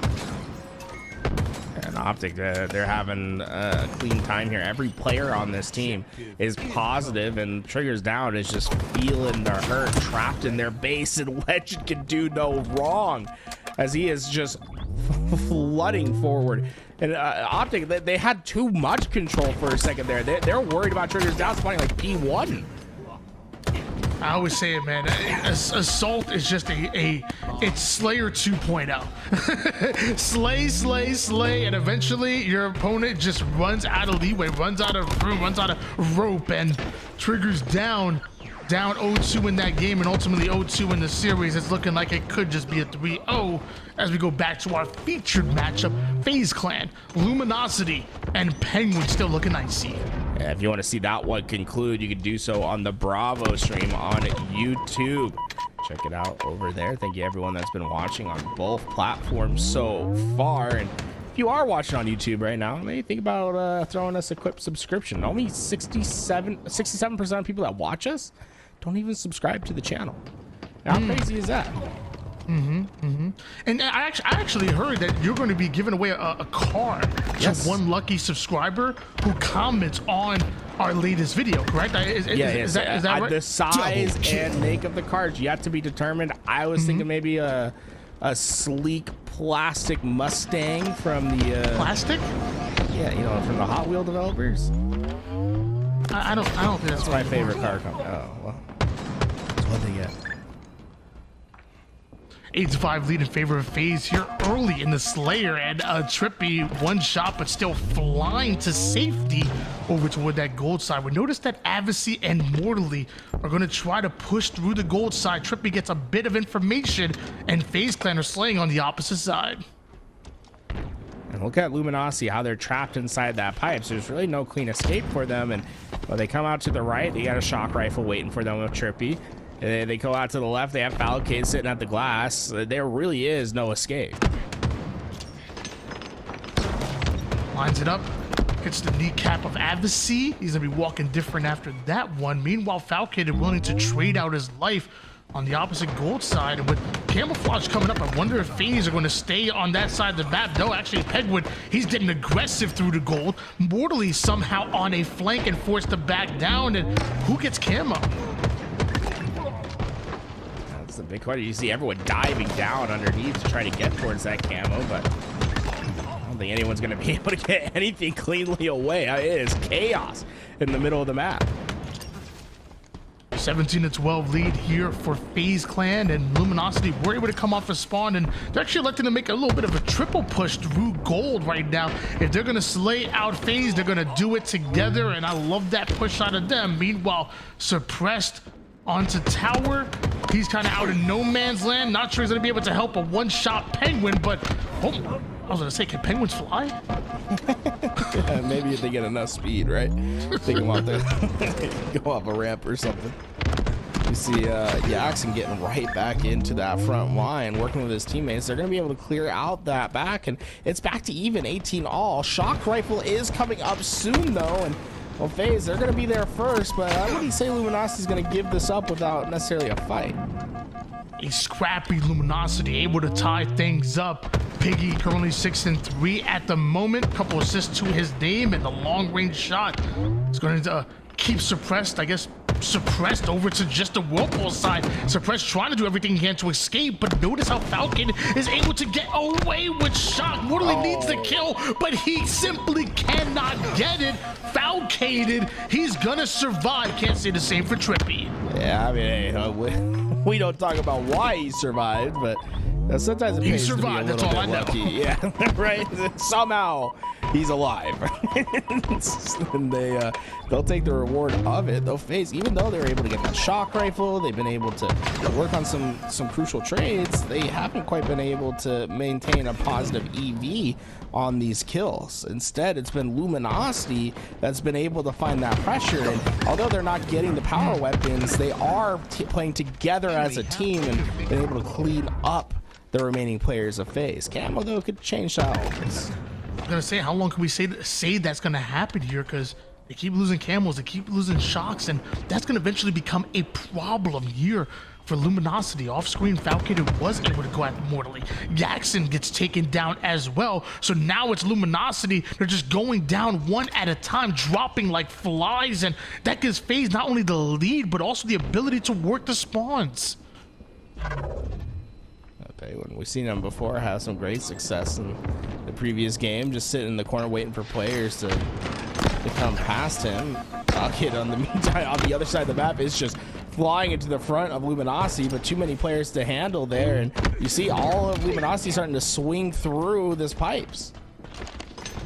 Looks like we have a 1-2 combo coming out of Piggy and Adversary, making sure that the gold side is completely cleared out, and unless they expect that flank coming in, the nades are letting them know exactly where FaZe Clan are going to be pushing from. Another nade's going to go at Adversary. FaZe hold on to a 1-kill advantage. Piggy ends up being cross-mapped there, and just like that, FaZe take control. Oh, how do they shoot that fast? Can you shoot that fast? Oh yeah, I'm a shooter, baby. I gotta work on my trigger finger. These guys too fast with that noob combo. You see the damage that it did though, and well, FaZe, they were down for the last little bit. They suddenly roar back into a lead, 36-30. And oh my, they're not slowing down. Not whatsoever. Falcated, able to drive Luminosity away from the gold side of the map. There is one player that's being an absolute nuisance. Mortally will eventually fall, in a 6-kill advantage seemingly coming out of nowhere from FaZe Clan. Adversary does take down one, but you ain't getting that shot, young man. See all the kills start to go by. Mortally, the last player alive for his team, as the spawners will come in towards the pipes. Falcon is looking to put pressure on right away. And it's going to be tough for this shock rifle player to stay alive, and you see it happen right away. They are feeling those trades. 42-37, something's going to have to change here. And once again, Falcon, he must be enjoying that Texas barbecue. He got a little muscle right now. You can't take him down. Okay, Texas, give it. Texas, sometimes take it away. Yeah, you know, that's what it is. The extra strength that the Texas barbecue gives you. Nothing else. It's obviously about. Texas. Yeah. No, nothing else matters when you're in Texas. Kid had been feeling, have been really just putting. He's gotten critical kills for his team time and time again. You know, 11 and 10 throughout this game, but I think all 11 of those kills have been crucial as they've been at the right moments. That's going to be a 2-0 series lead coming out of FaZe Clan. And man, I think Luminosity were scrappy throughout that game. And there was a couple of times where I thought they were going to be able to turn it around. But then at the same time, you just felt like it's only a matter of time before FaZe were able to kind of inflict their will. And that second game is going to go to FaZe Clan. And one game away from seeing yet another 3-0. Luminosity going to be tested in this one. Saw someone in the YouTube chat asking about the subreddit. Go check out the subreddit today, folks, over at our competitive Halo. I'll post the link for you guys in the YouTube chat. But right now, if you're interested in having more nuanced discussion about what's been happening around the HCS, that's a great way to do so. And we see already our other match already starting as well. Space Station versus Cloud9 on its way. This will be a really good one. Cloud9 coming off of their best finish so far in the Open Series and getting hot at the right time, right before the major qualifier. Meanwhile, Space Station Gaming kind of the same, actually also getting their best placing. And we're going to see what SSG have. Going into this season, I had them as top 2 the entire world. Not gonna lie, man, Shopify Rebellion are nasty, so watch out for them. Cloud9 though, this is a team that's been going on an uptrend. Remember, they went to game 4 against Space Station last week, so we'll have to see how that rematch works out for them. And I think we're headed back unless does he just happen to be checking the doorway? Nah, they were restarting this game, so let's go take an eye on Space Station Cloud9 just for a little bit longer. Right now, Cloud9 doing very well. It's going to be a little 1v1 between Snakebite and Boobadooboo, but notice how the God spawns do end up coming in. Those squad spawns are strong, and Snakebite going to have to buy enough time for his teammates to come up and provide that reinforcements. Lots of nade damage there. That ball back inside PD. It's just one player that's going to have to try to hold off the rest, and I don't think SSG is going to let them survive for much longer. Stellar, actually the only player alive. SSG's push gets foiled. Cloud9 stands strong in a tough situation. That they do when it's a 20-6 lead early on here in Oddball. Right now, Boobadooboo having that ball back toward the A side. I think I saw a backsmack coming out of Septify here to hold on to this setup. Eco better be careful. Septify can be around any corner, and oh, there he is. Enemy has the ball. Got camo for Lucid, but they're still not getting any of this ball time. It's going to be a crucial camouflage to get the most value from, and already Cloud9 have been able to find some crucial trades that are going to slow down Lucid quite a bit. This is seemingly with Cloud9 are at their best. They love getting into a setup position, slowing the game down and forcing you to play straight at them. They love these setup type of game modes, and 45-6 lead here for Cloud9. They're the ones that go 3 down though. SSG having an opportunity to come right back in this game. A dangerous nade being thrown, but apparently right on the mark. For the first time, we're really seeing them be able to put up this ball time. They're set up, and Cloud9 will be the one that has to break, and that might be a little bit of a tough task for them. You see 3 players heading over towards B. That's going to be their lane to choose. Lucid trying to create a hole within this offensive push here for Cloud9. Oh, it's a big kill. Now with Manny and Sap hitting the black screen, Space Station Gaming should be scoring, and more importantly, watching every lane on the map. There's nowhere for Cloud9 to sneak through. Ball in the hands of SSG, looking to take that lead. Now, just all that early lead for Cloud9, it's basically gone. The Space Station has completely taken over in this second half. Lucid and Stellar both sitting at 7 kills apiece. Enemy has the ball. Just 3 seconds between these two teams right now, and oh, Lucid not able to handle that double push, clearing out tower, and quite the fight here between Cloud9 and SSG, and we'll make sure we keep you guys updated on that one because our featured matchup is ready, and we need to find out if FaZe will pull off the 3-0, or will we finally see Luminosity clutch out one of these close wins here. Camouflage up for grabs. It's going to be Luminosity gets there first, and who almost got away with it. Falcated on the other side was able to get the crucial kill just in time. I talked about the fact that I love the objective efficiency out of Luminosity. Well, I feel like FaZe are another one of those objective efficient rosters, and even more so, they come in with firepower, but so does Mortally. A trip kill over towards the P2 side, and look at how he's able to identify where the enemy team is spawning. Mortally aggressive and starting off 5-0 before finally being taken down. See, already with the camouflage out for Luminosity, they're going to have a lot more freedom to move on this map and potentially find crucial kills at the right time. Now, although Luminosity was in that base applying pressure, they weren't able to quite move up that ball. Look at FaZe. They are fast. That bomb is on its way forward. If they can find these first couple slays, that bomb's in a premium spot just to throw up into that base. Trippy having the responsibility of controlling this P side tower. You notice the rest of FaZe are now pushing up through utility. It's a 3-1 split for FaZe, and looks like he's gonna grab that thrust. Meanwhile, Suppress gonna grab a hold of Adversary. Huge kill goes their way. Piggy looks like he's being hunted down, and just like that, FaZe not only have the bomb in the base of Luminosity, but they're here, they're slaying, and Luminosity may just go down 0-1 after the nades get the double by Big Game Trip, and just like that, FaZe up 1-0. And just dominating in this back base. One thing I'd love to see was when they're arming that bomb, that the places where they threw their grenades, right? You had two entry points to worry about. The front base off the skill jump and that back doorway. They basically hammered both those positions with nades and prevented Luminosity from even being able to attempt to stop that bomb.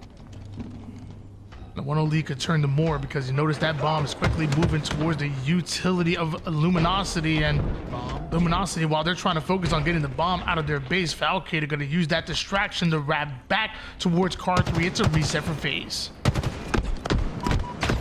Luminosity, that's a quick rotation towards the P side. They're going to give away that information by dropping that bomb as to where this push is going to come from, but they're going to try to keep FaZe contained towards the util and swing that bomb forward.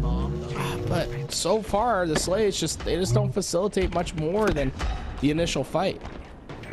I was gonna say, you can't stop FaZe, you can only hope to contain them, and good luck with that even, because FaZe slayed their way out of their base. Suppressed takes height immediately here, but notice he's behind multiple members of Luminosity, able to take down one. It feels like they wanted more. We've seen Luminosity a few times. Whenever they get the chance, they are aggressive into getting into the opposing base. They just haven't had as much success with finding those individual slays. If they can start to do so, get those entry frags, get those multi-kills, that's when they'll find their opportunities. 3 down, Penguin last player alive, and he's moving the bomb across the map. So Luminosity, right? They get all those kills, but heads-up plays from Penguin are going to keep them from even getting close to scoring. Yeah, despite the kills that Mortally's been able to put down, which, by the way, he's been fantastic so far this game. Essentially, what would you like describe this almost like a play ball with bringing that bomb all the way to the opposite side? I mean, it feels like almost like a play ball situation. Yeah, it almost feels like that, right? Like there was a like he was throwing it off the map instead, just rotating it back. It felt like Luminosity put everything into that push to get those 3 down, but they weren't quite able to worry about the bomb in that whole situation, and it's just one player that slips by. And that's what's so important about this game type, is keeping all the players accounted for, especially where that bomb is. Remember, if you're holding that bomb, let's see this triple kill real fast. Woo. You're holding that bomb, it doesn't show up on screen. Trippy is just dissecting them with this camouflage. mowing them down right now as Big Game Trip still up 1-0 and eventually finding that final player good for the killing spree, and a one-shot Jackson barely gets out with his life, and enough of distraction for the rest of Luminosity to get one kill, but everybody being sent right back to respawn. Well, look at this, the 3 down. Suppress can go right through the middle of the map. Just not quite. I mean, he had the timing window, but it's just a little bit too slow to react to it, and Luminosity will be able to find him first, and that'll give him a big chance to fight out of their base. Penguin already set up here in the base of Luminosity. A lot of damage being created, and that damage is what's going to activate FaZe's push. 3 down, quickly go Luminosity. The final player is going to be Mortally, who's nading himself more than the enemy team. That bomb is here to stay right now. It's planted. It's about to be a 2-0 lead, and FaZe Clan are booming. Detonation off. No, that was great. I loved it. Didn't realize what you were doing until you did it, and I was like, oh yeah, that's fun. But look at FaZe, they're still controlling this base, and Luminosity, they're not able to take care of these players. Now, Luminosity has a couple options, right? You can just try to move the bomb on those players in your back base, or you're gonna have to find some slays. They try to move this bomb, but the slays just are not coming to them. And it could just be a quick reversal of the situation, as FaZe is, man, they've been so quick to move bomb all game long. I just noticed that Penguin right now is 4-7 Double kill. with 16 assists. He's participated Built in different. 20 kills, which is like one less than Suppressed is, who's leading the lobby. I don't know if I love the stats or I hate them. I can't make up my mind. Yeah, like, we're gonna praise Suppress, but like really, Penguin just has the same stats. They're just a little inverted. And less deaths. Here's an opportunity for Luminosity. They got 3 down at the right moment, and that should almost guarantee this bomb arm. Wow, what an answer back. They were quick with it, and they needed that. Right now, you have a full 5 minutes to really get another bomb plant off. A much needed answer back coming out of Luminosity right now, only down by 1, and 5 minutes and 32 seconds is easy enough time to capture 1, 2, and multiple bombs if you really needed it. Luminosity not out of it, but FaZe Clan, they're not going to let another one slip by them. The 2 players able to break out their perimeter lane, and that's been the struggle for Luminosity so far. FaZe has just been able to control either the util or P side, and have been making things difficult for Luminosity as they've been forced to play through the middle of the map. If they can keep some of their perimeter control, they'll have a much easier time in this game, and we're also seeing Luminosity start to get more kills. Mortally closing the distance here towards the back base. Now Piggy's gonna join them. It's a bit of a 2v2 situation over toward the flag side, and Piggy somehow able to cross map Trippy in the middle of that gunfight, navigated the fight perfectly. 3 down, go FaZe. This is their next chance. That bomb's gonna move quickly. Fortunately, not gonna be able to get across that mid line until the spawners come up. Wow, man, FaZe are so quick to that bomb. They really don't wait. They're picking up that bomb, trusting that the rest of their teammates are going to get the slays, and that's what's happened each time. It felt like a heads-up play by Mortally to drop that bomb and go in for the slays. They didn't have the timing, but man, speaking of timing, I mean, that's just quick plays out of FaZe, and 2-1 for them. Luminosity better be careful. One more bomb arm could be their last. And you notice that FaZe are starting to breach the base of Luminosity, but Jackson isn't close enough for the melee. Has to reload his weapon. Falcon is going to survive in a situation he has no business. Luckily, Mortal Lit was there to cover his back. That was almost bad. That was good for Jackson to back up, though, right? A little bit of a tactician play, as he understood that it would probably be pretty embarrassing to die in that situation. Just let your teammate finish it off. And everybody wants to go at me for reloading my gun with like 12 bullets in the chamber. Hey, look, you know, I'd rather be ready at all times, okay? I'm a chronic reloader. Stay prepared, right? That's the... Be prepared. That's the Boy Scout motto. I don't know. I wasn't a Boy Scout. Come on. You didn't go to camping as a kid? but you know my big old self love them Girl Scout cookies. Let me tell you, man, them Samoas got a stronghold on my entire life. Those go. Here we go. Here comes the push. FaZe gonna try to send everyone in, but Avicii able to play it well and keep them away. The other thing though is it's not really that beneficial to find all these kills in the base if you're not going to be able to pick up the bomb right away and make movement towards the opposing side. We've seen that multiple times now where the 3-4 down doesn't really translate to much if you don't have a player that's actively ready to move that bomb when it's needed. Camouflage comes up, going to draw the attention of both of these rosters, and with that, Mortally, the final player alive from Luminosity, doesn't have the shields to contest it, and suppressed with camo and bomb in his sights. That's not looking good for Luminosity. Suppressed gonna go right through the middle with this bomb. Now, it is a big glowing blue thing when you are holding a camo, so you are hidden, but you're not that hidden.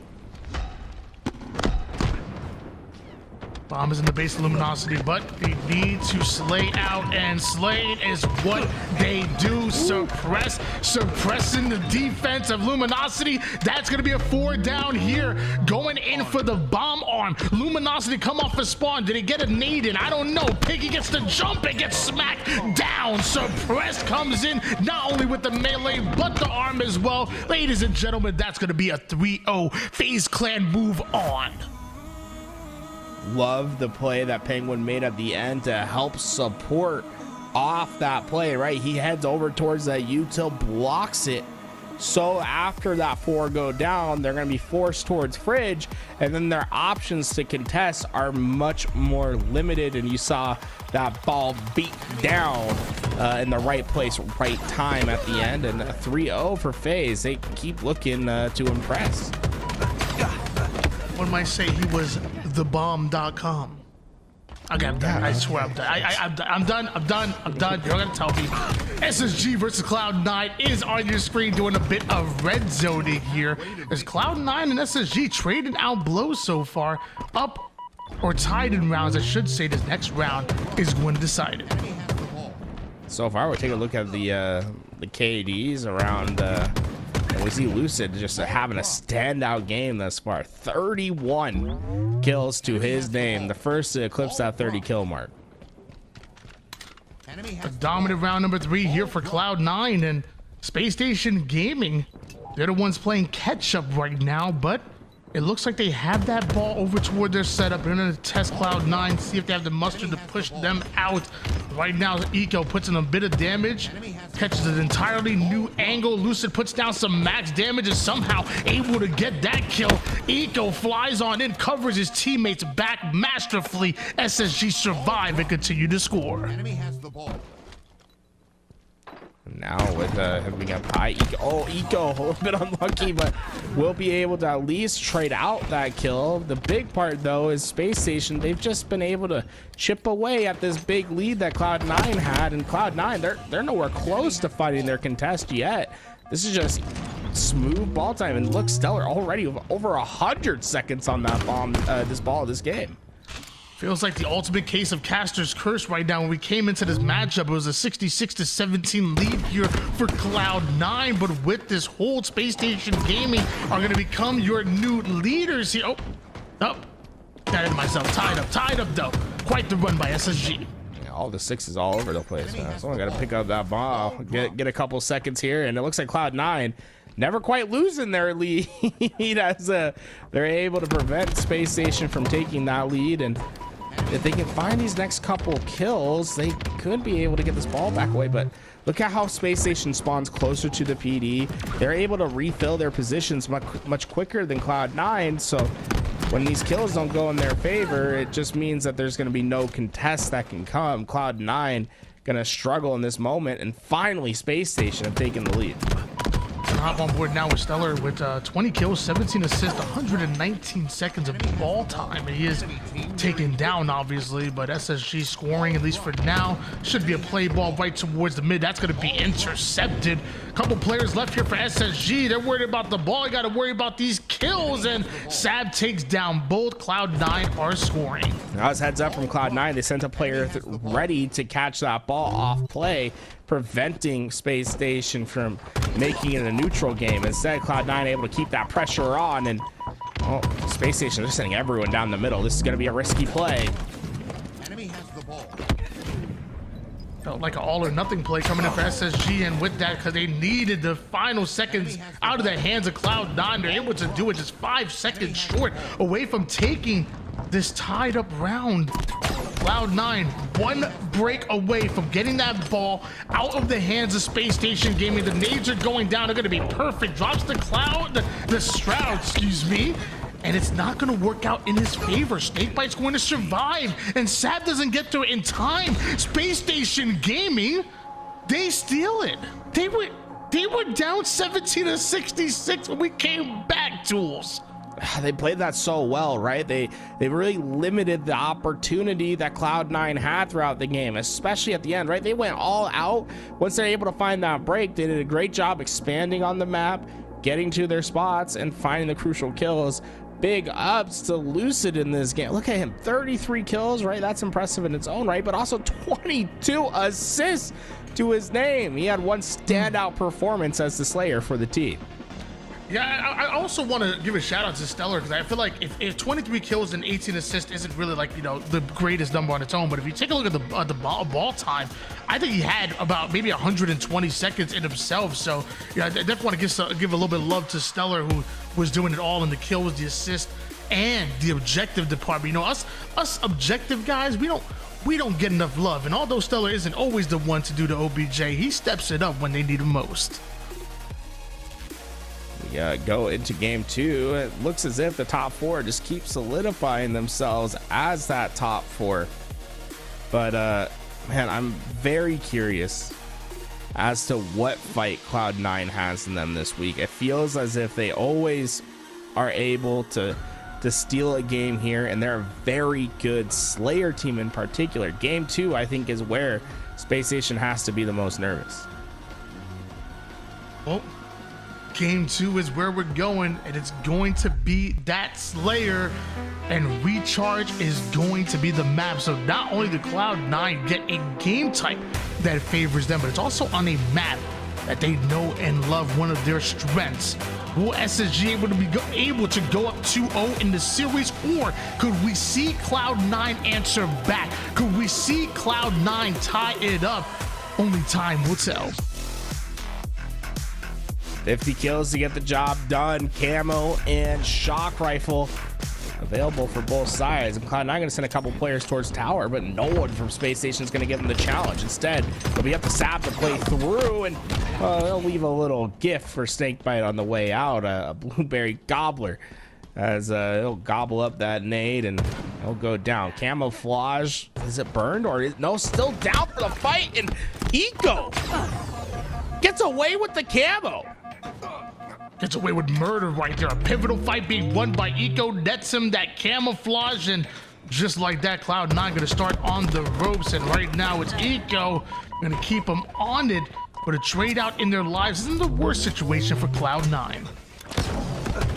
Stellar almost hit the craziest no scope, but unfortunately that one not gonna land. Instead, trades out, and it'll be the shock rifle that moves back into Snakebite's hands. It's going to be a big deal to try to keep these power weapons and power ups away from the other side, and you can see how Snakebite's been valuing that. Look how fast he was to just get away from the front line. Love that play coming out of Snakebite and Eco, working a bit of a 1-2 combo. And with the Charlie side clear, they want to try to get aggressive. They want to try to move forward. There's players over toward the A side, but right now it's Snakebite's responsibility to get a cross-map snipe with the shock.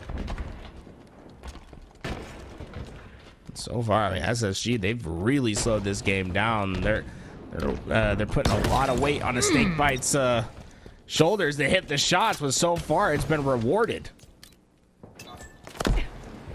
Patience, not just a key, not just a virtue, but a weapon that Snakebite and Space Station Gaming wield masterfully, as they slow the game down to a crawl and are allowing Snakebite to really dictate the pace and control things with this shock. 3 bullets to work with, or 3 bursts to work with.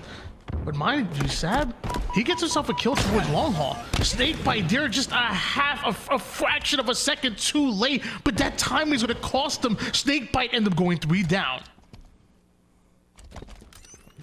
Camouflage will fall into the hands of Sab, and wow, Space Station felt like everything was going so right for them. It's Suddenly they find themselves down in this game. Camo potentially getting more damage on Snakebite. I mean, that was a great nade to really minimize the damage that could have been done in that spot. On board with Snakebite here. 7-2 to start off this game. No assist just yet, but off screen you see Lucid with the kill onto Boo Boo Dubu. He and Stellar gonna work together. 2 MVPs flying across the map. That's a scary sight that you see, but just a 2-kill advantage here for Space Station Gaming. And Manny, he has his sights set on the final player towards Blue Pipes, willing to go into the Shadow Realm in order to get Lucid out. Now Cloud9, I'm curious whether they opt to do the strategy that SSG did before, where they slow it down, or they're gonna try to swing out a perimeter and put pressure on Space Station. Shock rifle once again in the hands of SSG. Trying to infiltrate the gold side though. Sab and Cloud9 creating some chaos there. Snakebite awfully aggressive. Well, that's why the man is feeling himself. You mess with the snake and you will get the fangs. He's got 10 kills to his name. That's more than half of what Cloud9 has as a team at the moment. It clearly has been comfortable, and it's been a big reason as to why SSG have been able to maintain this lead. Big plays being created right now, but Cloud9 answer right back, tie things up. And as you see Space Station Gaming coming off a spawn, you also see Sab and Cloud9 with their reticles trained on him, but not expecting a direct route through the mid-map. Eco goes in order to get a kill, but can't exactly secure that camouflage. Stellar with a big kill. He ends up being cleaned up, and Cloud9 gonna win that engagement. Now that's an opportunity to split Space Station on the map. The 2 spawners at the back of C, but man, he just split off a little bit more than he could chew there. And now SSG are going to be able to get themselves together and coordinated. Set to find this entire Cloud9 roster clearly bringing their A game. Through the gold side they go. They might run into Stellar will Septify right now. Information gathering from across the map, but you know that Stellar could be right around that corner. Watch out. The shroud goes down. Is that one for Stellar to activate on? No. Septifying Cloud9 anticipated. They take down the perimeter player. They go after the remaining members of Space Station Gaming. Snakebite, the only player to survive and stay alive, and says, you know what? You can stay there. Oh. Cloud9 continue with this lead. And it's really been, this is a very unorthodox game of Recharge so far. You know, it's been very slow on either side. We have seen some pushes throughout the perimeter, but they've been really isolated gunfights. We haven't seen like big team collapses like you're used to seeing on Slayers. Stellar does a great job ultimately disengaging from that fight. We're gonna switch on board with Lucid and Eco as they work the gold side, but multiple members of Cloud9 being forced back due to some well-placed grenades by Lucid. But how long will these nades hold them back? Lucid has to get aggressive. Mind you, there's 4 members of Cloud9 that are in position, but no longer, because that's a double kill coming out of the one-time MVP, and he's not done. Lucid and SSG want to get aggressive. They want to widen their influence here on the map of Recharge, especially because Snakebite gets away with camo. I don't think Cloud9 is going to try to move at all. Instead, SSG is really going to slow it down as well and put a lot of faith into Snakebite with this shock rifle. Look, he had camo all the way up bottom A door. He traverses completely to the other side of the map towards long haul to make this play, and there's no one watching this back rake entrance. Oh no, this could be bad. They might have heard that. They did hear that camera. Look at those players of Cloud9. They're getting ready for this C push, but Eco's going to get himself coordinated towards that doorway. They're either going to wait for Cloud9 to push out, or they're going to try to collapse in. And well, Cloud9, they decided we're not going to wait for anything to happen. We're going to force our hand. They sent everyone towards A, knowing that that push was at C. They just vacate, and Snakebite's almost surprised that there's no one here to take down.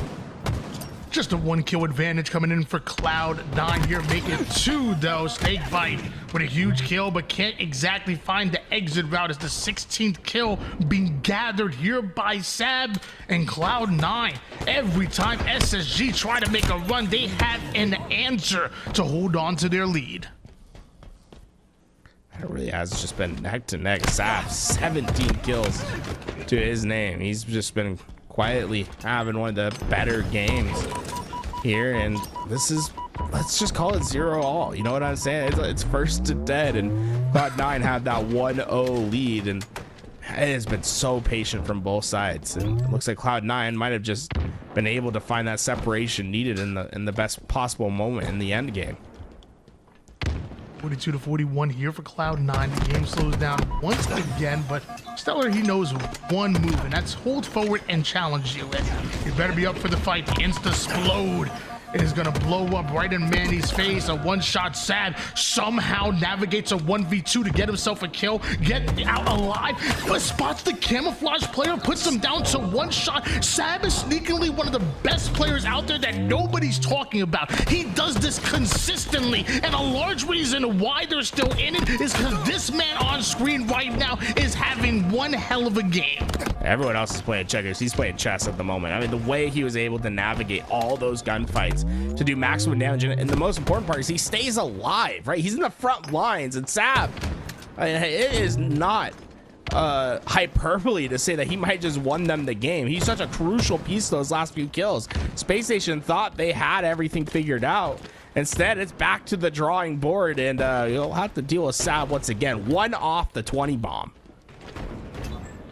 Weapons are coming up here, and it's a tower side setup here for Cloud9, and right now they know they could be as patient as possible. They are daring SSG to make a move, and it could be the false one, because the bait and switch allows Boo Boo Doo to clean up one. A 1-shot Lucid slides right in and gets blocked. Just 2 more kills needed here for Cloud9. SSG just 3, make it 2 kills behind. Stellar so smart there to use the geometry, gave himself an off angle, and able to use it to get a crucial kill. He goes down there, and it would be 49 to 45. Instead, just a 2-kill game, and SSG still have a chance.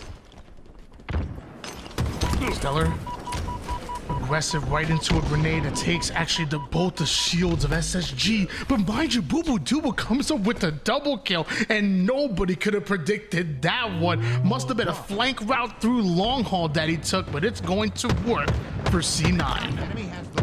I'll tie up that series 1-1. We'll keep an eye on it, but Shopify Rebellion and TSM have just started their game as well, so let's hop into here. It's a no breaks for the weary here today. Back-to-back action as all these games are starting around the same time. It's always nice when somebody just like slides right in front of you, get a nice little back with the camouflage. Well placed was cycled there to get the back smack, and mind you, Shopify Rebellion still scoring. Trying to do his best to survive, man. He has given him the moves, but I think he just may asking too much of himself there. I don't think anyone in 100 engagements is going to get out with much more than a couple bullets of damage. Stalker in the hands of Frosty. Ball is played out by Royal. Oh, by Royal 2. Look at that. One of the best slayers of all time. 50 seconds worth of ball time here. Let's go. Who gave Royal 2 the ball? I think he hit his monthly quota. Yearly. Yeah, right. We've seen traditionally last shot has been the ball carrier for this team, but Royal 2 giving it a try this time around. Ball reset. Ball. Not able to escape his last shot. TSM able to put Shopify Rebellion 3 down, and Soul Snipe not happy with just that. He's gonna get aggressive, takes down the 4th. Druk gets himself a camouflage. Frosty taken down, and TSM attacking Shopify Rebellion from all sides of the map. Drug, he's being very aggressive on this right side. He's just trying to tell everyone, hey, I am over here. Come deal with me, and he'll let his team set up on the other.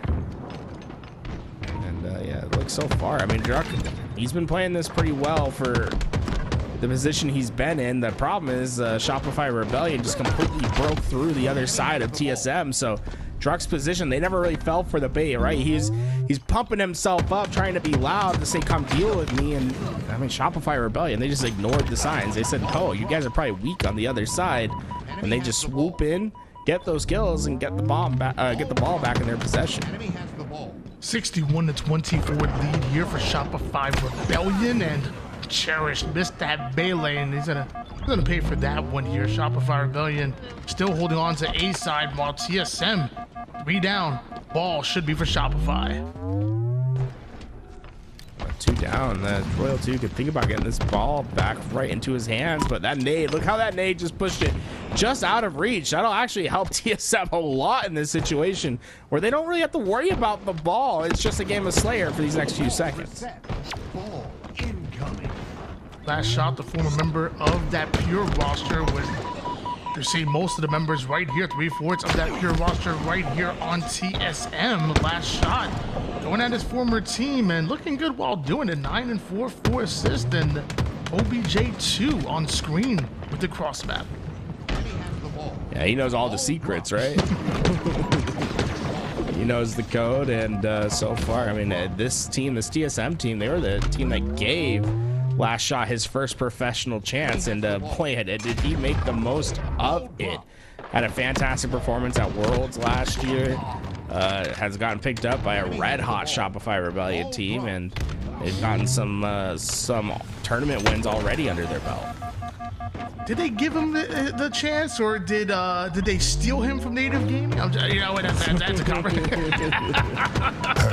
that was a fun little in-season drama that we saw last year, as Talik with that camouflage, allowing Soul Snipe to get away with the ball and still applying pressure over toward the Commando side. TSM don't want World 2 to survive, but doing something about it is a whole different story, because he wins a gunfight and then drops a perfect nade on Cherished. World 2 lives and literally holds down Subway by himself.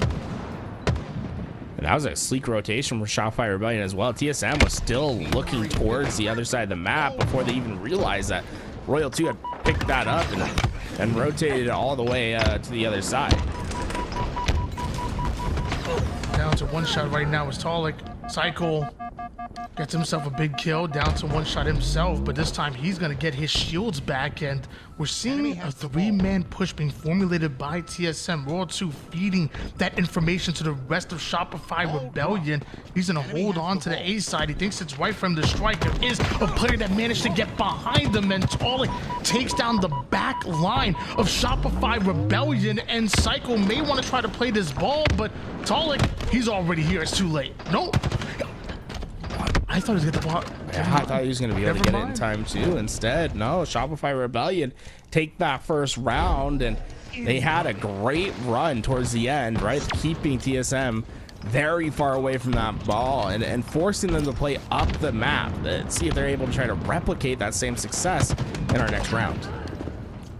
I'm so shocked that Talik didn't get there in time to get that ball out of their hands, but Shopify Rebellion score in the first round here and want the ball. They want camo. They want everything right now to Shopify Rebellion. The initial ball time going to be going to TSM this time around, but it's a curious question as to how long that could last, right? You have Red Gun on the side of Shopify Rebellion. These Slayers are starting to heat up, and last shot, he is a heat-seeking missile. He is on target for Talik. I mean, look at him cutting through the middle of the map. Clearly, last shot understood the assignment. Decimate the enemy team, make it easier for the rest of Shopify Rebellion. I'm telling you right now, Frosty and World 2 have brought on this team to be leaders, but they definitely trust and have a ton of faith in the slaying ability of both Last Shot and Cycle. So far, I mean, that has been paying dividends for them. The Shopify Rebellion team is probably, I don't know, I want to say the biggest surprise, but I think for many the biggest surprise of the offseason, right? I think a lot of people thought it was going to be OpTic and SSG all year once again. Instead, it's been Shopify Rebellion who's forced themselves up the top of that conversation as the favorite team at the moment. Sidekick looking like the main character in the hands of Royal 2, and the man has this movement. But Druk takes him down. Solstice getting involved here towards the back A side. Better watch out. There's 2 more members you gotta deal with. Solstice gets aggressive right into the hands of both Frosty and Psycho, and Frosty will survive. That ball gets back in their hands. That's gonna be ball time and camo, but Cherish gets a huge kill. No, Cherish being the last one alive, he could certainly cause some chaos in these moments, and Cherish being aggressive so far this game. 10 of 14. He's been in those front lines. The big thing for TSM is they just need to start winning some of these gunfights. Talik, the only player on this team that's positive, and it's only by 1 kill. Yeah, he has a chance to make it plenty more though with this camouflage in his hands. A sneaky Talik wants to make his way towards Subway. You notice Psycho and Royal 2 both there, and Frosty out of nowhere. He's surrounded as Talik. Luckily, he's able to take down last shot, but one shot, Psycho gets aggressive towards the ATM side, and he had a 50-50 shot at catching him. Again, TSM going to be able to find some crucial kills, but it's still Shopify Rebellion that's been able to rotate this ball. There's only 1 player alive, though, and there we go. Finally, they put a stop to it. They're going to get their time, and look at the spawns from Shopify Rebellion. They're on the complete opposite side of the map, and already TSM starting to apply some pressure. Say, get away from me. You ain't trading with me. As amazing as Shopify Rebellion have looked in the Slays department around number 2, what is it for? Because it's just a 1-point advantage. In fact, that's not even there, because TSM have taken the lead here. But mind you, bit of overextenders allow Frosty to spawn towards the red room. He's already back commando. Cherish recognizes the situation. He gets in there, but just a little too late. Cycle has forced this ball out of the subway. TSM gonna have to settle for a 12-point advantage. TSM though, they're because they knew that overextended spawn happened, they were able to set up for it, and they were able to kind of find 3 quick kills, keeping Shopify Rebellion away from that ball, and still winning this positional battle. I mean, it's just been tough here for Rebellion to get out. And wow, that's great shots there. And he might have been just enough of a distraction for Frosty to get away with camo, but fortunately getting away with camo turns into a trade. Out with camo, and it's going to be back to the neutral ground we go. Almost able to retreat that camo back into the arms of his spawning players, but eventually taken down and still with the ball though. Shopify Rebellion set up nicely here on the streets. They might just take the lead back, but notice how Team Solo mid, well, they're not going mid, but they are 3-way pushing towards the B side, and they're going to take over quickly. The nades are already going down. Last shot had nothing to do but to play the ball, which is intercepted by Druk and TSM. I'm starting to think maybe the teammate was a lie. I mean, I've never seen any of them push solo, much less not the mid either. Yeah, it's you gotta live up to the expectation, boys. I mean, well, let's be honest. Team triple push B doesn't sound all that good. The TPB. Let's start it up right now. We'll make some merch, Tony. That next event, get your TPB merch from us. 60-49 lead here for Shopify Rebellion, still having that ball back towards the A side. Last shot gonna relocate towards the purple side, filling in that hole in the setup here. And TSM, if they want to earn every inch, they're going to have to fight through it, because as of right now, Shopify Rebellion are watching every single angle, and that includes the mid. Yeah, this is awfully similar to what we saw at the end of round 1. It's just on the other side of the map.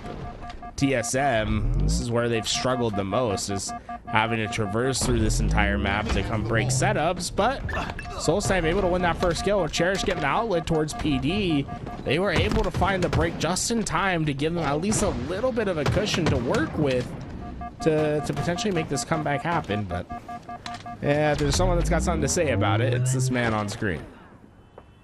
Camouflage in the hands of last shot. Sneaky almost catches the back of Druk, still catches the kill, and with that, they continue to score right now, and I don't even know if there's enough time for TSM to be able to push through the map. Cherish looking for camo, and you notice how he's playing it real slow. He knows ain't no chance he's grabbing hold of that ball. Double At least wanted to kill. kill camo, but he's not even gonna get a consolation prize. Camo survives. Shopify Rebellion hold on. That's going to be game number 1 for them. Why don't we check on board with Space Station Gaming and Cloud9? Alrighty, look, Cloud9 up 1-0 in this game, but what's most important is that clock in the bottom of your map, bottom of your screen, 1:22 and counting. SSG's running out of time. Notice Sab and Cloud9 do have that bomb in the base of Space Station Gaming. They are not hiding. They are in the face of SSG. SSG not only have to slay them out here utility, but also advance that bomb forward into the base of Cloud9, which is easier said than done because Sab is creating so much chaos, so much damage. 31-17 right now is Sab, but his Cloud9 roster is Booba Dooba gonna moonwalk his way back and anticipate the push of SSG. Remember, folks, it's not just moving this bomb that, just getting these kills is important. You have to get that bomb into the base before this game ends. You don't get overtime by just holding this bomb. You need to be planting Double it kill. before go down. 30 seconds on the clock, not only to find these kills on the Cloud9, but also to move that bomb across the map. This feels impossible. Well, we're gonna start the arm here. If Cloud9 able to get away with this one, it's going to be mathematically impossible. And although SSG stop it, can they move the bomb across the map in 17 seconds? Is there a portal that they can hit? Apparently not. And with that, Cloud9, they're one step closer to pulling off the upset against Space Station Gaming. Yeah, just a couple more seconds to hold out. There's just no way. Cloud9, wow, Sab in particular, having another fantastic performance. 33 kills to his name. You know, it's funny. We date all the way back to when he was on the G2 back in season 1, and we were talking about Sab and the numbers that he was able to put up, and maybe a bit quieter since, but I feel like the tail end of last year, this offseason, this early season, dude, he's back to Sabinator. He is back with weapons. Fast shot, able to work into that back stairwell. Damage dealt. And the kills have been just back and forth to start this game. A lot of trade outs, but it's really just a fight for this shock rifle and who's going to be in possession. Shopify Rebellion.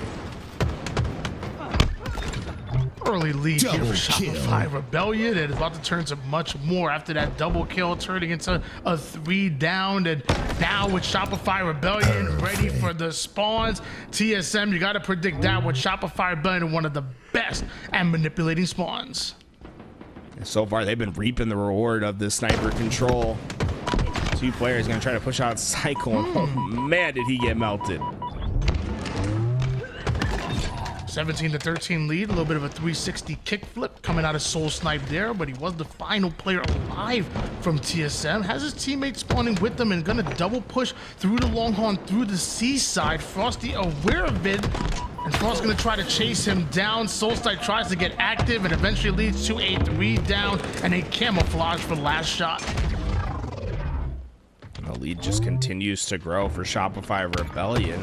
This camouflage could be next piece of that equation. I mean, this is just textbook for Rebellion so far. They've been fast, they've been aggressive, they've been the ones dictating the pace of the game.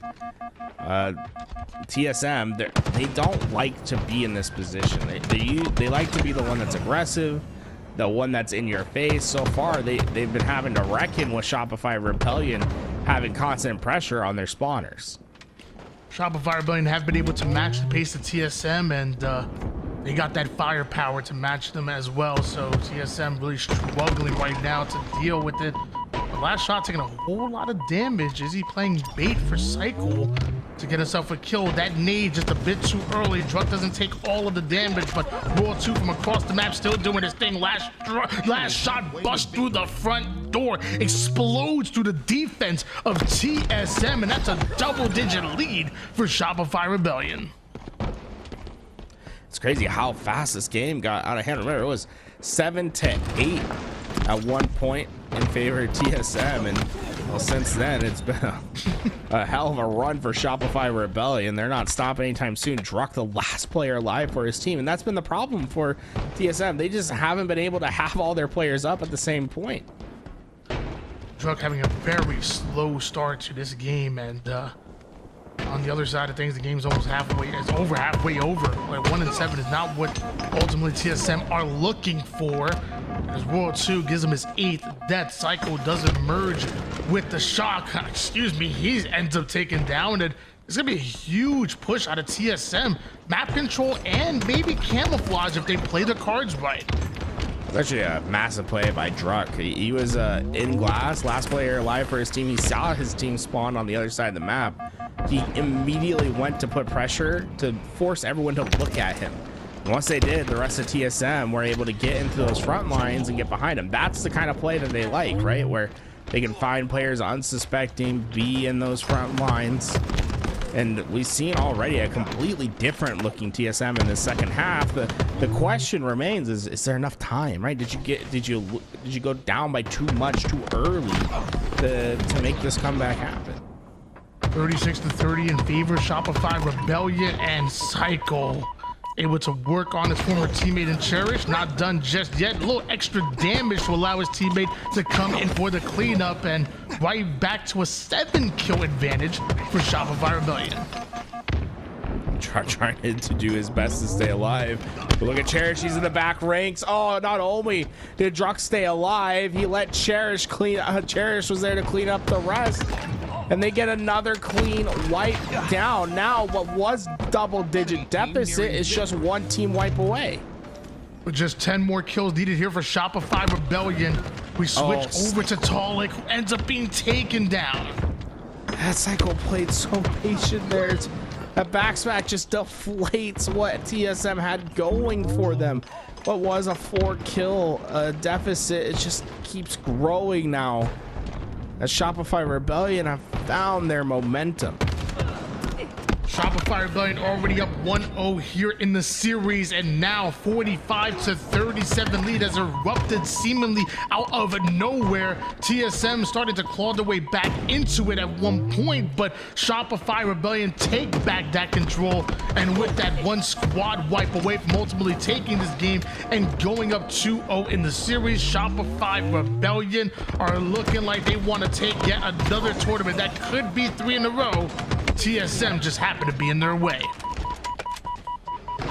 Oh, we never count them out, right? As long as you have a little bit of leeway, and I mean, 1 kill is enough.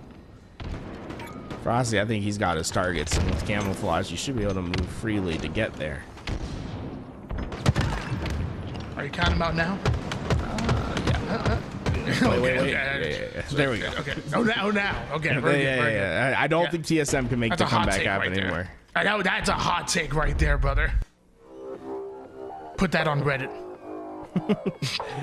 Yeah, we'll have to take a look at that Reddit thread after these quarterfinals is over. So if you're wanting to get involved and maybe have your hot take shown on screen here at LVT Halo, head over to the Reddit !Reddit, or if you're in YouTube, it is in the description in the YouTube.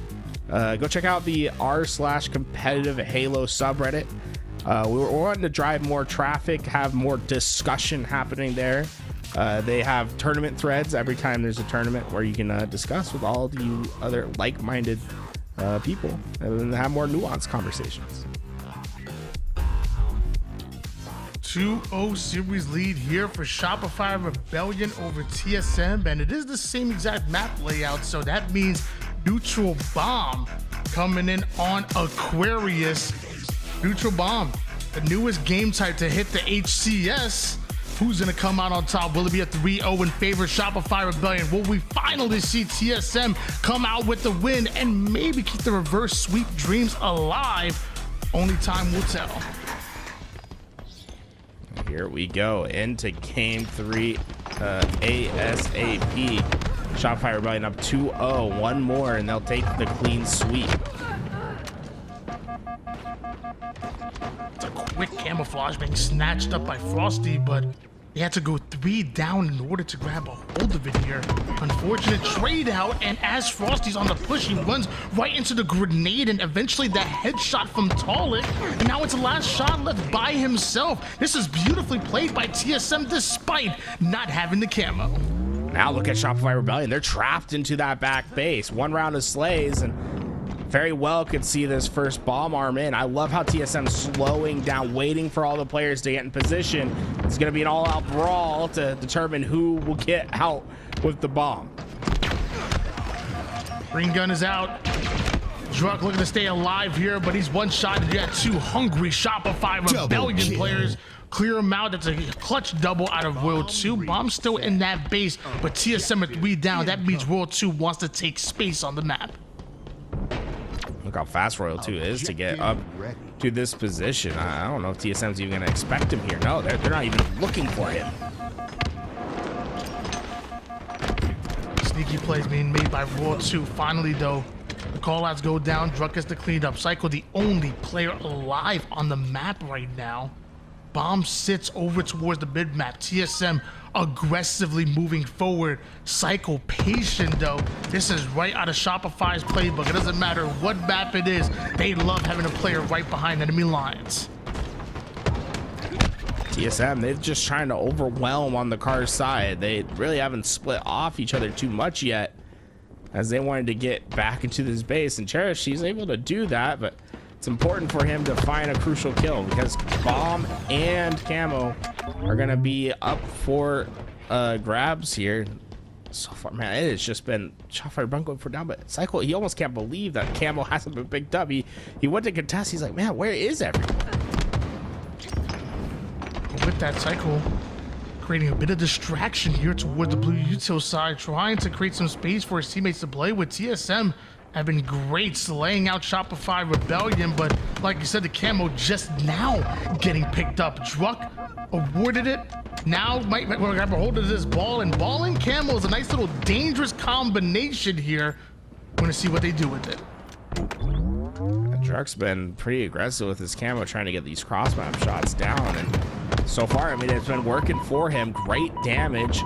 Now it's almost time for TSM to start to move this bomb, and I love this from Druk, right? Get that bomb, start moving it sooner than later. You don't want to be caught out in the open before when those spawners come up. Totally getting backsmack is going to be a problem for TSM. It leads to a 3 down, and unfortunately for them, last shot at Shopify Rebellion, grabbing that ball and pushing it forward. Cycle, who has been just living in the fridge of TSM, he's going to sit here waiting for these players of TSM to come out, but we've seen this multiple times. When they get stuck in this base, they aren't necessarily eager to get out, but oh no, 2 go down, and look where that bomb is. It's very close to the base. Cycle heads up high and all, using the skill jump to great effect. TSM are going down, and the bomb is arming. That was a close one. I thought maybe they could get that bomb out of their hands in the last second, but it looks like it's going to be 1-0 in favor of Shopify Rebellion. 1 game away from taking the series. You see on the bottom right of your screen, Cloud9 has put SSG do a chokehold early on. These guys, they could be making the upset of the tournament happen right now. Cloud9, wow, 90-second advantage in strongholds, and mind you, we saw it earlier, they were already up 2-1 in the series. Sab, 9 kills to his name, and he has been a monster so far in this series. SSG just have not had a solution for him. Ooh, big kill come out of Sav right there. Once it, dude, I mean, if there's a player in this entire series, every single time we're able to go in and take a peek at Cloud9, it is freaking Sab. He is absolutely on what he's 10-2 to start off this game, Tools. I'm sorry, remember, 10-3, damn it. But yeah, like back-to-back 30 bombs too in this game. Like, he has been a big piece of the puzzle. Shopify Rebellion have just gotten their second detonation off.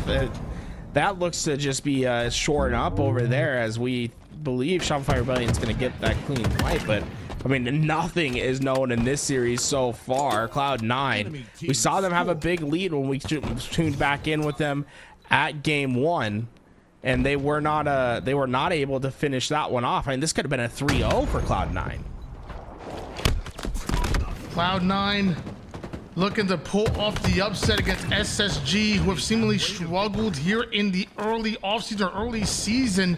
Haven't exactly hit their stride, and we thought maybe this major qualifier could wake them up, but Cloud9 come out swinging, up 2-1 in the series, up over 100 points. Meanwhile, it is SSG that are scoring right now. Could we see a comeback, or could we see Cloud9 just getting angry? Well, I mean, if the comeback's going to happen, they need to stop one player, and it's Sab. I went and looked. His KD for this series so far, not including the stats of this game, is a 1.47. He's damn near close to a 2.0 KAD in this series. He has been a monster that SSG have not been able to deal with. Right now, it's Manny over on the bottom tower side, but SSG are able to deal with him and eventually Sab as well. That's a 3 down. Ultimately, they're looking for already having Alpha and Bravo in their hands, looking to turn it into a trip cap, and they're going to need that.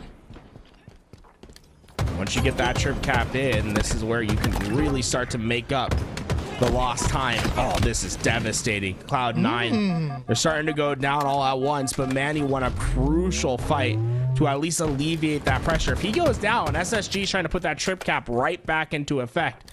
Instead, Cloud9 will have a little bit of time to get their feet under them and to make their play to break the hole.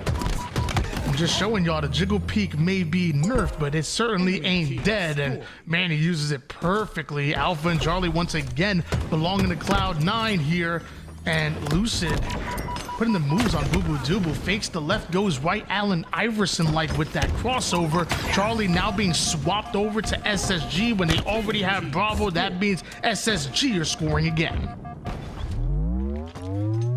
With this hold, SSG might be scoring, but I don't know how long they can keep the scoring going. And is that the third detonation that's coming through? It looks like Shopify Rebellion might have just finished their series with TSM if they can just find a couple more kills. Yep, there it is. Wow. Shopify Rebellion pull off the 3-0 and bomb on Aquarius, and also the 3-0 in the series. I said it before, and I'll say it again. Shopify Rebellion looking like the hottest team here in the offseason and the early season of the HCS. Meanwhile, SSG fighting to survive just in the winners bracket quarterfinals. They end up putting Cloud9 3 down and desperately needed one more loss, and they're going down early to the lower bracket. But we saw them in a similar situation last weekend when they were down 2-1 against Complexity. In this very same situation, they're able to find their comeback and make the magic happen to win at game 5. Now, with the trip cap in, this big lead that we saw for Cloud9 is quickly dissipating.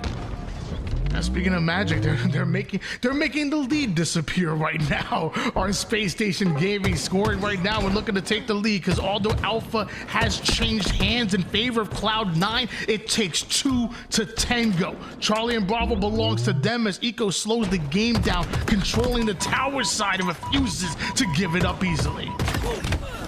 Right from that top tower, Eco was able to find another crucial kill. They've taken the lead, but Cloud9 have found their answer. They're scoring at least 4 now, as we're starting to see rotations hit both sides, and this is where the game's probably going to start becoming a lot more trade heavy. Cloud9 currently take back the lead here. Things were looking a bit scary for a moment, but back in control right now are Cloud9. I've been trying to introduce y'all to a little bit of an Overwatch or Marvel Rivals term. They call it C9ing. You can't put that curse on them for Halo. Hey, last year, there was a couple C9ings happening, okay? They should have 3-0'd SSG in the lower bracket round number 1. They should have beat them in the game 5, and so many times they couldn't close out games. Don't show it this season. Show that you can finish off the best of the best. This could be a huge win for C9. Cloud9 still putting on that pressure. They're continuing to score. All that momentum that Space Station had is just slipping away. Oh no, they just went 3 down. They only took 1 player with them as well. Space Station, it's going to be a struggle for them to have the players available to find a home base. 203 to 155 in favor of Cloud9 right now. SSG though with the cap. Space Station got a very blessed spawn at A. They got behind that player that was going through big door. It caught him by complete surprise. He thought he was clear and free to hit that big door, but instead Space Station are going to try to make the most of this opportunity. Only 1 player alive, they know, and they want him. Yes, Sniper. Sniper goes down over toward the cut side. You're gonna have to assume that Space Station Gaming are able to clean that up real quick. But as we see the push towards Alpha, we do see Snakebite go down. But SSG, they are now coming in with that constant pressure that you expected them to come in with this entire game. They were down quite a bit, but although they were down, they were certainly not out. It looks like SSG could take the lead late here in this game as they're holding on to Bravo for dear life. Snakebite able to take down Sab. Stellar is now manning the top mid side. Cloud9 being staggered, but they take Charlie. And the gunfights, the individual gunfights are just heading the other way. Space Station starting to win more and more of these crucial gunfights, and in the final hour, the trip cap might just come in once again. No, crucial stop at C, at least for now, but Cloud9 have not been in this situation all game. He just spotted Camo and a 360 no-scoped him. Good God. Nearing victory.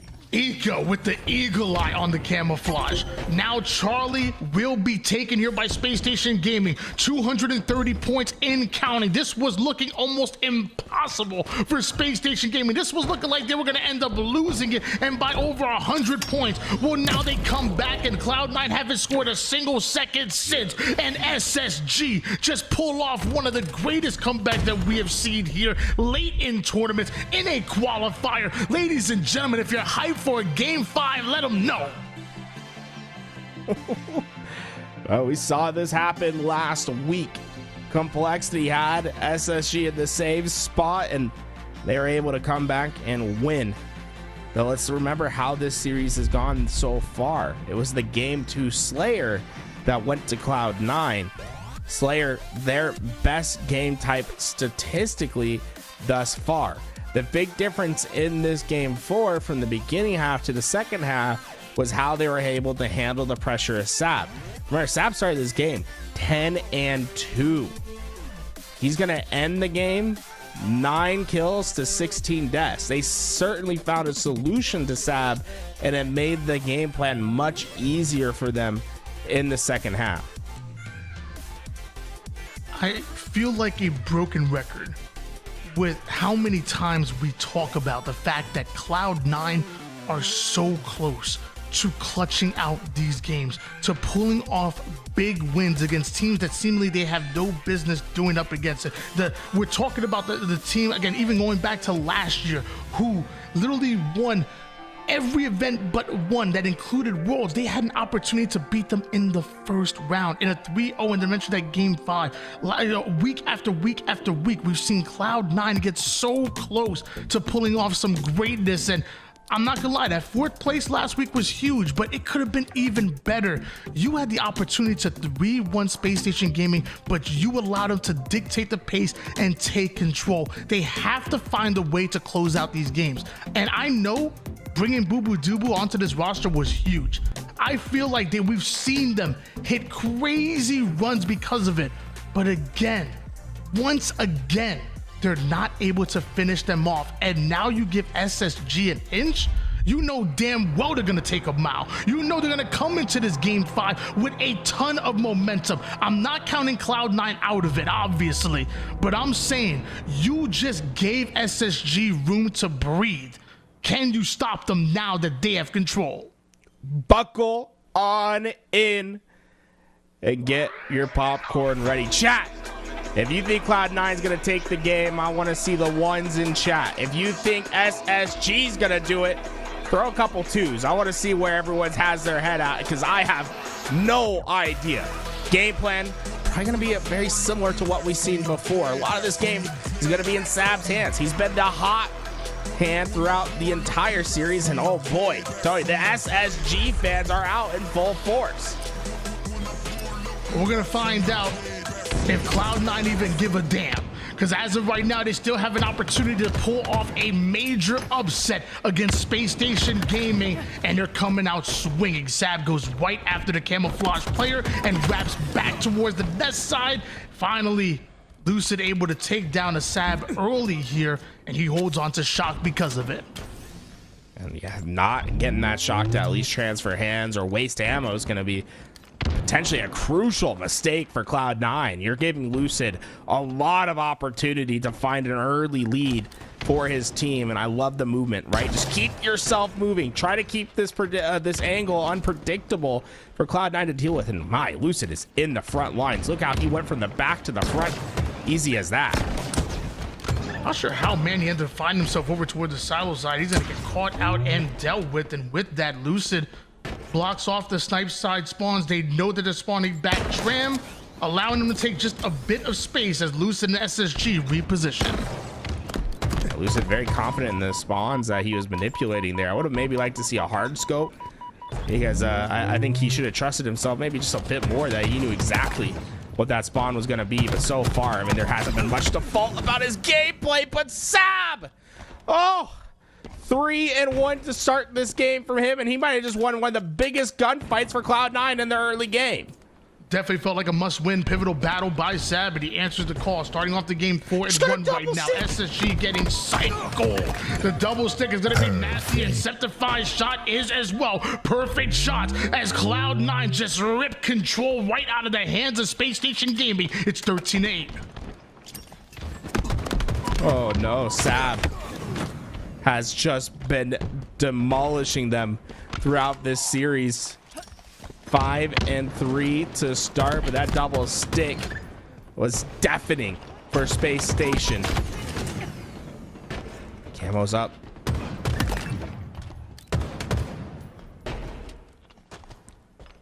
(16-11) here for Cloud9. Sab right back on your screen. He's been the man of the hour of this series, and that melee is going to haunt him.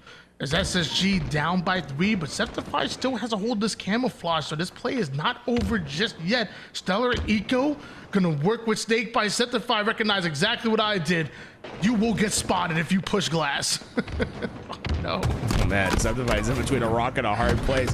Fortunately, just could not make anything happen with that camouflage, and Space Station are able to get out of a tricky situation, and they might just come out with the lead. They will, 18-17. Space Station, they lost everything on the map, but steeled their resolve, won some crucial kills, and now have a lead in this game.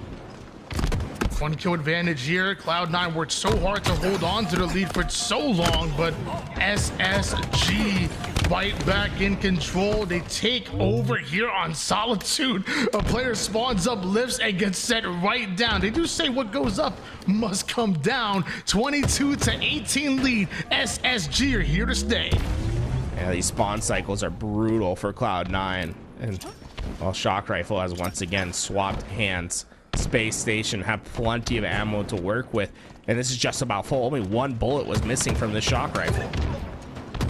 Holding on to that S4 control, this is going to be huge for Snakebite and Space Station Gaming, and Cloud9 need to get him out of it, but right now they got to deal with Lucid on the low ground first, and he still has the Shock in the back pocket right now. 4-5 with 7 assists to his name, could turn to more with this S4 control. Camo up. Oh, they've gotten Snakebite. They forced him out of his position, and more importantly, he doesn't have the ability to watch the cross. Cloud9 is going to try to move up in the interim, but Snakebite quick to the fight, able to get there, and Camo, something happened to it across the map. I'm not sure if we saw a burn or someone get away, but Cloud9, they still are feeling the pressure. Re-kill advantage? Oh no.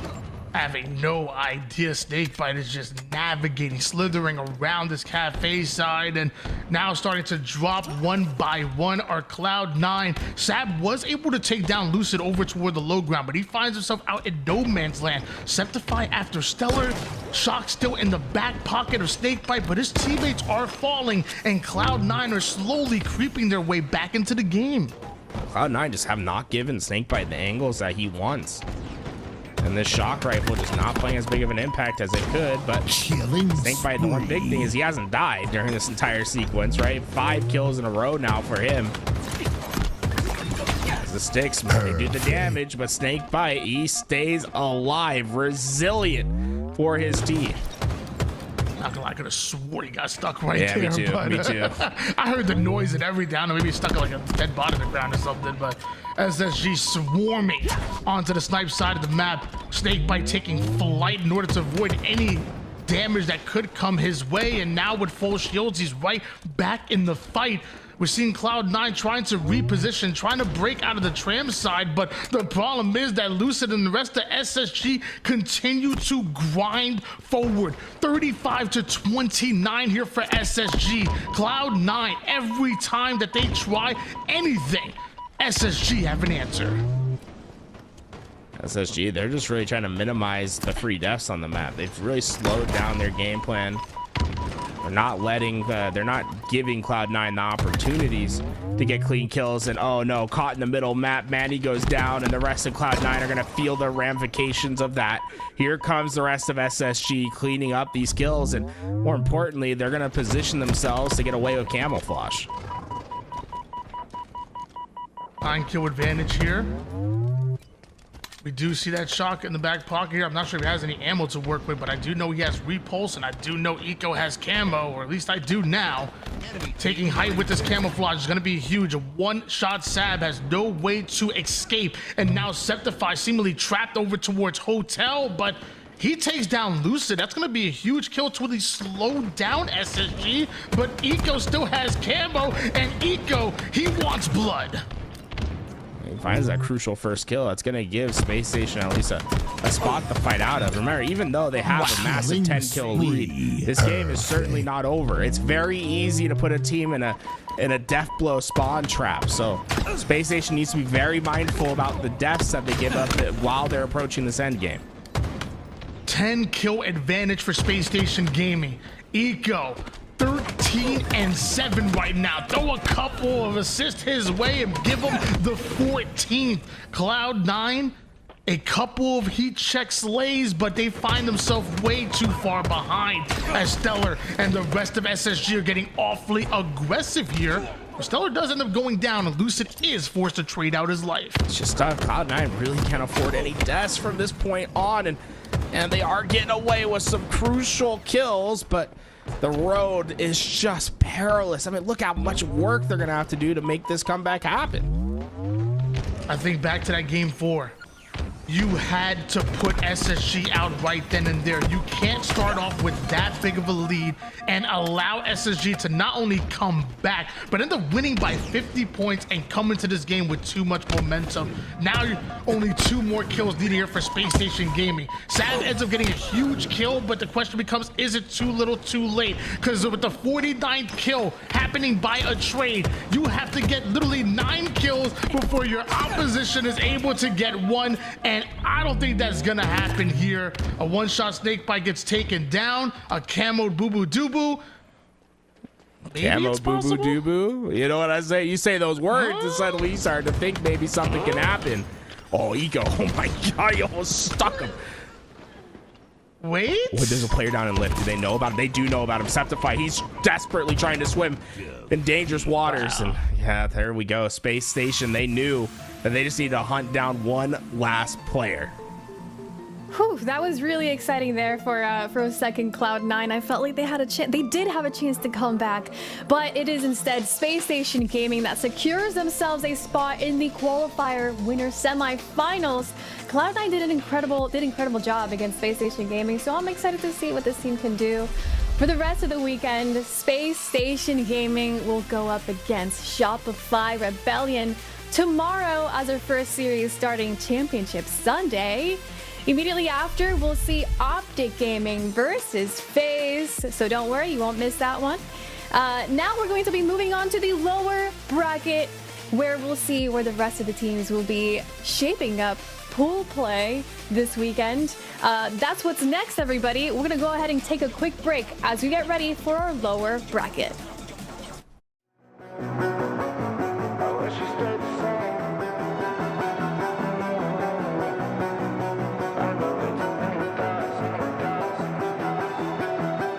We stayed the same.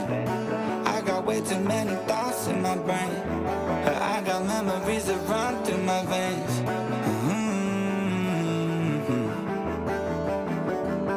I'm not one to blame, but I could point out every way that you change. Some things stay up while others go right down the drain. And lately we've been going down in flames. But if I'm honest, I get in my feels when I want you. Say you feel it too, I'll haunt you. Hold on till I'm lost in nirvana. But if I'm honest, I get in my feels when I want you. Say you feel it too, I'll haunt you. Hold on till I'm lost in nirvana. But if I'm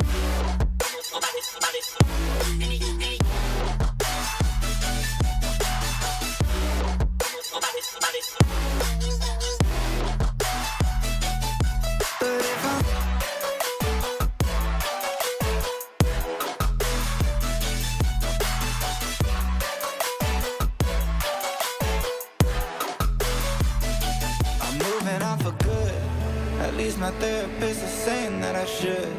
I don't believe it, but I really wish I could. Instead, I guess I'll stay misunderstood. Oh, 'cause I'm stuck now, just trying to figure out a way out of. Try but can't seem to slow down, and I don't know if I want to. But if I'm honest, I get in my feels when I want you. Say you feel it too, I'll haunt you. Hold on till I'm lost in nirvana. But if I'm honest, I get in my feels when I want you. Say you feel it too, I'll haunt you. Hold on till I'm lost in nirvana. But if I'm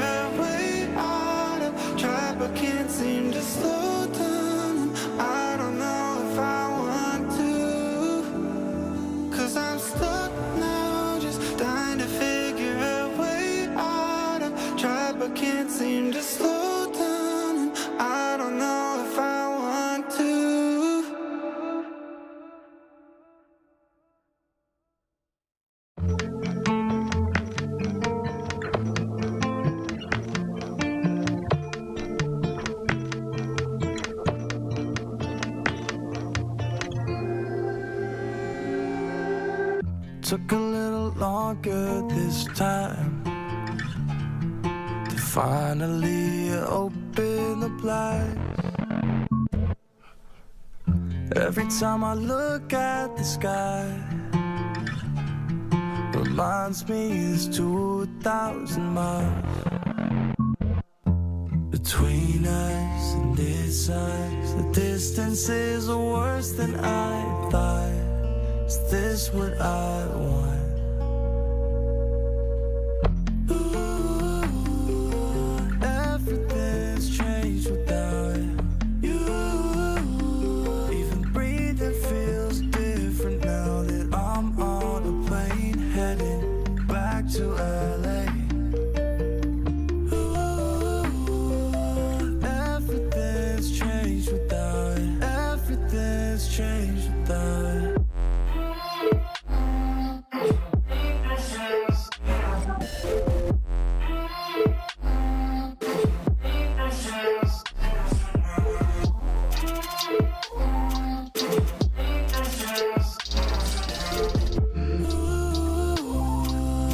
Everything's changed without it. Everything's changed.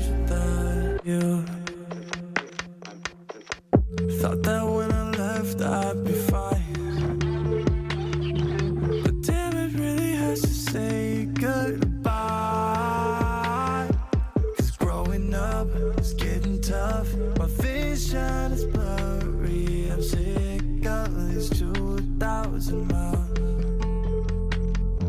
between us and this eyes. The distances are worse than I thought. Is this what I want? Ooh, everything's changed without you. Even breathing feels different now that I'm on a plane heading back to LA. Ooh, everything's changed without it. Everything's changed without it.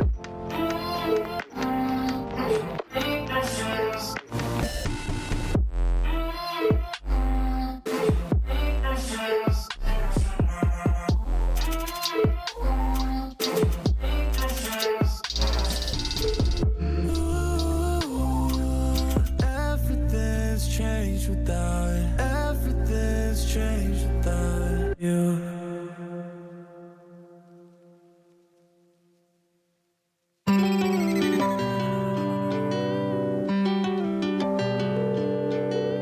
The number you have dialed is not available at present. Please leave your message after the beep. It's so absurd to me. Things that you said that left a burn on me. I can't find my way without you. I can't find my way without you. It's so absurd to me. Things that you said that left a burn on me. I can't find my way without you.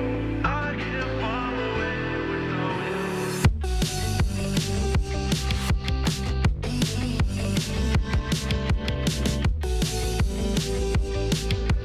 I can't find my way without you. It's so absurd to me. Things that you said that left a burn on me. I can't find my way without you. I can't find my way without you. Took the band-aid and we ripped it off. See your shadows and my battle off. Feel so hollow and I can breathe. You like a black hole, I'm on my knees. Oh, where do we go from here? Tiptoeing around, I guess that's playing by ear. Oh, my head's so loud, I can't hear how you laugh. That shit feels so sincere. It's so absurd to me. Things that you said that left a burn on me. I can't find my way without you. I can't find my way without you. It's so absurd to me. Things that you said that left a burn on me. I can't find my way without you. I can't find my way without you.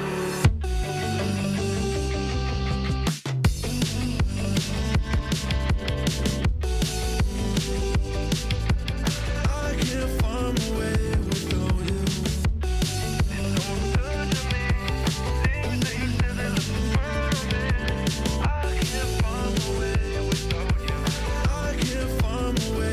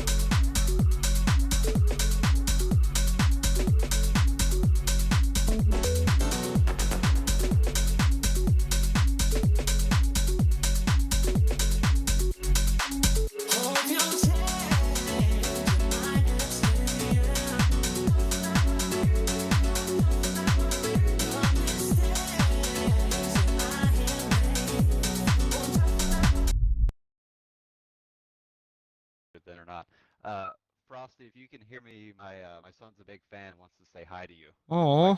Hang on. Wait, turn your mic on, bro. Yo. Hi. Hi. Hey, what's up? How's it going? I'm not sure. Good.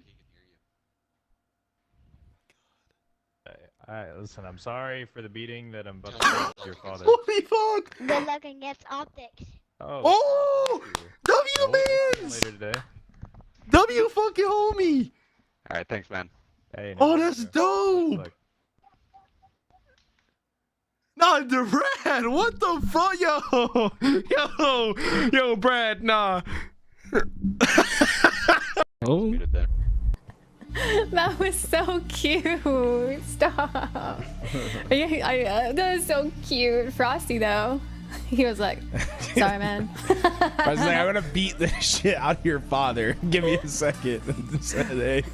I love how he's like, yeah, I'm sorry, I'm gonna beat your dad, and then he's like, good luck against OpTic. Oh no. So that was so cute. Those are the kids that run up to you in the land. So cute. Shopify Rebellion. Did they get to win that much? I guess we don't know. Hi everybody. You're watching the HCS Open, the HCS qualifiers. So huge weekend for a lot of these teams. We're jumping into the lower bracket soon, but we got some fun stuff for you all. Some fun hot takes to look over. Ooh. All right, let's look at this. Yeah, so we have posted a subreddit post that you guys can still reply to, where we asked you all to post your best Halo hot takes. So this is our chance to highlight and see what you guys got. Let's see. Let's start with number 1. Okay, yeah, number 1. I agree, but then I looked at the comment below it, and I agree more with the comment below it. Let me go ahead and read it. Let's see. I'll go ahead and read the first part, so that way people that don't feel like reading, I'm like that too. Yeah. Know what's going on. So, Igia? Let's go with Igia. Said, I don't know if it's a hot take, but they should rename the map remakes. Leave the names as they were, so history remains. Honestly, I kind of agree. Yeah. Yeah, I agree as well. But then the guy below it said, but renaming renaming map remakes in succeeding Halo games is history in and of itself. So every game has a different rendition of the map. So like if I'm talking to Tools and I say, hey Tools, I really like Coliseum, and he's gonna go, well, what game do you like Coliseum in? But instead I can say, hey Tools, I really like Origin, you know, because I'm talking about Halo Infinite's Origin. I don't know where I still do, because it's like, because I just want to call it Collie, you know? It's like Coliseum's such a good name. It's like kind of keep it with the Coliseum. It's also like, but I do agree, like, because I didn't play back in Halo 2, so when I think of midship, I think of Truth. I call it Truth all the time, and people always call me out. They're like, why are you calling it Truth? It's like, I don't know, that's just what I played it on. I wouldn't even know what Truth is, to be honest. I'd just be like, what map is that? So definitely let's stick to midship, at least with that one. But I agree, because sometimes you have to maybe change the dimensions of the map a little bit to adjust like the new game. Like Halo Infinite, there's curb sled. Some of these maps would have to be readjusted, like for example Guardian. I feel like for that you would have to rename the map. Guardian, I wonder how that would play in Infinite. Goodness me. Oh, it would be crazy. But yeah, I agree with you. I think it has a lot to do with that. It has a lot to do with if it's a 1-to-1 remake or not. So Kali is a 1-to-1 remake to Origin, right? It's a little bit bigger in size, but it's 1-to-1. Midship not very the same as Truth. So yeah, I agree. All right, let's move on to the next hot take from League Zombie. He says, Bizarre bomb with bomb on truck and plants on elbows. Plays way better than Eclipse and Fortress. Been running 8's customs on it, and it's so much fun. It's so much more fun and competitive. What do you think about this one, Tools? We need another bomb map, right? I mean, I'm down to at least give it a shot, right? I would like to see it added to like matchmaking for a little bit to see if it's good. Yeah. I've been seeing there is a army of people that just really like Bazaar, And I don't know if it's rose-tinted glasses, but I hated that map in season 1. I don't know if I want to play it again, to be honest. But hey, if it's gonna make people happy, I'm down to give it a chance. But I think that one might be a little too hot for me. I think Bizarre is. I don't know if it would work, but hey, let's do some customs on it, see if it works. Yeah, I feel like the map itself would need to change a little bit. Yes. Like, I feel like there's something there. It just needs to be, add a few doorways or tunnels or something. But I'm down to try it. If he says it's fun, I don't know. Chat, are you all still traumatized by Bizarre? Oh, Bizarre is bizarre, says Halo. Halo in the chat. Delete bomb from the game. Don't add another bomb map. Okay, wait. I got one for bomb. Yeah, that is the hot take. I got one for you guys. What is it? Related to bomb. All right. Bring back the Halo 3 elephant. Okay? And then let's play bomb on it. Okay, wait. So it's like you have a map that has 2 elephants and you like, or it's like 1 bomb instead of 2 bomb. Like walk me through this. Show your work. I don't know. Let's plan it together. What was it before? Yeah, it was 1 bomb. 1 bomb, and then you'd fight for it. Or you could just drive the elephants together and... The arm time would have to be like 5 minutes because the map is so big that you'd have to like run across the map just to get to the elephant. That'd be crazy. Yeah. I want the Halo elephant back. Yeah. The 1 bomb, I think how it normally works is you're able to plant it, and then there's a defusal time in which the team can still get in it. So you have to plant, then defend. But my hot take about all that, I absolutely despise 1 bomb and think that it can die in a pit of fire because I do not enjoy that game. I don't enjoy any of the one-sided like attack defense, to be honest. Like I always like the both sides, right? Be able to attack, be able to defend at the same time. I agree. I think that would work well with elephant. Yeah, let's bring you. I agree. I agree with you guys. We should bring back elephant. Yes, the elephant back into BTV. But let's bring back that. No, honestly, let's put it in 4v4. I mean, why not? A mini this guy elephant, said something maybe? nice about us. Look What'd at that. What'd he say? Look, the top one. Okay, Soup Main says, not a hot take, but y'all are great and I appreciate the work you guys put into casting. Hot take, parenthesis maybe, Halo Infinite is actually a good game. It came a long ways since release. It just doesn't get enough love because Halo is an incredibly hard FPS to get into.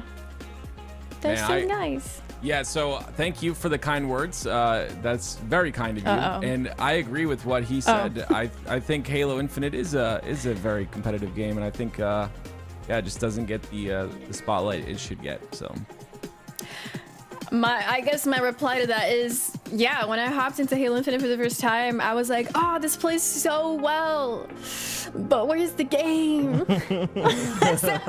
so I mean, the response from the public is warranted. People go on and play other games that have a lot more things to do. So it makes sense. I agree. The game has come a long way, and it has everything that the game needs. They just gotta re-release it with everything in it. I just want to say someone up there said assassinations don't belong in competitive Halo. I don't know what Halo you're playing. Every time I kill someone or I'm about to kill someone, I always crouch on their body, and that's good enough. No, I think my favorite thing to do is to have animations on because it's like that next layer of disrespect, right? It's like it's almost more disrespectful than doing the teabag, right? And I would always in Halo 5 I'd have the backbreaker on, so I'd get them, I'd throw them over my shoulder, backbreak them, and then you get 2 people that way, and it's like you're just having a blast. So I'm Halo 5. That is a hot take because I completely disagree. Animations belong, and there's nothing more exciting in a tournament when you see Frosty go, yeah, I'm gonna put the animation on for this kill. He throws a sticky on the guy's head, grabs him by the elbow, and throws him to the mid map. Like those are like the best moments in the game. Bring back assassinations. Come on. So what you're saying is people who hate animations are just mad that they get assassinated. That they get animated. I mean, like if you did more time doing the animation than being animated, maybe you like it a little bit more. I didn't do either. I was getting yoinks the whole time. I killed my teammate's assassination before he got the kill because I wanted the kill. That's why I got would never do yoinks. it. Yeah. Yeah. So what do you call yoinks. it if you kill the guy that's animating your teammate though? It's like something else, right? Yeah, I don't remember the name of that one. I just remember the. Oh, because you would never do The that, chat right? note? You'd only Right. steal from your teammates. You wouldn't help Right. your teammates. Yeah. Makes sense. Makes Yeah, sense. exactly. I'm not gonna get on that one. What's the next one? Oh, showstopper. Tony knows. Showstopper, apparently. Showstopper. Oh, there you go. Yeah. Right, next hot take. Another not really a hot take. At this point, I guess, Daniel says we should give weapons like the Bulldog, Heatwave, and Disruptor a chance again with the New Balance updates to them. They did. They did, and then they decided no. So a lot of people don't know, but the pros actually have like a whole chat for the GAs and for the weapons conversation. And if you remember, Lucid, right when those changes were there, or when they happened, Lucid said all GAs are off the table. And then you fast forward a little bit into this the off season, and no one's using them anymore. So I'm assuming they're back on the table again. So yeah. I got a beef though. Okay. What did my boy the Disruptor do? Like, why are we banning? Why are we GAing the Disruptor? Are we cowards? Like the gun's not even good. You know what I'm saying? It's like we could have the Disruptor back, and it's like, what? You're afraid of the damage over time? Like, don't get hit with 5 Disruptor shots from across the map. I don't know what to tell you. It's like, I love the weapon because you can shoot the weapons on the ground and on the pads and like try to play area denial that way. I think that's a cool aspect of the game. No, I'm a man that abides by the GAs when I'm playing, except for one. There's a Disruptor on the map. I'm picking it up. I don't care. It's like an actual fun. It's a fun gun to use. Let us use fun guns. I'm not gonna lie, I didn't know that the Disruptor was delayed because it got nerfed. So I was like, yeah, so we're good now, right? Yeah, that's what I'm saying. They keep nerfing the damn thing. It was already bad to start, and now we're just making it worse and worse and worse and worse. At some point, we gotta say enough is enough. Pick up the Disruptor. I will say if you're I vote not yes. if you're not in like the top 16 teams, it doesn't matter if you don't use them. I think that in high level Onyx, there are people that just don't use them because whatever. Most of them are competitors. What are you trying to say? It doesn't matter. Use What are everything. you trying to say? Use everything. That's all I get. Like, have fun. Are you saying just enjoy yourself? Are you saying us goldies? Me and Yeah, what are you saying about me? I did and not Elliot call right anyone now? Frank out. I did not do that. All right, goldies in the chat, rise up. Okay. Next hot take from who likes chicken? Fried chicken. Yeah, I like chicken. Ranked and comp should have everyone starting with thrusters, so Halo 5, which can be traded out for another equipment on the map during the game. I'll start with number 1, and then we can react to the number 2. Go ahead, Tools. A bona fide hero, someone that knows what it means to play a competitive Halo game. Honestly, like the thruster, it gives you a little bit more ability to win your one-on-ones, gives you a chance to potentially win a 1v2. You get better ninjas, you get more exciting plays, and you can still get, the repulse, the grapple. I'd even go a step further and allow people to have 2 equipments, so then you could have a thruster and a grapple, and you could switch between the two and do some crazy stuff. Imagine you're grappling midair, you thrust backwards, you get the craziest ninja of your life. I like the individual skill expression that's available when you give people more to use in the game. Sure, and but pick it up from the map. There's one on the map that everyone has to go share. I think it's better when everyone has it, because then you have to think in your gunfight, like, did they already use their thrust? Is their thrust coming back? The big meta in Halo 5 was you were shooting someone and you would have to basically force them to use their thrust in their gunfight, right? It's like the last player to thrust would win the gunfight. So if you were able to get that advantage early on, you make them thrust, then you can basically use your thrust to secure the last kill. It made it for much more interesting and textured gunfights throughout the game. So Halo Infinite is boring to Tools. Got it. And then active. Yes. What do you think? Skill expression is my number one thing. I've always enjoyed skill expression. I will say that Halo 5 is Halo Infinite's a much faster game than Halo 5. Would you agree with that, Tools? Would you agree with the speed being faster, curb sliding, etc.? I think it's like honestly almost the same, because like the curb slide is around, but like in Halo 5 you could always have the movement available to you. Like you didn't have to depend on the map. Yeah. Okay. So the thing about Halo Infinite, right, is like the map you are forced to use very specific lanes on the map because like you have to use the geometry rather than, you know, just being able to do it yourself and doing it anywhere. I just feel like whether it's the speed of curb sliding or the like the individuals, the strafe is faster. There's so much stuff that's like faster. I feel like adding a thrust to that is just, it's a lot. And trust me, I'm all about skill expression. I am a big fan of it in every game. I am a huge fan of it. But I will say that you also need to have a balance there and make it accessible to the goldies, for instance, and the casual players. I think it's important. Why do you keep calling us out like that, Ali? Like, it's like, what do you? Are you gold tools? It was a joke you to say, Aliak, You say okay? it like it's a bad word. Like you're not supposed gold. to call You're someone plat. You notice how he puts a lot of platies. a lot of emphasis on the ease of it. He's like gold ease, like you know what I'm saying? Yeah, he's like ooh, he doesn't really like us. Yeah, that's not true. Yeah. That's not true. Okay, 1700er. I love all people of all ranks. So yeah, I do. I've tried to play with active before, and he just doesn't. That's not true. We can't queue together. It's not. Whoa! You're not allowed to queue with people because they're too low ranked. Okay. Okay. I see how it is. Okay. He's going red. You got me. I'm blushing. I don't know why. I'm embarrassed. You got me. It's like I never get caught like this. I feel exposed. Yeah, that's crazy. I mean, I'm down to play Halo with anyone. I'm all for the inclusive space, but for you, it's I guess it's a little out there to play with just anyone. Yeah.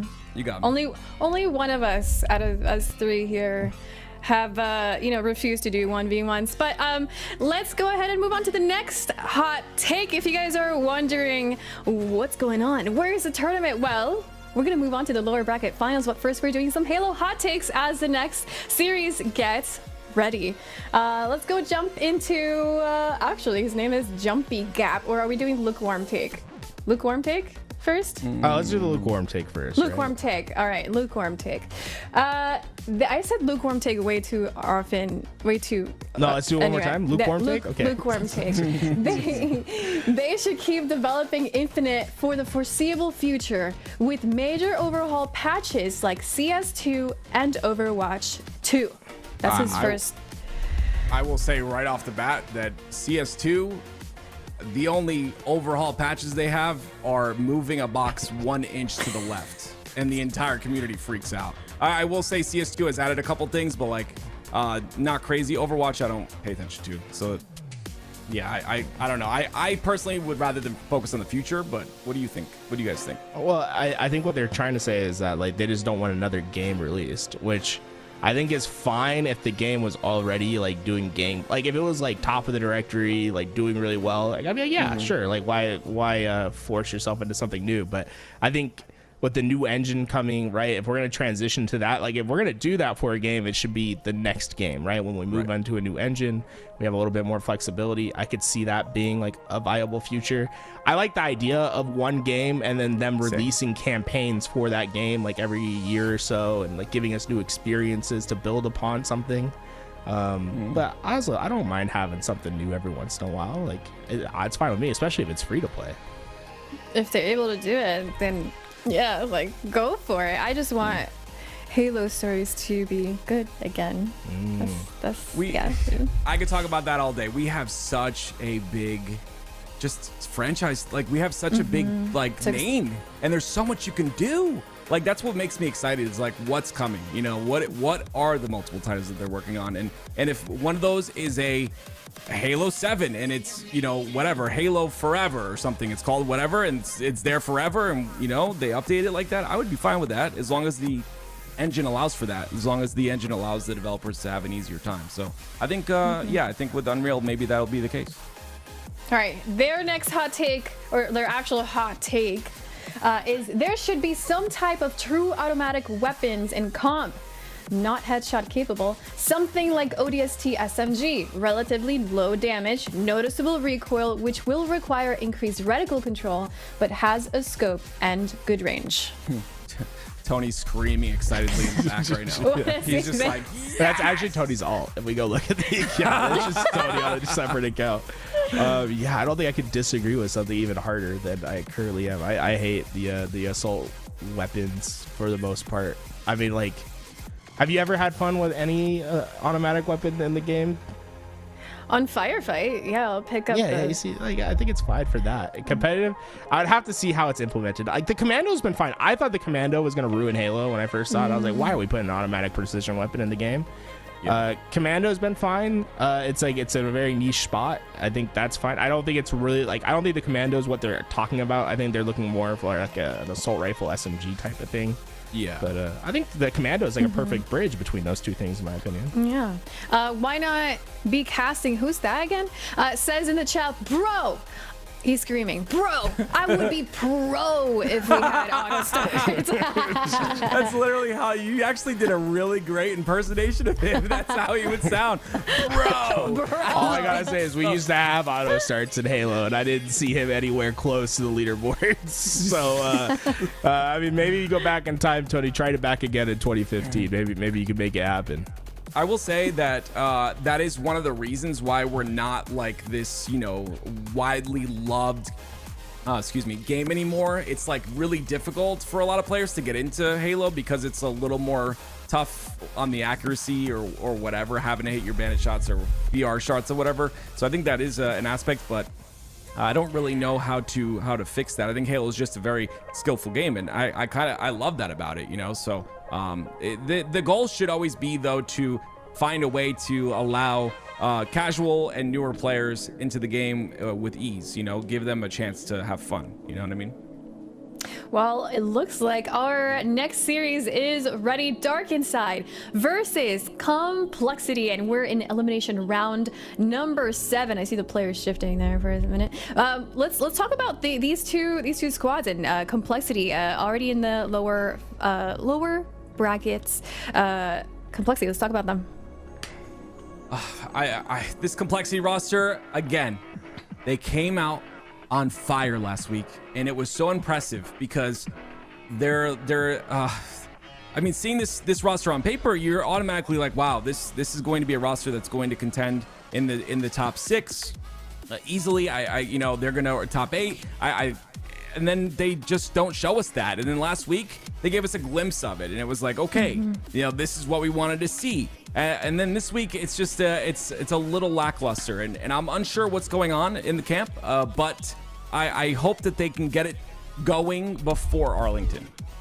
Yeah, if everybody watching remembers, last week was when Complexity gave SSG a really hard time, and yeah, let's see what they can do in their lower bracket run against Dark Inside. Here we go, ladies and gentlemen. Complexity, a chance to shine here once again. This time it's against Dark Inside. We are going through the lower bracket now, and of course this is a 2-day tournament, so there will be matches tomorrow as well. But the winner of this tomorrow will be playing Triggers Down. Dark Inside Complexity, Tools is joining me, of course. Tools, let's get it going, man. Let's see if Dark Inside can contend with this Complexity roster. Last year, we saw some great performances from Facti and Sylvanic. I believe Facti actually was it Sylvanic that made it into bracket play, or not bracket play, pool play, with his team at SLC, the last open event. He's come back with a brand new roster with Facti, Morgan, and Lido in tow. And if this team is going to break out and make something happen, this is an important series for them to win. Now, one thing to note, right, is we kind of know what the pool play is going to be unless we see some crazy upset happen and a team make it to the top 8. But that travel qualification is still very much up for grabs, and Dark Inside is in contention to get that travel coverage. So beating Complexity here puts them a step close to getting a free trip to Arlington. Yeah, which is so helpful, especially for the org owners, that invest in Halo and that, you know, get these teams and sign these teams. You know, something like that is so very good for them. But we'll see if Dark Inside can make that upset happen. You've got to get through a Complexity roster first, which, like I said, not having the best start to the open series, or I'm sorry, the best start to previous to this tournament, but they're showing signs of light. It's just gonna have to be a lot of aggression, and that those pivots being one, I think that will help Dark Inside win this. And right now, Dark Inside, they're the 17th seed. You need to get to number 11 in order to get that open travel qualification. Tough.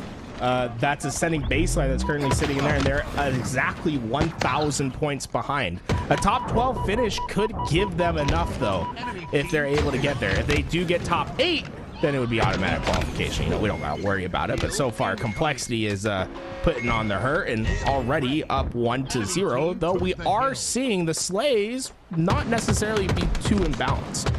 Yeah, you trade a hill there for a couple of Slays and maybe some control, and that's exactly what Dark Inside get. It is 2 down, though. Morgan's gonna get a double there at the perfect time with that camo coming up. He's not going to be able to rest for it, though, due to the fact that there is a lot of pressure and there's spawns on that long haul side.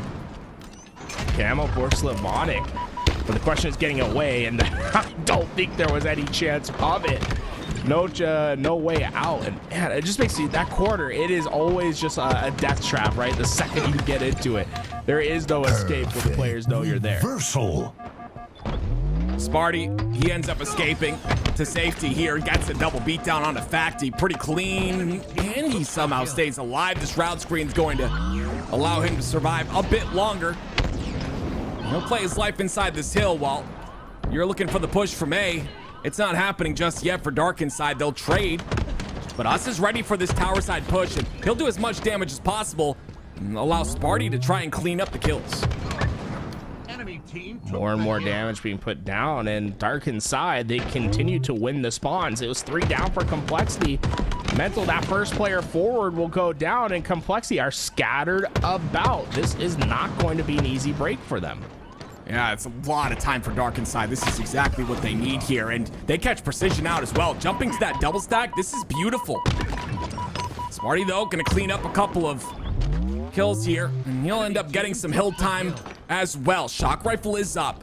It will be Dark Inside that I believe get those pipe side spawns, and there's already 2 players pushing inside a blue pipe, so let's see if it's enough pressure, bro. As of right now, it doesn't look like that is the case. Up until these couple of kills go in, it's 3 down for Complexity. A 1v1 that matters the most, and it's Huss that wins it. Huss. Oh, man.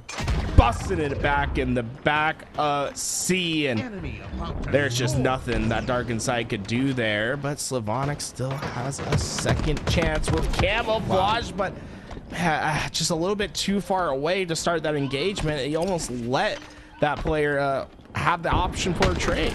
Yeah, Mental was backpedaling very fast there to avoid that trade, but he gets it at least. Complexity about 1 tick away from getting this hill. And Precision gonna do all he can to stop the 2, and he does it. A 2v1. It's nice and clean. He gets 3. Precision with a nasty triple. Things are starting to wake up for the Complexity roster. A 2-0 start to this game. Start with the crucial kill from Huss, and Precision put the capstone on it. A massive triple kill that gives them the 2-0 lead, and oh no, the hurt is starting to be felt by Dark Inside. Morgan will have to hit a rotation, and the more importantly, Complexity saw that rotation happening, so they're just gonna have perfect knowledge. And every time we see this Complexity roster start to flow nicely, it's always Sparty at the top of the list, 13-7. Of course, it is a team effort, but Sparty definitely having a solid game up until I start talking about them, and they go 4 down. Yeah, right, it's the curse. 4 dead, and Facty with the shock rifle. He knows exactly where to look, and Complexity will have to stall their movement for just a bit longer. This is not the Complexity we saw last weekend, so this is the chance for Dark Inside to really step things up and bring their A game, bring as much as they can to this series. But it's got to start here with this hill, and it's got to be cross damage from Morgan. Beautiful shots by him by the Commando. Gonna miss a few, though. Would have liked the Bandit in that situation. I don't think there was enough damage to capitalize on, and because of that, Complexity end up staying alive for a bit here. 1v1 once again. It's a trade. The last player alive is Morgan, but he gets in that hill. He's got to get to that A side. I think just sightlines are enough. And there it is, a 1-2 score line. Dark Inside put one on the board. Yeah, Morgan will secure it, but I think he maybe had a chance to play a little bit riskier, not pop that camouflage, secure the hill, and then have a little bit more to work with on the back end. Complexity was 4 down when he popped that camo, and there was no pressure to be found. Now, as he gets into this engagement, this will be the last fight he potentially has with camo, and unfortunately not quite able to take down the players necessary, and it looks like Dark Inside's push is stopped before it could really begin. Well, because that push stopped, it's going to be Complexity to get the back hydro spawns, at least for one player. The rest will spawn on the long haul side. And Huss taking that aggression towards the tower. One player does survive, though. It's a great job by Dark Inside, the 2 players on tower, to play their life and play their angles well. 2 minutes left in the game here. I'm not certain that Complexity will play time. I don't believe they will, but it looks like as of right now, they don't feel comfortable enough to get to this hill. Those 2 kills might do it, though. Facti in the way, and he'll take out Precision. My goodness, Facti. Another massive kill out of him. Facti. I thought Facti knew about a spot. Is there a spot up there, Tim? Do you know? I don't think so. I've never seen one. Dude, I was like, hey, he almost got a crazy timing for the ninja there. I was like, man, is this guy gonna go hide in the rafters? Oh no, he's gonna fall. Oh, he stopped himself. Yeah, that momentum was a little bit scary. That's the thing, is you don't have to chain slide off your grapple. You can always just not slide after. It's a great feature to keep yourself alive if you ever grapple to the back of the seat. Not that I would know about it. I'm always hitting the button. It just feels so good. I go for that chain every time. Couple of ticks here for Complexity. They will close this hill number 3, and now it's 1 minute and 30 seconds left. You would assume they would play time now, especially with that hill on the bottom center. At this point, the slays are going in the hands of Complexity as Sparty just sits in the batteries very confidently, waiting for these players to come off of the elevator. It's Precision right now. Great shots onto Facti. I'll take him out. And Precision plays his life with camo. Well, 2 hills to capture. It's going to be tough for Dark Inside, especially considering how different the rotations are going to be from this hill to the next. So not only do they need to capture this one, they'll also have to hit an early rotation to get themselves towards batteries across the map. Very tough situation. Precision once again in another 1v1, and uncharacteristically, he's going to lose that fight as well. This will be a bit of control for Dark Inside. A vital kill onto Precision will allow them that control on the C-plat side. I love this by Sylvanic, creating the space onto the spawners, but maybe a bit too aggressive. Didn't expect them to push all the way through there. Because of that, Complexity find a hole. They find 3 down, and they'll find some hill time too. They don't really even want that hill time. You saw how fast they vacate. They're very aware that time is going to be favorable to them if they just stand outside the hill and play full Slayer. And so far, Slayer has been working out for them. They've really minimized the time Dark Inside's had inside the hill, and they've been able to, you know, chunk away at this clock. Just over 30 seconds needed of Slayer time, and they'll have this win. Love what I'm seeing out of Huss. 19, 14, and 17. Some solid assists out of him. 2 players in double digits for each team. Obviously, Complexity have a little bit more. It's the duality of Halo players over on Dark Inside. You have Sylvanic, 8 and 19 with 16 assists, and then you have Acti, who has 22 kills and 17 deaths, but only 1 assist. It's like the complete opposite of each other. Sylvanic, once again, that cross-shot damage. He takes a bit too much, and that will open things up for Complexity to take him out and also take the game as well. Complexity, a good start to the series there. It was from start to finish a very confident and just a game that I would expect out of Complexity in this series. If you had to use one word to describe how Complexity played that, you might be surprised at the one that you used, right? Exceptional. Because you could say it was complex, but in reality, it was simple, right? They kept it simple. Sorry, terrible joke. No, you're good. You're good. just an awful one. I thought it was great. But the reality is they really played a simple game. It was just break the backside control, stand in hill, and then once they got the 2 kill lead, they're able to just start putting time off the clock. Also, we saw great moments from Dark Inside. They had the 4 downs at the right time to potentially get away with these hills. I think they had 2 great opportunities that didn't go their way, and then obviously they won that 1 rotation in the half wall area. I think there's a lot to like about how they played, and this is a team that I would not be happy to see in the open bracket if I'm in Arlington. 100% agree with you. The thing is, for me, for the side of Dark Inside, I just feel like this roster. Once again, we have like a player like Morgan. I feel like Morgan is individually very, very solid, and I think they're all individually solid. But I feel like there was again what we see so often of that timing difference. You know, there were situations as well where they did get that trade to win that engagement in that 1v1, right? Those big 1v1s. They lost a couple of them, but there were a few times, like you said, they were very close to winning that 1v1 and then capping that hill. But again, it's just like the timing off a spawn, understanding, you know, when to be aggressive, when to play back. I feel like there was just a bit of a mix up there in that regard. Do you think Morgan, is Morgan's name Morgan? I actually don't know. I met him and I don't remember his name. I don't know. We just assume, right? But yeah. What if his name's just like Kyle?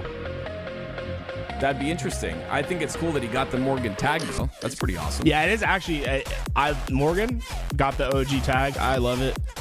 I'm a big fan of people just making their tags their names. What do you think about it, Tim? I mean, I don't know if I told you this. Active. My bad. Oh. Yeah, I don't know if I told you this story, but they reset the tags a long time ago, like 2015, and a 5-year-old messaged me and was like, haha, I got your active tag, because I wanted active without 2 E's, and he messaged me and laughed at me because he got it. So that's crazy. Yeah, that's where I'm at with that. Had the ability to get the tag. 6. He was very young. Very young. Okay. Anyway. Are we playing? Was there players on the other side? It was. I didn't even see outlines.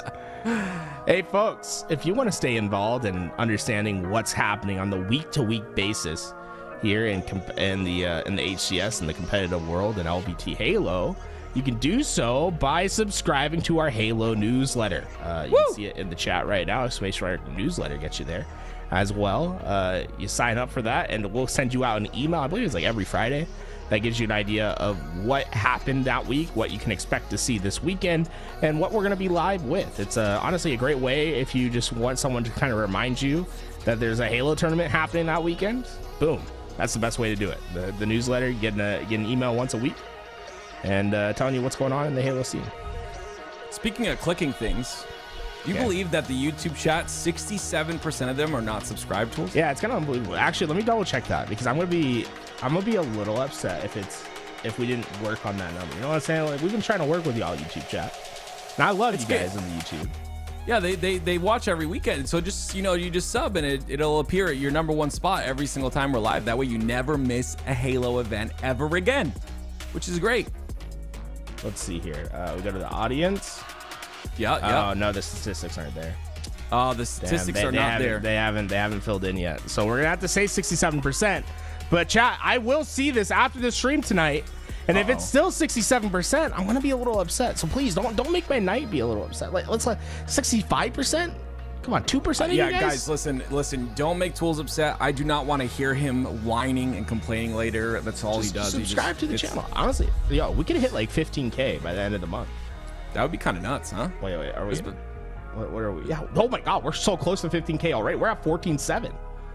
Really? Yeah. If everyone from the Twitch chat goes into the YouTube chat and everyone from the YouTube chat and we all click the subscribe button, the goal is smashed. Imagine if that happened right now before this next series or this next game goes. That'd be kind of cool, man. Don't make him angry. You would like what he's angry. I don't know. Am I in it? How am I when I'm angry, Tim? Am I a bad? I was just making a joke because I was whiny yesterday. No. It was a joke. But you don't get angry. You saying I don't get angry? The only time I've ever seen you actually angry is #1 when someone disagrees with you, and #2, number two when you're playing matchmaking. Yeah. So like almost all the time is what you're saying. It's almost like a constant. It's like a constant state. You said only to start that, Tim. I like how Son of Evil said I sub, but I'm not happy about it. You just grumpily press the button for you. I like that. No, that's what a nice I respect guy, man. that. I respect that because that's like them. They're like still helping us out, but they're not happy about it. Like they're like, of course, that's the best. I'm gonna do this, but I don't want to. Exactly. Well, ladies and gentlemen, Dark Inside again, sparks of brilliance, but will it ignite into the fire we know we can see out of these people? I think these players are phenomenal. Again, when I play matchmaking and I play all the time and I see these guys in the lobbies and they're just always on and they're always grinding, you got to give some props to that. There's some hungry players out there that are hungry to be in that top 8, that are hungry to be in that top 12, whatever it may be, top 16, and it shows in the off season, all off season long. But you're against complexity. Can you make it happen? We're on board with Sylvanik. Yeah, remember, all these guys, they sort of have a similar goal in their head. They want to be professional Halo players, right? And they are that first group that's on the outside trying desperately to get there. And that's the great thing about the open ecosystem, right? It's not even a politics thing that keeps you out, or like just not enough salaried teams like there are in like other leagues around. If you're good enough, right? If you can get top 8, boom, like you got professional status. It is an open ecosystem, and that pro status is up for grabs each week as long as you can perform. And this is Dark Inside's chance, right? Get yourself one step closer to having that professional Halo tag.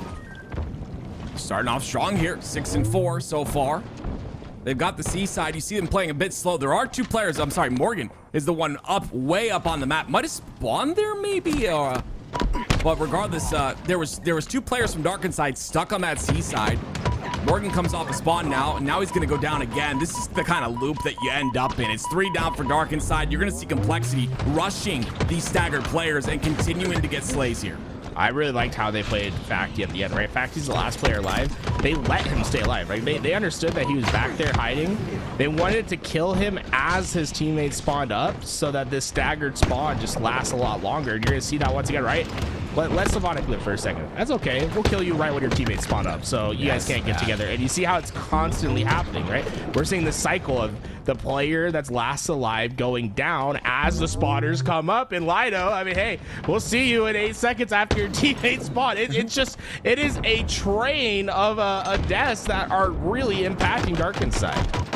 Yeah, this is rough, and it's just constant. Look, like one player backs off, stays alive, another player goes in, 3 down for Dark Inside once again, a 7-kill lead, and Camo coming up. Us able to get that camouflage, and with that, Dark Inside are gonna have a struggle on moving up on the map. Oh, that's an awfully aggressive challenge from us, but able to get away with his life. That was a great nade onto Sylvanik. Sylvanik gets cleaned up for it as well. You're 100% correct in the fact that with Camo, that aggression will sometimes hurt you. Morgan is going to escape for free here. I think he was on the trash, but they didn't spot him. And they're looking for him now. The call out comes out. I believe it was the player on C stairs that calls that out. And still, Morgan going to survive. Now it's up to Dark Inside to make it a defensive stand right now. But can they do it? Morgan and Lido get 2 kills in the feed. Husk cleans up 1. Still complexity leading by a lot here with that kill on effect. It's just tough that the Dark Inside players aren't really able to connect in the same way as complexity, because they want to be able to move up on the map and take space if they're given the opportunity, but oftentimes they're leaving players behind to do so. And well, those players just end up not having the help necessary to take down the push that's happening due to Harry Houdini. Did you see that? He like timed the nade perfectly as he walked out the door. It blew up right before he walked out the door. I love it, dude. It's like smoke screen. Clean up that kill on the PD, I believe. Sylvanik tries to do what he can right there. Fun fact about Sylvanik, he was on mouse and keyboard for a while. He gave up on it, but he was on MNK for a while. I think it's because of the MNK on the Xbox is a little tough in the open. Yeah, you know. Yeah. I wish we had a better solution for that. Get PCs. I don't know. Well, yeah, I agree with you. Yeah, having PCs for the whole open brackets, like it is a tough, it's Microsoft. They got Xboxes laying around left and right. PCs. Right. It's definitely like a tough answer, but I almost wish we could just give PCs to mouse and keyboard players, bro. Like it would almost incentivize you to play mouse and keyboard. Yeah, I think we'd have a lot more of them. I'm gonna be honest. Yeah, that'd be insane. We'd have a lot more of them. Huss with another camo. He had the last one, I believe, as well. So every camo pretty much in the hands of Complexity. What? Across the map. That's crazy. Downtown. Oh, he's got him again. Oh my God. Wow. Oh, Huss. Jeez. They call him Huss the Bus for a reason, Tools. He just keeps going. Slinging forward. There's going to be all the players from Darkened Side to his left. Enemy team nearing. They're trying to hit out this rotation. They've finally gotten a 3 down, but Huss has the chance to at least play spoiler. No, oh my gosh. Lido, thank you. Oh my, Huss almost put him on a poster. Milk carton, dude. They got the bottom A spawn while Precision cleans up that kill anyway, and that's the big thing about Slayer, right? You end up in a scenario like Huss, you're the last player alive. If you can, we call that getting average, right? If the last player alive gets a kill on you while your whole team's up, that's called getting average. It's not a good thing. But Huss is able to get a kill, and he's able to get 3 shots or 4 shots into another player. That's just, it's such good value, and that's why Complexity's up 16 kills. And Darkened Side started to find their momentum towards the end of this game. They were playing better. The problem is they went down by too much. It just isn't really a viable path forward. And there's a lot to take back and say, oh yeah, we did this like kind of well at the end, and we're starting to find our kills. But the reality is the only kill that really is going to matter is the 50th for either side. It's wins or losses that make you in this that make you a pro player. Morgan doing some work here. Unfortunately, it's a bit too late. Complexity 2-0 already to start off this series, and I feel like I feel like this is just good for. It's good for them to kind of get this going. Complexity, that is, like, go on this little bit of a run, feel a bit more confident going into tomorrow. I feel like these aren't close matches, so it's good for them to have this type of series going into playing. If they end up winning, there's a potential that they don't, by the way. But yeah, going into tomorrow, if they end up winning the series, feeling confident against Triggers Down. I think everyone got a little bit of a ride on the Huss bus. 21 kills for him.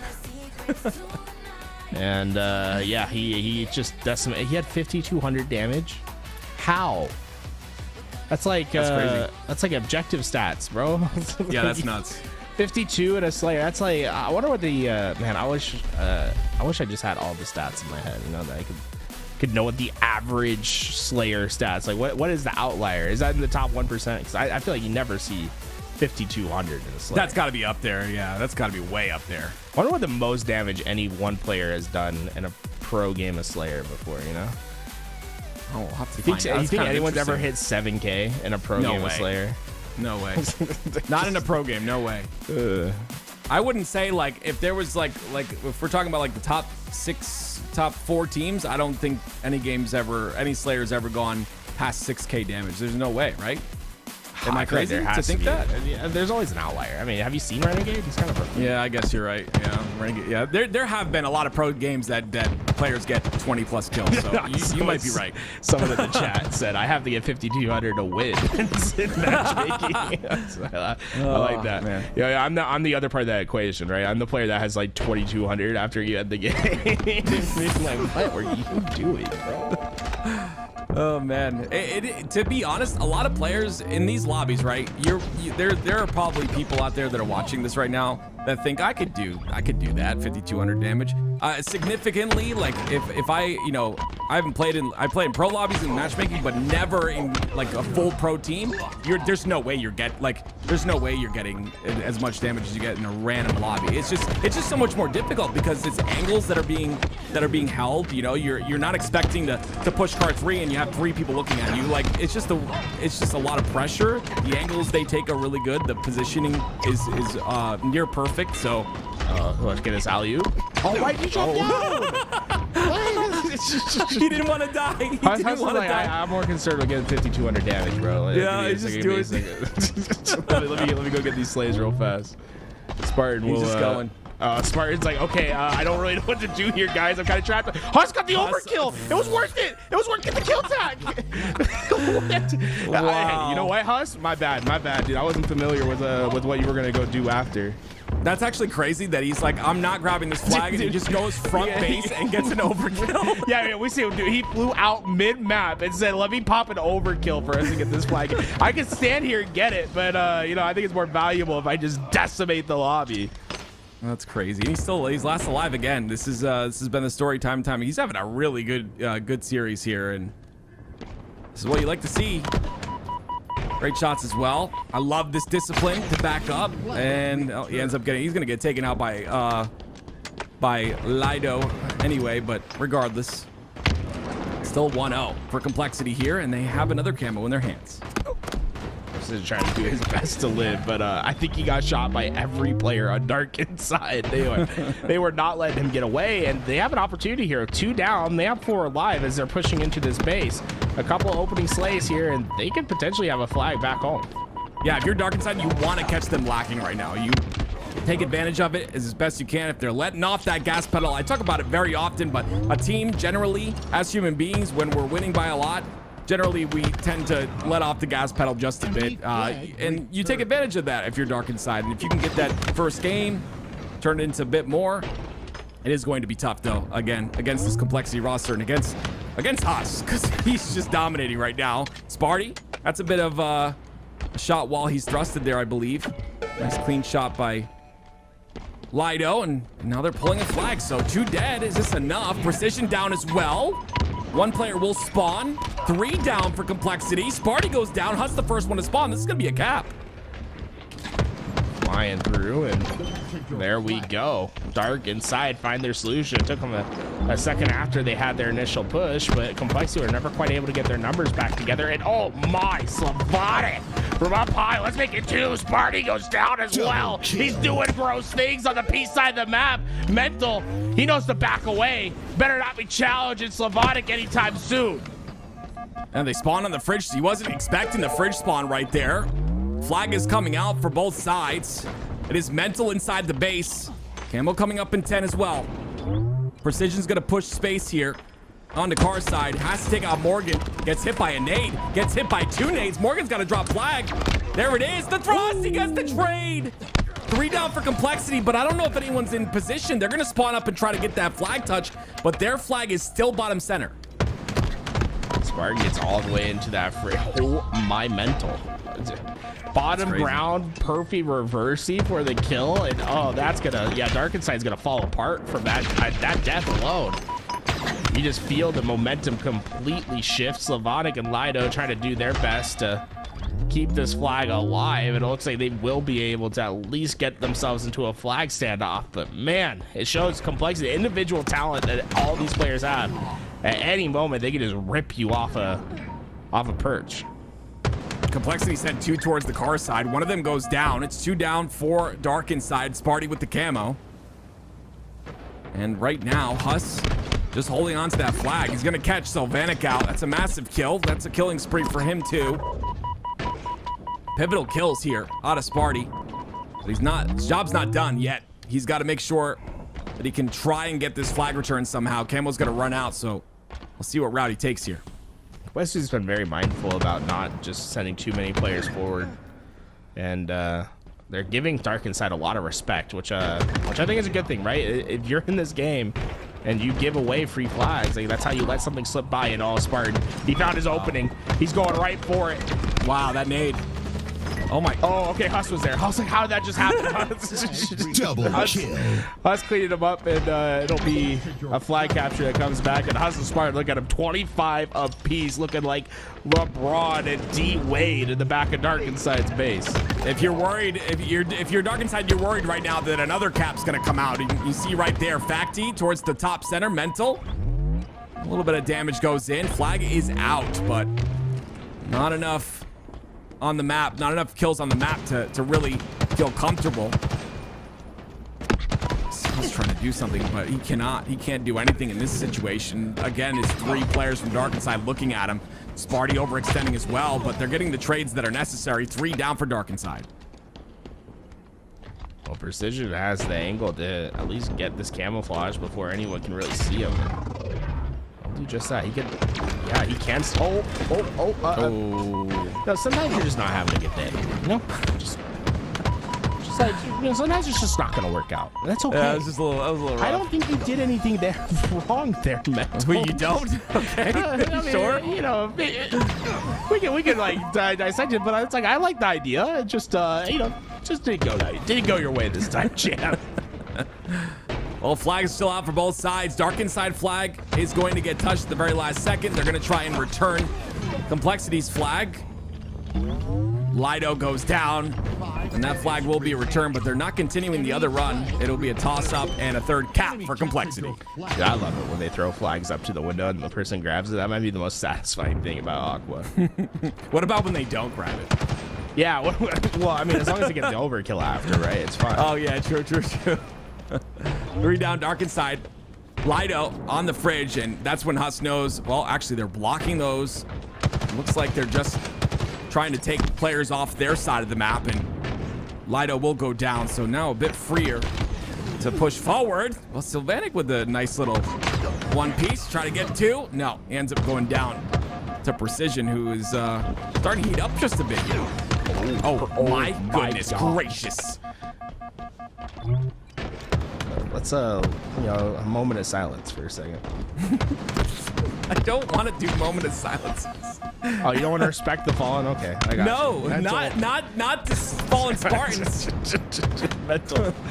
Able to find a little bit more damage, but Dark Inside fighting their way out, and they get the 4 down. Complexity. This game is not over yet. A 2 capture lead with 4 minutes. That's certainly a something that Dark Inside can overcome. This is the first camo that Dark Inside has gotten, so yeah, they here it comes. That's a good beatdown. Good. Ooh, nice and clean there. I love that he goes for the shot right before the beatdown. That is so clean, and now it's gonna be a flag run. He's gonna get shot by nope. Mental's already back towards P1. He had great timing to pull that flag through. They saw Mental, so they'll know that he's in this back base at least. So it's gonna be up to Facty to try to stop him. Good kill as well, because it basically, oh, I was gonna say it gives them their base, but now they're 3 down. Morgan, the last player alive, and he's all the way on the car side. Spartan knows where he's at. Yeah, he knows. Morgan got the kill onto him though, but they traded him out pretty quickly. The only thing that does is it opens up everything else on the map, and the fridge spawns, and it opens up for that flag run to happen while Precision just does this, and this is when things get really annoying for Dark Inside, but that was beautiful by Facty. Great job playing his life there. Yeah, they might be able to stop this. I mean, they're in this base. It's Sylvanik one-on-one, and he just cleanly wins it. I mean, this isn't even just turning into stopping the flag cap. This could be something much more, that we could be seeing a tied game and a few slays. So I'm saying don't let up. If you're Complexity here, Dark Inside are taking advantage of it. You love to see that out of them. You love to see the just the confidence. I've seen it in so many of these 1v1 fights. Where they don't care. They'll take them. 2 pushing on the P side. Lido. Oh, wow. Oh, my. Wow. What is happening? They are starting to get the momentum behind them, and so far, there's just been nothing really to criticize about how Dark Inside's played these last few lives. They're starting to find the kills. They're taking space quickly. They're being effective with their objective opportunities. Dark Inside is trying to make a miracle out. I don't like that. Even if you wanted to go, yeah, I mean, that camo could have been very good, but 100% agreed, Tools. I think that they have to continue to play like this. Facty gets 2 right there. There's 1 minute and 30 left, obviously. It's not going to really cause any... Well, they get a couple down right here. Facty's in a great spot just to pull and get this flag out. He's got to get that kill, though. One of his teammates goes down. Sparty goes down, though, on the other side. Big win by Morgan on the Mental. Mental will come out victorious on that, and it looks like Complexity, even with 3 down for Dark Inside, they're playing back for that moment. That'll allow the spawns to come out in the back of base. And the big thing for them is that they've found the mistakes are happening when they go in 1 at a time, so they're going to try to coordinate on their push. And that's when they're going to have their most success, and you're seeing it is just about perfect, the timing on those pushes. Mental will get the information about where the last player is, and this flag is well on its way back home. I love that play right there, Judah. Back up, go look at Fridge, but also at the same time avoid the nade that's potentially getting bounced off of P2. Just good movement, good plays. 34 seconds. Flag goes in. Complexity up by 1. That's about as textbook as you can get it. That's clean from Complexity. They just overwhelmed the players in the back base. They didn't lose their numbers on their way in. Although they lost their back isolated player, that player did their job by getting information to the other team and forcing them back at least for a little bit of time. And Dark Inside, although they put on a brilliant effort in the second half of this game, Complexity just shows the basics of how to get the job done. And that is it. Complexity 3-0 will go on to face Triggers down tomorrow. Complexity taking on the next series. There was a little bit of a shining moment there from the other team, where we saw like a potential game 4 there. My question that I'm trying to build right now is what does this say about Complexity? Is the fight closer or the skill gap closer between these teams than we know? If I'm being honest, and this is nothing against the Dark Inside boys, because I think they played great. I think it was a mix of them playing clean and, like Tools had said, not much to talk about with, in terms of like what they're doing wrong, because they were just playing really clean for those couple of caps, but also Complexity letting off a little bit too much. But that's how those upsets happen. I keep talking about it. That's how those upsets happen, where you catch a team lacking and you take advantage of it. And Dark Inside did that. So love to see that out of them, but also the bounce back from Complexity, where they get all 4 and push a base perfectly, or get 3 and push a base perfectly. Love to see that out of them as well. They were able to recover there and make sure to close out that game. Well, I think the player to talk about here in this entire series was Huss. Double kill. Tools. Thoughts on the way Huss was playing this entire series and what he could do for Complexity through the rest of the bracket? Yeah, I mean, he was driving the bus for the team, right? He said, get on in. I'll take you to where you need to go, and got him to the promised land. Huss played so well throughout the series, especially in the Slayer, though, right? That 21 kill performance with over 5,000 damage. I did think it was really funny when he jumped out the window and said, nah, I'm not going to capture that flag. That's objective work. I'm just going to get an overkill. That's the kind of stuff that we tip our hat to, Huss was feeling himself in that game, and he was not afraid to take any challenge. And when he's feeling confident, that's when the Complexity roster can become really scary, is when he's helping out in that kill column. Well, the next series in the lower bracket, round number 7, is Reversal Perfy versus Lies. Active, I know you had a lot to say, or at least this is one of the teams that you said you were looking forward to in the opens. Yeah, I'm very impressed with Lies Infantry. Okay, the reason is I've been watching and lurking in some streams, and I noticed that the VOD view is being broadcast, obviously, which is great, because we get an inside look onto the team. But at the same time, I'm really impressed at how cohesive it is. It is mature. They're taking criticism really well between each other, and they're improving things. And it's a cool dynamic to see. Obviously, Lies Infantry, Gunny's roster. It's Gunny, Parabola, Looney, and of course Ziad.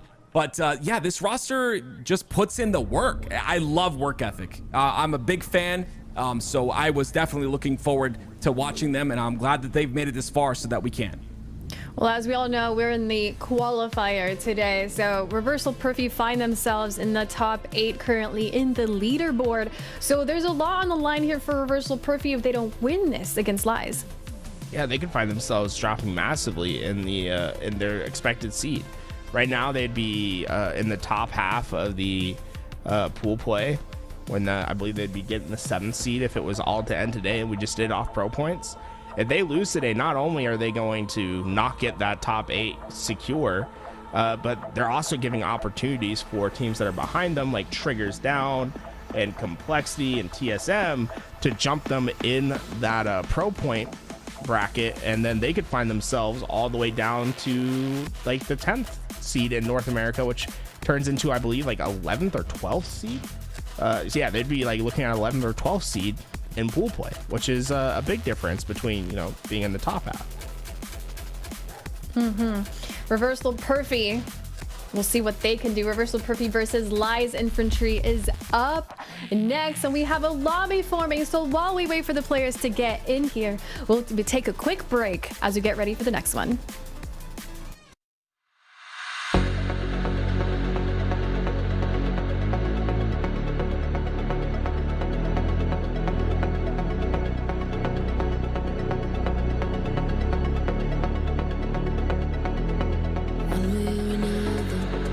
It's alright, I know it slips so easily.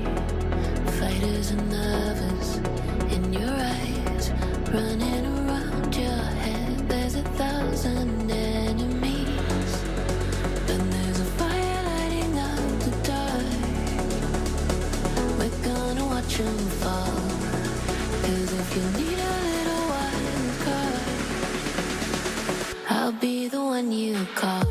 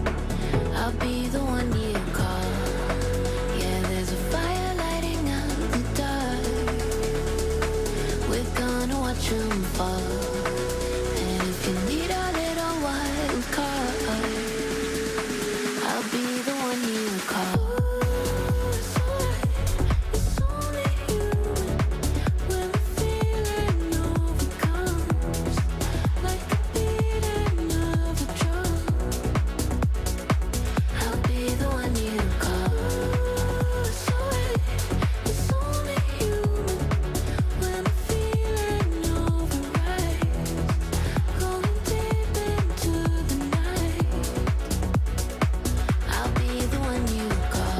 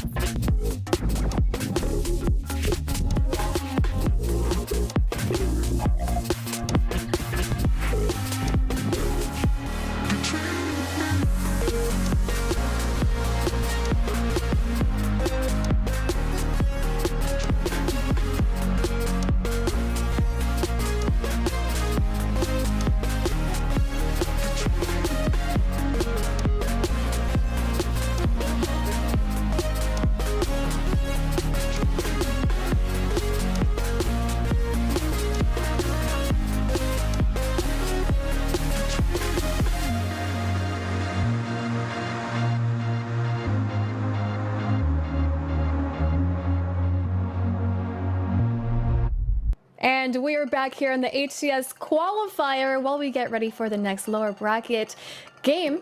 We have Tony and Active. What are you looking at? Nothing. What's over there to your left? Nothing at all. I don't know. Are you looking at Tony? No, I would never look at Tony like no, we're good. Like what? Nothing. Okay. Well, I guess we can do hot takes now. If Okay. you all Sounds want. good. Yeah. Okay. Let's do hot I like takes. that. Our next hot take is Jay William. Jay William says pros have way too much say in how Halo is played. What they say affects what the developers do, which affects what we play. Also, just because players get clowned on maps doesn't make the map bad. People are so eager to remove maps that play well, I can't read the next word. That play well or reward teamwork. Hot take or not hot take? That's definitely, in my opinion, a hot take. And I kind of see where he's coming from a bit there. Like, you know, it does feel like changes were made to kind of fit the competitive sandbox and kind of fit competitive play. But I think for the most part, I think it's okay to separate competitive from casual play, and even, in my opinion, competitive from ranked play. I don't think that's actually an issue. What do you think, Active? I think you delivered that amazingly. Well done. Thank you. Let's see if Reversal, Perfy, or Lies will deliver the win in this next series. Take it away. All right, ladies and gentlemen, we're getting started a little bit earlier than we expected, but I ain't mad at that. We want more Halo on screen, and that's gonna bring us to King of the Hill on Recharge. Reversal Perfy, the Ryan Noob-led squad, going up against Gunplexion and the crew on live. I have never met a singular person who didn't love Gunplexion. Honestly, it's great to see his growth and all of that, and I'm excited to see what this team can do. Looney is a player that I haven't got to watch enough, and I'm excited to see how he melds into this roster. It's going to be a tough match for them against Reversal Perfy. You see Reversal Perfy, Tony, already have 75% of this hill. Yes, similar to Sylvanic in one of the previous rounds, we have Looney from that Eclipse roster who made it out of the open bracket back at SLC. Well, looking to bring that experience back to Gunny and the crew and see if Lies can go at Reversal Perfy. But as of right now, Reversal Perfy about 80% done with this hill, and they're also the ones grinding forward. You see that they have that pipe control, but automatically Reversal Perfy push on in. They get the kills necessary. 3 down for Lies, and Parabola does not go down, so he's going to stay alive and make this a bit more difficult. And I love the chow right here. A beautiful perfect by Parabola. Parabola doing his thing, and now we're seeing Lies start to score because of it, and Zia taking awfully a lot of space on the map, finds the one-shot player. Staggered spawners now being created for Reversal Perfy, and Zia isn't done. That's some great damage, but he put on Comet. Looney's gonna win his gunfight, and dare I say it, Lies look like they're ready to steal the first hill. This is very solid by Lies. They're gonna need a couple more slays first. Breaking Shot just came off a spawn, so it's a 4-man push coming from that A side. How do Lies defend this is the question.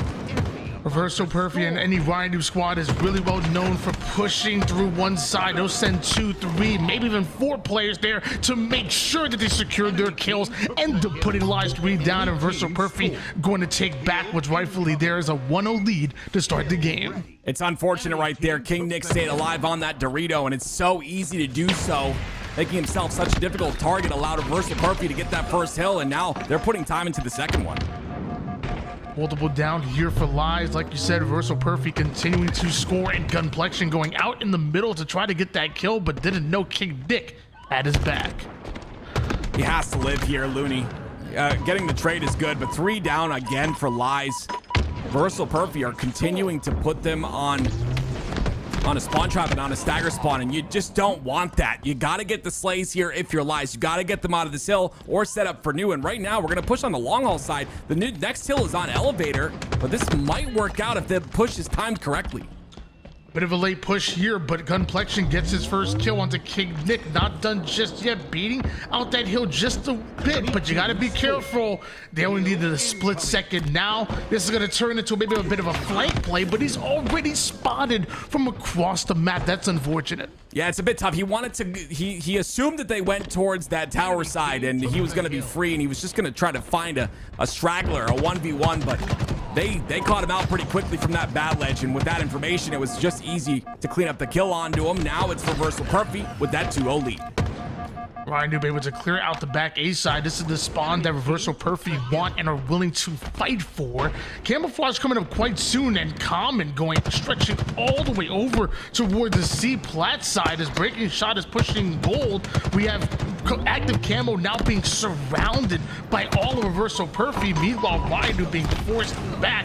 Don't know how he was able to stay alive as long as he did, but eventually it doesn't work. Reversal Perfy go 3 down. That shroud was used, so no longer will it be allowed to be used for this camo. This is a big 1v1 right here, and Common is going to win it out. A beautiful couple of shots by Common. Enough time was created, though, for this camo to be picked up by Ziad, but immediately he goes down to a beatdown of Ryan Noob, and Ryan Noob almost gets the kill onto Looney as well.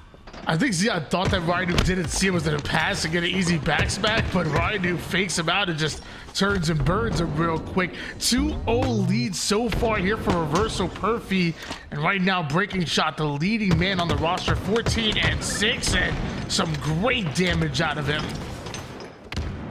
I love the reroute towards long haul just in case potentially the 1 kill they got spawns there. You see the pressure from the A side. There is the C spawn there for Gunplexion. Ryan Noob, once again, picking it apart, right? 3 go down. Gunny's the last player alive. He gets a kill, but he'll go down quickly after that.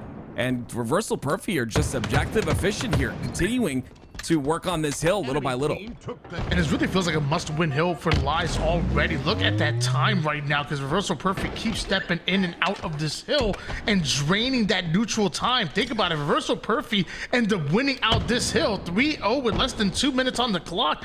Lies, they're already on the clock. This is the, what do we call this back in season 2? Didn't we call it the Ryan Noob? Essentially, it's definitely them playing this time too, so we'll see if they can continue to do so. 3 go down for Reversal Perfy here.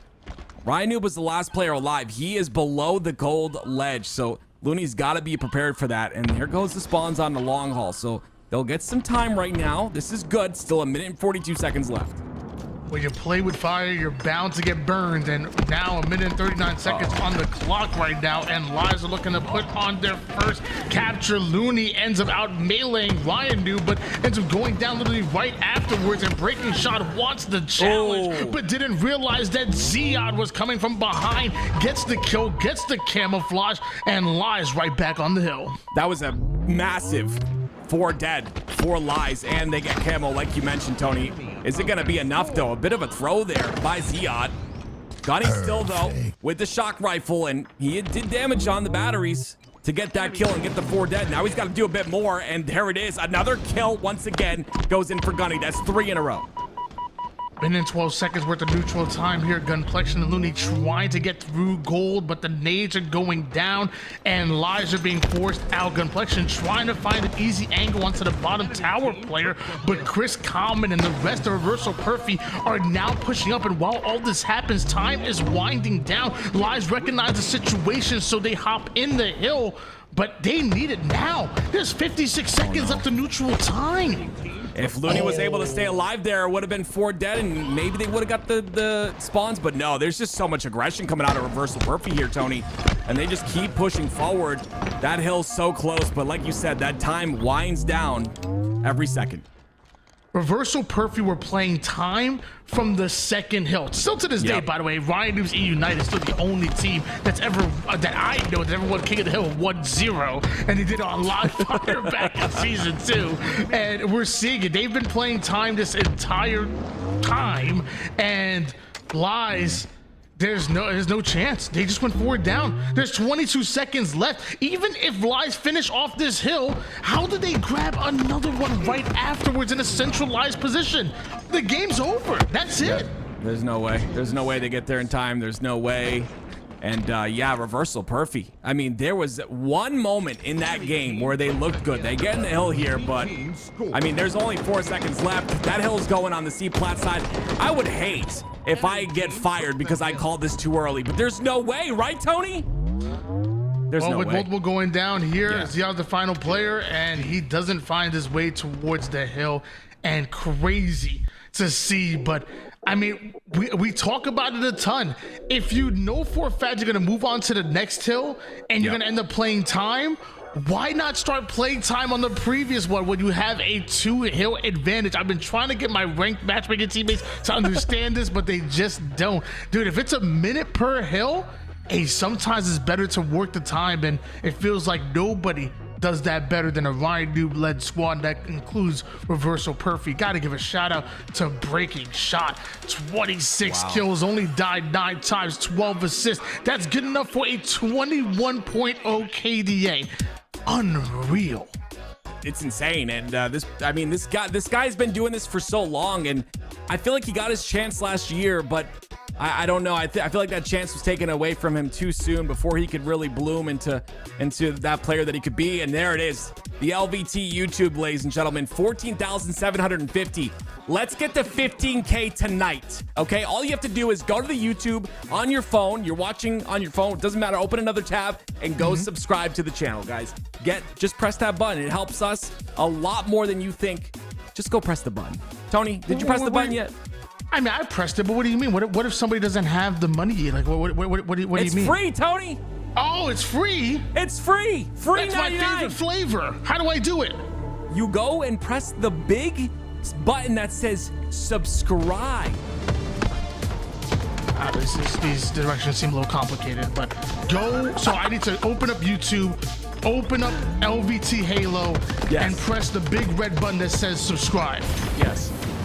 See, it's easy, right? I could do that. And apparently so can Lies, because they're up 3-0 right now. Clearly, they're subscribed to the LVT YouTube. Your accuracy will go up by 5% if you subscribe now. Wait a minute, Gunplexion almost gets to the top. It's 3 down, Tony, and yeah, this is a good start. Camo, maybe? Common trying to go for it, but a great job by Lies to get every corner of the map. They've got a lot of resources spread right now, but it may work out in their favor if they can get it 1 or 2 more kills. Camouflage still being used as bait right now. Parabola and Gunplexion want to work towards it, but Ryan off the top rope in order to take down Gunny, and with that 3 down, Comet uses that distraction to grab Camo. That's a bit rough. They had, I believe they had 2 dead at that point. Weren't able to grab that camo. Just a lot of pressure coming out from Reversal Perfy.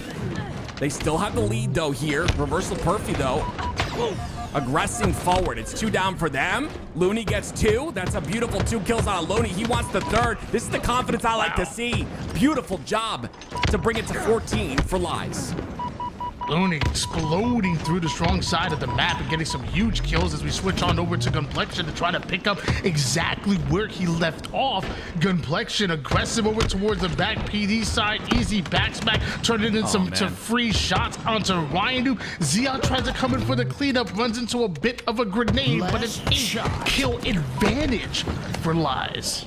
I love that. I would have loved Zia to stay alive right there. I don't know if the comms were there for him to play his life, but Gunny's right behind him. You guarantee that. You both stay alive, and you can double push and continue to push through the purple side. It turns into so much more. Just 1 kill, but breaking shot. You got to stop this man. He went on a tear last game, Tony. You got to stop him now before things get out of hand. Man had a 21-point OKDA last game. A tear is definitely what he went on, but as of right now, they're limiting his impact. And right now, a 5-kill advantage for Lies and information being gathered. They know where Reversal Perfy is pushing from. I saw Gunny in those last couple plays, and I could tell. I've been watching him for a while. I could tell he was starting to feel it. He's 8-4. This is a great start by him, and it's really going to give him that mental confidence to continue to shine in this game. And we'll see if it's enough. Parabola, beautiful couple of shots there. It's 3 down, Reversal Perfy. Been watching Parabola for a little bit too. He's been streaming a little bit of Halo Infinite, been streaming even Marvel Rivals. I've been checking him out as well. The man does it all. Mouse and keyboard, controller don't matter. Meanwhile, Looney making some huge plays. Gotta love that double out of him. Not done just yet. He's like, where's my triple? He's still looking. He wants it. He sees the pings. He's going right for it. Another kill for Looney. 8-3 out of him. 11-5 out of Gunplexion. Both these guys are on fire right now. What a time to be on fire. 2 dead. I'm not sure who ended up dying there, but King Nick gets that kill, and it's a 9-kill lead still for Lies Infantry. Looney has always been a fantastic talent, and so much so that a lot of people accused him of being a bit of foul play back in the day. So what he had to do, he had to go to LAN and prove that he was legit, and that he was, because he was flying at SLC and flying right now. 9-3, 5 assists. Gunplexion also doing his thing, had a slower start to last game, but look at him now, 13-6, 5 assists. Right now, Lies Infantry are controlling the map and slowing it down. I absolutely love the slow play out of Lies right now. They're looking for an opportunity to take advantage, and that first kill, it's going to be a trade, so it's not exactly what they wanted, but they're still positioned to continue to trade out here. Beautiful shots by Parabola. He gets 2, and the 3rd one gets cleaned up by Looney, but is that camo going to be theirs? They don't have the numbers on the camo side, do they? They got away with it, Tony. Zia just ran away with camo. And a big win coming out on the other side of things. I mean, taking down King Nick in a 1v1 is not easy to do. Meanwhile, Zia going to take height over toward the heaven side, and now a pinch being created. Finds a weakened breaking shot towards the ATM, cashes out real quick. Multiple members going down from Reversal Perfy as Reversal Perfy gets surrounded and dealt with. That was a beautiful collapse, and now look, staggered spawns being created. There's only 2 over toward the backside, and although Gunplexion goes down, he does enough damage for Zia to pick up at least some of the pieces. Trades are all you need at this point. It's 8 more kills, make that 7 for Lies Infantry. This is still not over yet, though, and I'm starting to see a bit of let off here from the Lies Infantry roster. They really got to slow things down, even though this looks guaranteed. It is not against a player like Ryan and Reversal Perfy. As right now, look at the scoreboard. I'm not good at math, but I mean, I will say 14 kills apiece out of Looney and Complexion, 28 kills total. I mean, they are keeping up with the slays of Reversal Perfy by themselves. And I'm not even including the assist. Looney's only died 3 times his entire freaking game. And right now, Lies Infantry on the bounce back of the tournament right now. I mean, that was a dominant, decisive 1-0 for Reversal Perfy in that game 1. But Lies Infantry bouncing back, and they're about to tie up the series here. Yeah, one more kill is all they need, Tony. And it was looking a little weird there for a bit, but at this point, they've closed it out. Wait, what? You sensed something, right? You sensed something was in the air. One kill is they're gonna get it. They're gonna get it real quick. And while they attempt to get that one kill, I gotta give them props. This is a very big resurgence, Tony. You're 100% correct. Yeah. There it is. The last kill goes in for Looney. This is a great resurgence, Tony, out of this roster. And you know what it does? It gives you know, all players are gonna be like, yeah, we can take these guys easy peasy. Reversal Perfy's nothing. We got this. But to actually win a game by that much gives you the true belief that you have this and confidence going into that game number 3.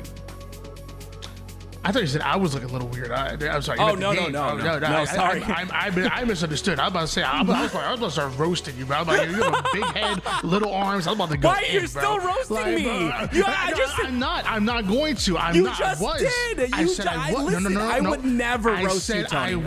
I said I was. I'm not now. But you just, what did you just say? I was, but. That's what I was going to say. Guys, I will create a rap about Tony if we get 15K before this next match starts. I'll create a rap about Tony tonight, and I will have it live so that you can all hear it. I will create it tonight, and it's going to be a roast on Tony. All we need to do is get to 15K right now. It's got to be fast, though. Yeah, it's got to be fast. It's got to be fast. I will make a diss track about Tony right now, tonight, if we can get to 15K before this next game. Numbers about to shoot up like crazy, bro. Let me tell you. I don't know if we'll get there, but maybe, just maybe, Lies will get there in this game. And I think this is a huge opportunity for multiple players on this Lies roster, but specifically Gunplex. You know, he's been very vocal about him wanting his shot and wanting next shot. And it's going to be tough to have that shot when King Nick starts off with an overkill. The game just started, Nick. You gotta relax, brother. What? Oh, yeah. Remember I talked about confidence and momentum going into this game number 3? Well, it's all been squashed just now. So that flag's going to go all the way through to the other side. But Ziad's there, and this could be good for Ziad. Complexion wins a massive 1v1 as well. 2 dead for each side. Starting the game off with an overkill is absolutely crazy. Meanwhile, Complexion and the crew looking to try to stop this flag from moving any forward here. Parabola taking a lot of damage onto the beach side here. Complexion has to take the challenge, but ends up being put down. And as that flag goes in, a one-shot, King Nick punches it, and that's a 1-0 start for Reversal Perfy. Yeah, a bit of rough timing right there. King Nick gonna punch that one in pretty quickly. It's a 1-0 lead, and guess who's already in the base of Lies Infantry? It's Ryan. Ryan with the crew. Aggressive King Nick with the BR looking so damn good. Multiple going down here for Lies Infantry. Just one more player that you have to deal with, but that one more player stops Ryan from running his flag for quite some time. And off spawner towards Util, but somehow Ryan and the gang were ready for it. Turns it into a double, and breaking shots is gonna turn and burn them. The problem right there is the fact that Ryan just got 2 doubles he shouldn't have gotten. And again, you do that, it makes the game so much easier for Reversal Perfy. Ryan has been the player on top of King Nick, who's 9-1, by the way. An absolutely insane performance to start this game by both of them. Yeah, starting off with an overkill, hasn't slowed down just yet here. You said it, 9-1. King Nick is absolutely on one, and Ryan with a lot of damage here. Gunplexion not able to get the trade, and a squad wipe. Reversal Perfy looking dominant here on Aquarius. And now they're trapped on the fridge, and King Nick has the camo, so things get a bit worse from here. You're gonna see Lies Infantry play a bit slow. Great win by Looney. He gets traded immediately, but killing that Camel player is huge. Breaking shot still in the base of Lies infantry. Throws that flag out, a bit of a distraction play as he wraps back and behind enemy lines. Finds one jumping off the top rope, which is Gunplexion, and had no idea that Looney was also looking to get involved. The return started and almost finished, but a one-shot Looney gets taken out, and the return never goes down. Reversal Perfy are able to relay that flag, Tim. That's got to be a stab. That's got to hurt a lot. They're not going to be able to stop that, and because of that, it's 3-0. A 1v1 in that moment, but again, at this 3-0, it's tough, especially we're literally only 3 minutes and 10 seconds into the game, Tony. This is not a good start here for Lies Infantry. That is not Reversal Perfy showing that they may not be a Slayer squad, but let me tell you, Objective wins series, and they are looking damn good on Aquarius. Gonna pass the baton over towards King Nick as Ryan Noob stays in the base of Lies Infantry. Off-screen, Common gets a double kill. That flag still sits over towards the mid-map, but as Common and King Nick get their shields back, they're running it forward once again. Ziad is pushed up. Gunplexion doesn't have the shields to contest anymore. Ryan Noob is building a damn home in the base of Lies Infantry. There is nothing going right for the boys in blue, and that includes you, Looney. You could go back to the respawn screen too. I mean, it all started with the overkill from King Nick, and he hasn't stopped. You mentioned it. It's 13-3 out of him. Ryan Noob's having a really good game. Common's having a really solid game. Breaking Shot doing his things with 7 assists. I mean, it just feels like at every moment they're being stopped. Every route, every lane, they're not really able to move on the map whatsoever. And look at it. It's a singular push by Gunny, just trying to do some damage. And now they have information on where he is, and they're just going to collapse on him. I mean, despite the dominant performance that we saw from Lies Infantry in that game number 2, think back to that game 1, you know, there was one hill capture by Lies Infantry. Right now, they're down 0-4. Clearly, if there is a hole when going up against some of the upper echelon in teams, when you're looking at Lies Infantry, it has to be the objective. Some way, shape, and form, they have to find a way to do it in the objective. Otherwise, they're going to keep running into a stone wall when they go up against some of the top squads, like a Reversal Perfy, and even others in the league as well. 4-0 right now, and the flag is moving in, which is probably going to be the final one, because I don't think Lies Infantry are going to stop it. A 5-0 shutout just sucks the air right out of the room. But hold on, a goal line stand. Yeah, back flag spawns. No way. Wow. I mean, it's not over. I know it's 4-0, but I mean that death unfortunately is not Wait, we could have done without that death. We could have done without that death, but you're right. Yeah, he does throw a flag out. It's 2 down for Reversal Perfy. The return, it does come out. Let's see if they can get that flag back into the base here. But regardless, I mean, it's just been tough. They haven't been able to move, and look at these 1v1s. Looney's winning them, but like, what is he going to be able to do off that win? It was 2 down for his team. Now it's basically him versus this base spawner. Yeah, I mean, it's not over just yet. I thought that flag was moving in for Reversal Perfy, but I was a little ahead of myself. You know, it's a little bit less than 6 minutes on the clock. That theoretically, there's enough time for anything to happen here, but I mean, we're talking about highly improbable, but they just went 4 down. Yeah. King Nick is the last player, and on the other side, it's Parabola who's going to try and get this flag touch, but he's going to be kind of in a bad spot. He'll get traded out. Look how fast they are off a spawn, Tony. Oh, the flag gets touched again. Gritty. I want to believe in you, Tony, but the slays on the side of Reversal Perfy are just so strong. And like, see, it's like desperation, and you know, now it's 2 dead, and now Reversal Perfy are going to take advantage of this 2 dead quickly. And you think about how hard it is that Lies Infantry are fighting just for the stalemate. Like, I mean, you saw what Reversal Perfy did when it comes to stalemating and playing the time. I mean, they damn near 1-2-0 on a recharge in the King of the Hill. They have no problem being in a stalemate and just wasting the time of Lies Infantry. Because although Lies have their flag in the base, it means nothing until they're able to get the return just to cap 1, let alone 3 more after that. And that's even more tough to do when the constant pressure is coming your way. They are on the defense this entire time, and look at that time. It's winding down. It's a commodity that Lies Infantry can't afford because 4 minutes and 33 seconds now left in neutral time. And you're absolutely right, Tony. They just did a whole bunch of work, and they played that well on the defensive side, right, to take Reversal Perfy out of their base, but now they have to push again and clear out once more. But 3 go down for Lies Infantry. Parabola looking for some damage at least across the map. Is anyone in position? Yes, they'll get one, but King Nick's ready for that counter cap. If he can get a couple of kills, this is scary. 1 cap is all that's needed here for Reversal Perfy. Meanwhile, Lies Infantry, again, theoretically have enough time to cap 3 here. But as I say that, another flag gets pulled, not only by Lies Infantry, but also by Reversal Perfy. Chris Common with a big double kill right there on his way to potentially grabbing a camouflage. And the shots go down. Parabola taking way too much damage. He's going to be cleaned up.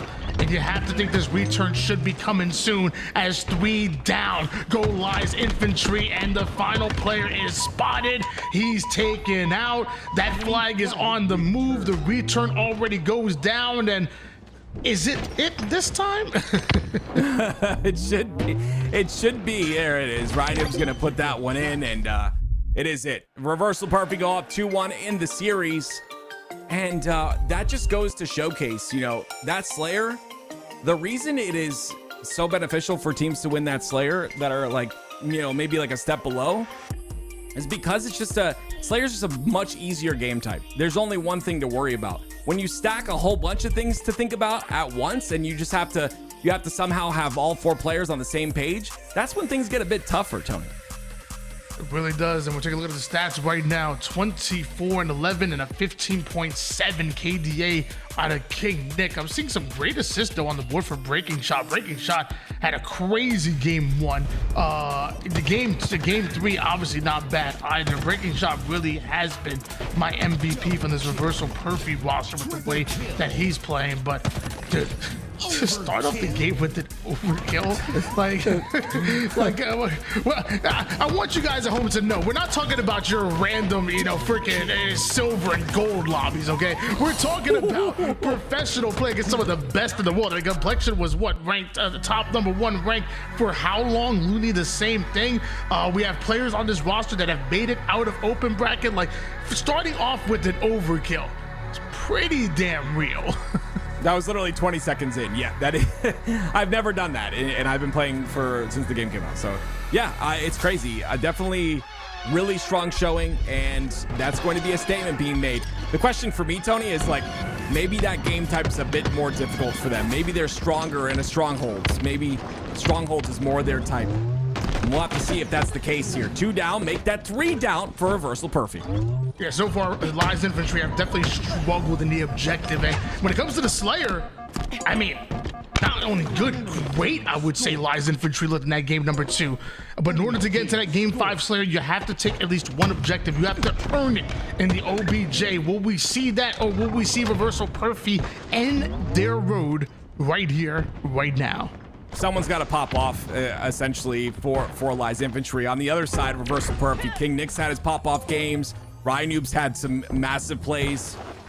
Well, I mean, Reversal Perfy just looked really good, and it's gonna take some big impact here if Lies Infantry want to trade these out or go to a game 5. Common with the sniping, he'll get a kill pretty cleanly there, and so will his teammates. It's 3 down. That it is, and we're noticing they're already attacking the Alpha side. That means the trip cap is about to go down before that full team of Lies Infantry even spawn up, and Chris Common with the reposition all the way to the Bravo side. They're sacrificing C right now, but he's anticipating a B side push. Nobody home just yet, but that means information being gathered. They know where they're pushing. Exactly. They can kind of narrow it down based off that information that there's no one pushing on the B side. They do that. Now it's 3 dead again. Looney, the last player alive, and he ends up in a 1v1 that he wins for that moment, and that allows the spawn to happen on the screens. 56-1 run here for Reversal Perfy. Lies Infantry, started off with a great opening break, but since then it's been 2 down, after 3 down, after 4 down. Wise Infantry struggling to take any space right now. Meanwhile, Reversal Perfy seemingly thriving. That's it. So Ziad takes down 1, clears out the B side. We see Bravo change hands, and now the same for Charlie. Can they hold on to the BC setup? That's the problem. Can they hold on? That is the big question. King Nick is 6-1. A little bit of deja vu in this game, Tony. And now Common doing a little bit of work as well. This is gonna be tough. They look how it took them a while to get B, right? Because they, obviously Ziad had to get that assist and more pushes came in, but look how quickly Reverse Perfy were there to act on them getting B. It was a very quick answer back out of them, and that's what we've constantly seen in these objective games. 3 down for Lies once again. A momentary 1v1 between Ziad and Ryan Noob. That's a confident challenge will come out of Ryan Noob. Normally you don't see that, but trying to force Ziad out of Charlie. Now it's King Nick and Reversal Perfy coming off of spawn and swapping out Charlie for A. Camouflaged out Ziad is going to try to make some waves towards Bravo, and this is really important. Ziad has to get kills, but more importantly has to survive, and they're able to do so behind the back of a Looney overkill. Looney, did I see your overkill last game? King Nick, I raised your 1 in this one. This is beautiful. This is a good beginning here. King Nick overextending there is even better. It's 3 down for Reversal Perfy once again. Triple cap locked in. But this time the triple cap belongs to Lies Infantry. Oh, no. Ryan Noob, though, getting real creative, jumping off of the small box, and that'll throw your aim assist way off. That's I guess not you're on mouse and keyboard, but most people, it's gonna throw their aim assist way off. Yeah, that's just rough. It's unfortunate misses right there. That was a massive 1v1, and of course Ryan Noob, the veteran, is gonna win that one out. The pressure's being sensed here, and Looney is gonna have to play his life on the tower side. I don't like this challenge. He's gonna go down 2. And it's just getting antsy for the team, right? And you want to try and bring this back. You had a triple cap, and oh my gosh, Gunny! Only hits 1, but it's not enough. It's still a double cap for Reversal Perfy. Common gets the kill. Common able to grab a hold of that sniper, and another triple cap being put down here by Reversal Perfy. And notice the reposition from Common. He's going to move from the A to the Bravo side, anticipating that Lies Infantry want to go that way. But once again, overextending from Charlie to Alpha. Can Lies Infantry take out Alpha? They're able to do so. So swapping bases, can they make something happen with this? That was pretty solid. I like the idea that they were using or shooting the same target. I mean, it sounds very simple, but in a chaotic situation, especially with a QT involved, it's a bit difficult to do that. Complexion with a snipe in his hands. He's starting to heat up a little bit. This is where Gunny gets a bit scary for the other team, is when he's able to heat up and hit these shots. He's being overwhelmed right now, but still playing his life as he waits for help. This is a really big play by Gunny. Common's got to go down right now, but he doesn't want to overextend just yet. See, the overextension gets him killed, but he had to get that kill. Looney finally gets it with Ziad, so that's good. It's 2 down. I feel like Chris Common did a great job with delaying his life, but it was only delaying the inevitable. Ziad making plays. That's a huge double out of him. Bravo already belongs to them. Charlie does, and now a triple cap coming out of Lies Infantry. Where was this in the mid game? It's all about how they continue, right? And this is what I kind of fear is look how quickly, Reversal Perfy take that double cap. This is what I mean, is it's just difficult to hold against this roster. Now Gunny, although he wants to be on the top tower to do damage, he has to drop in or get the spawn for his teammate, but he's getting flanked. It's just constant pressure out of Reversal Perfy. Yeah, the game feels like it's 100 miles per hour when you're playing against some of the best teams in the world, even a team led by, a Ryan and a King Nick, which compared to the other upper echelon, maybe considered a bit slower. Against everybody else, they're moving 1,000 miles per hour, and you're seeing that right now. 154 to 87. Gunplexion strips away the sniper away from Reversal Perfy, and now see almost gathered up here. Can he do it? Oh no. Unfortunately, the player that was getting C, it was Looney, ends up going down, so he's kind of stuck now on the top of tower, trying to pick up the pieces, and pushes are continuing to follow through. Great shot. That shot didn't go through, but he gets the no-scope on the turnaround. My goodness. But all the while, Tony, that's a lot of work being done, but the triple cap's still locked in. Yeah, almost like a ninja no scoop that we just saw there. But like you said, what does it mean if you have zero objective right now? We're seeing Complexion rotating all the way through the Bravo side, but they're going to need him to slay out again as K-Nick flies in, makes Complexion one-shot. Complexion trying to piece together a bit more damage as he knows his team is going to need it. Multiple going down across both of these squads as Zeon needed away from the nest side. Chris Common making uncommon plays. You maybe lies infantry, but Chris Common, he's the truth. He's the lie. He's the light.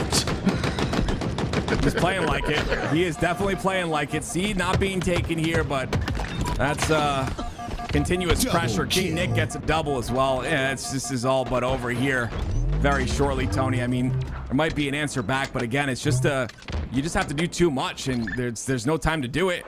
That will be it. It will be reversal. Perfy moving on. Lies infantry will be out of the tournament.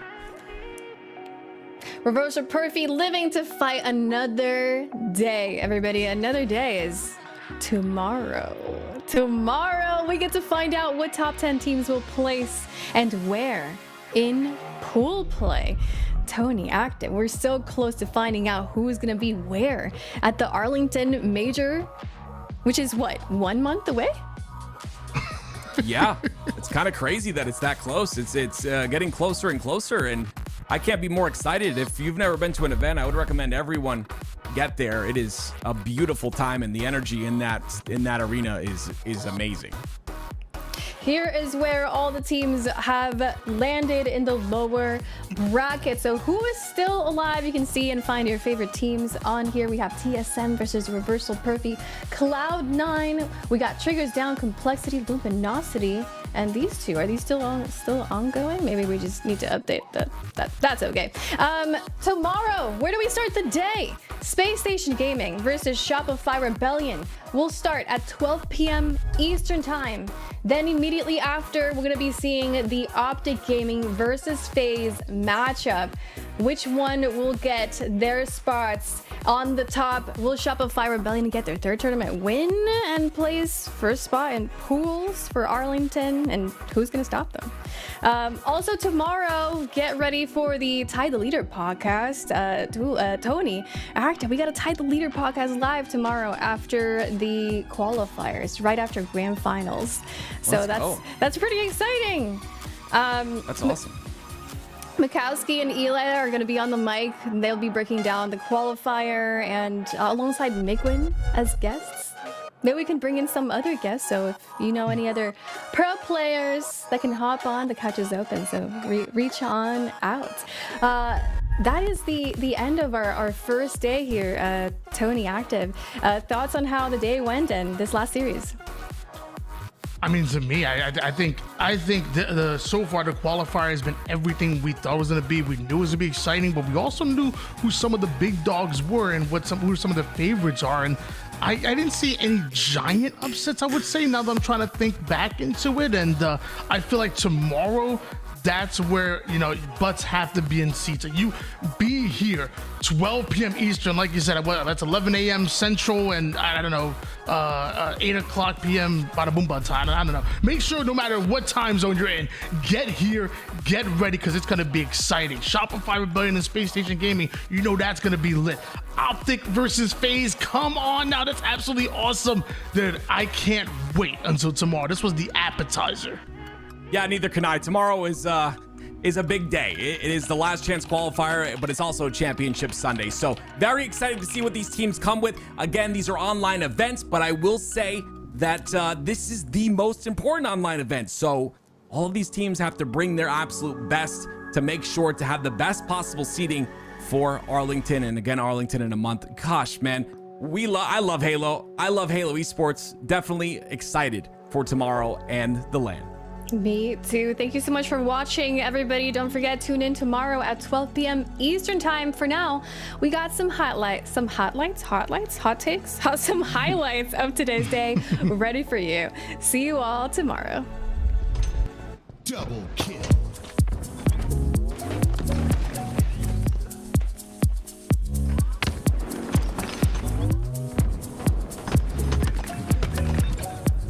Double kill.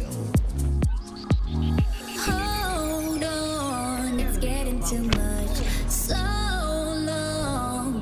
start to rush. Take your time, clear your mind. You're worrying enough. Don't make it too tough.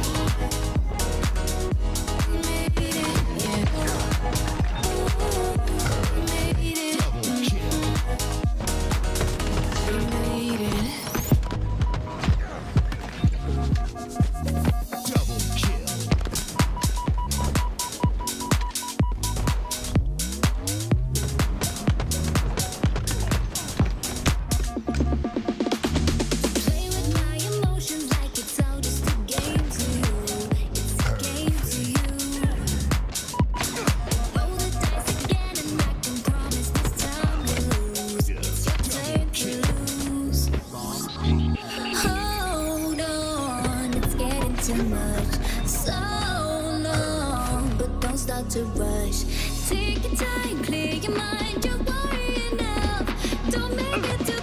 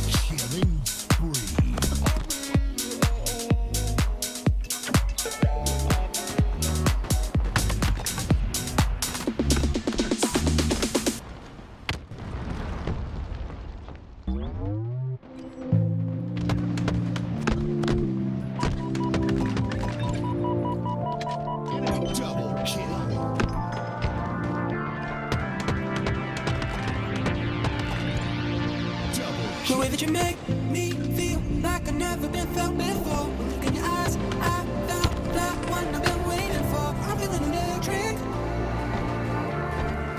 My love is electric. The way that you make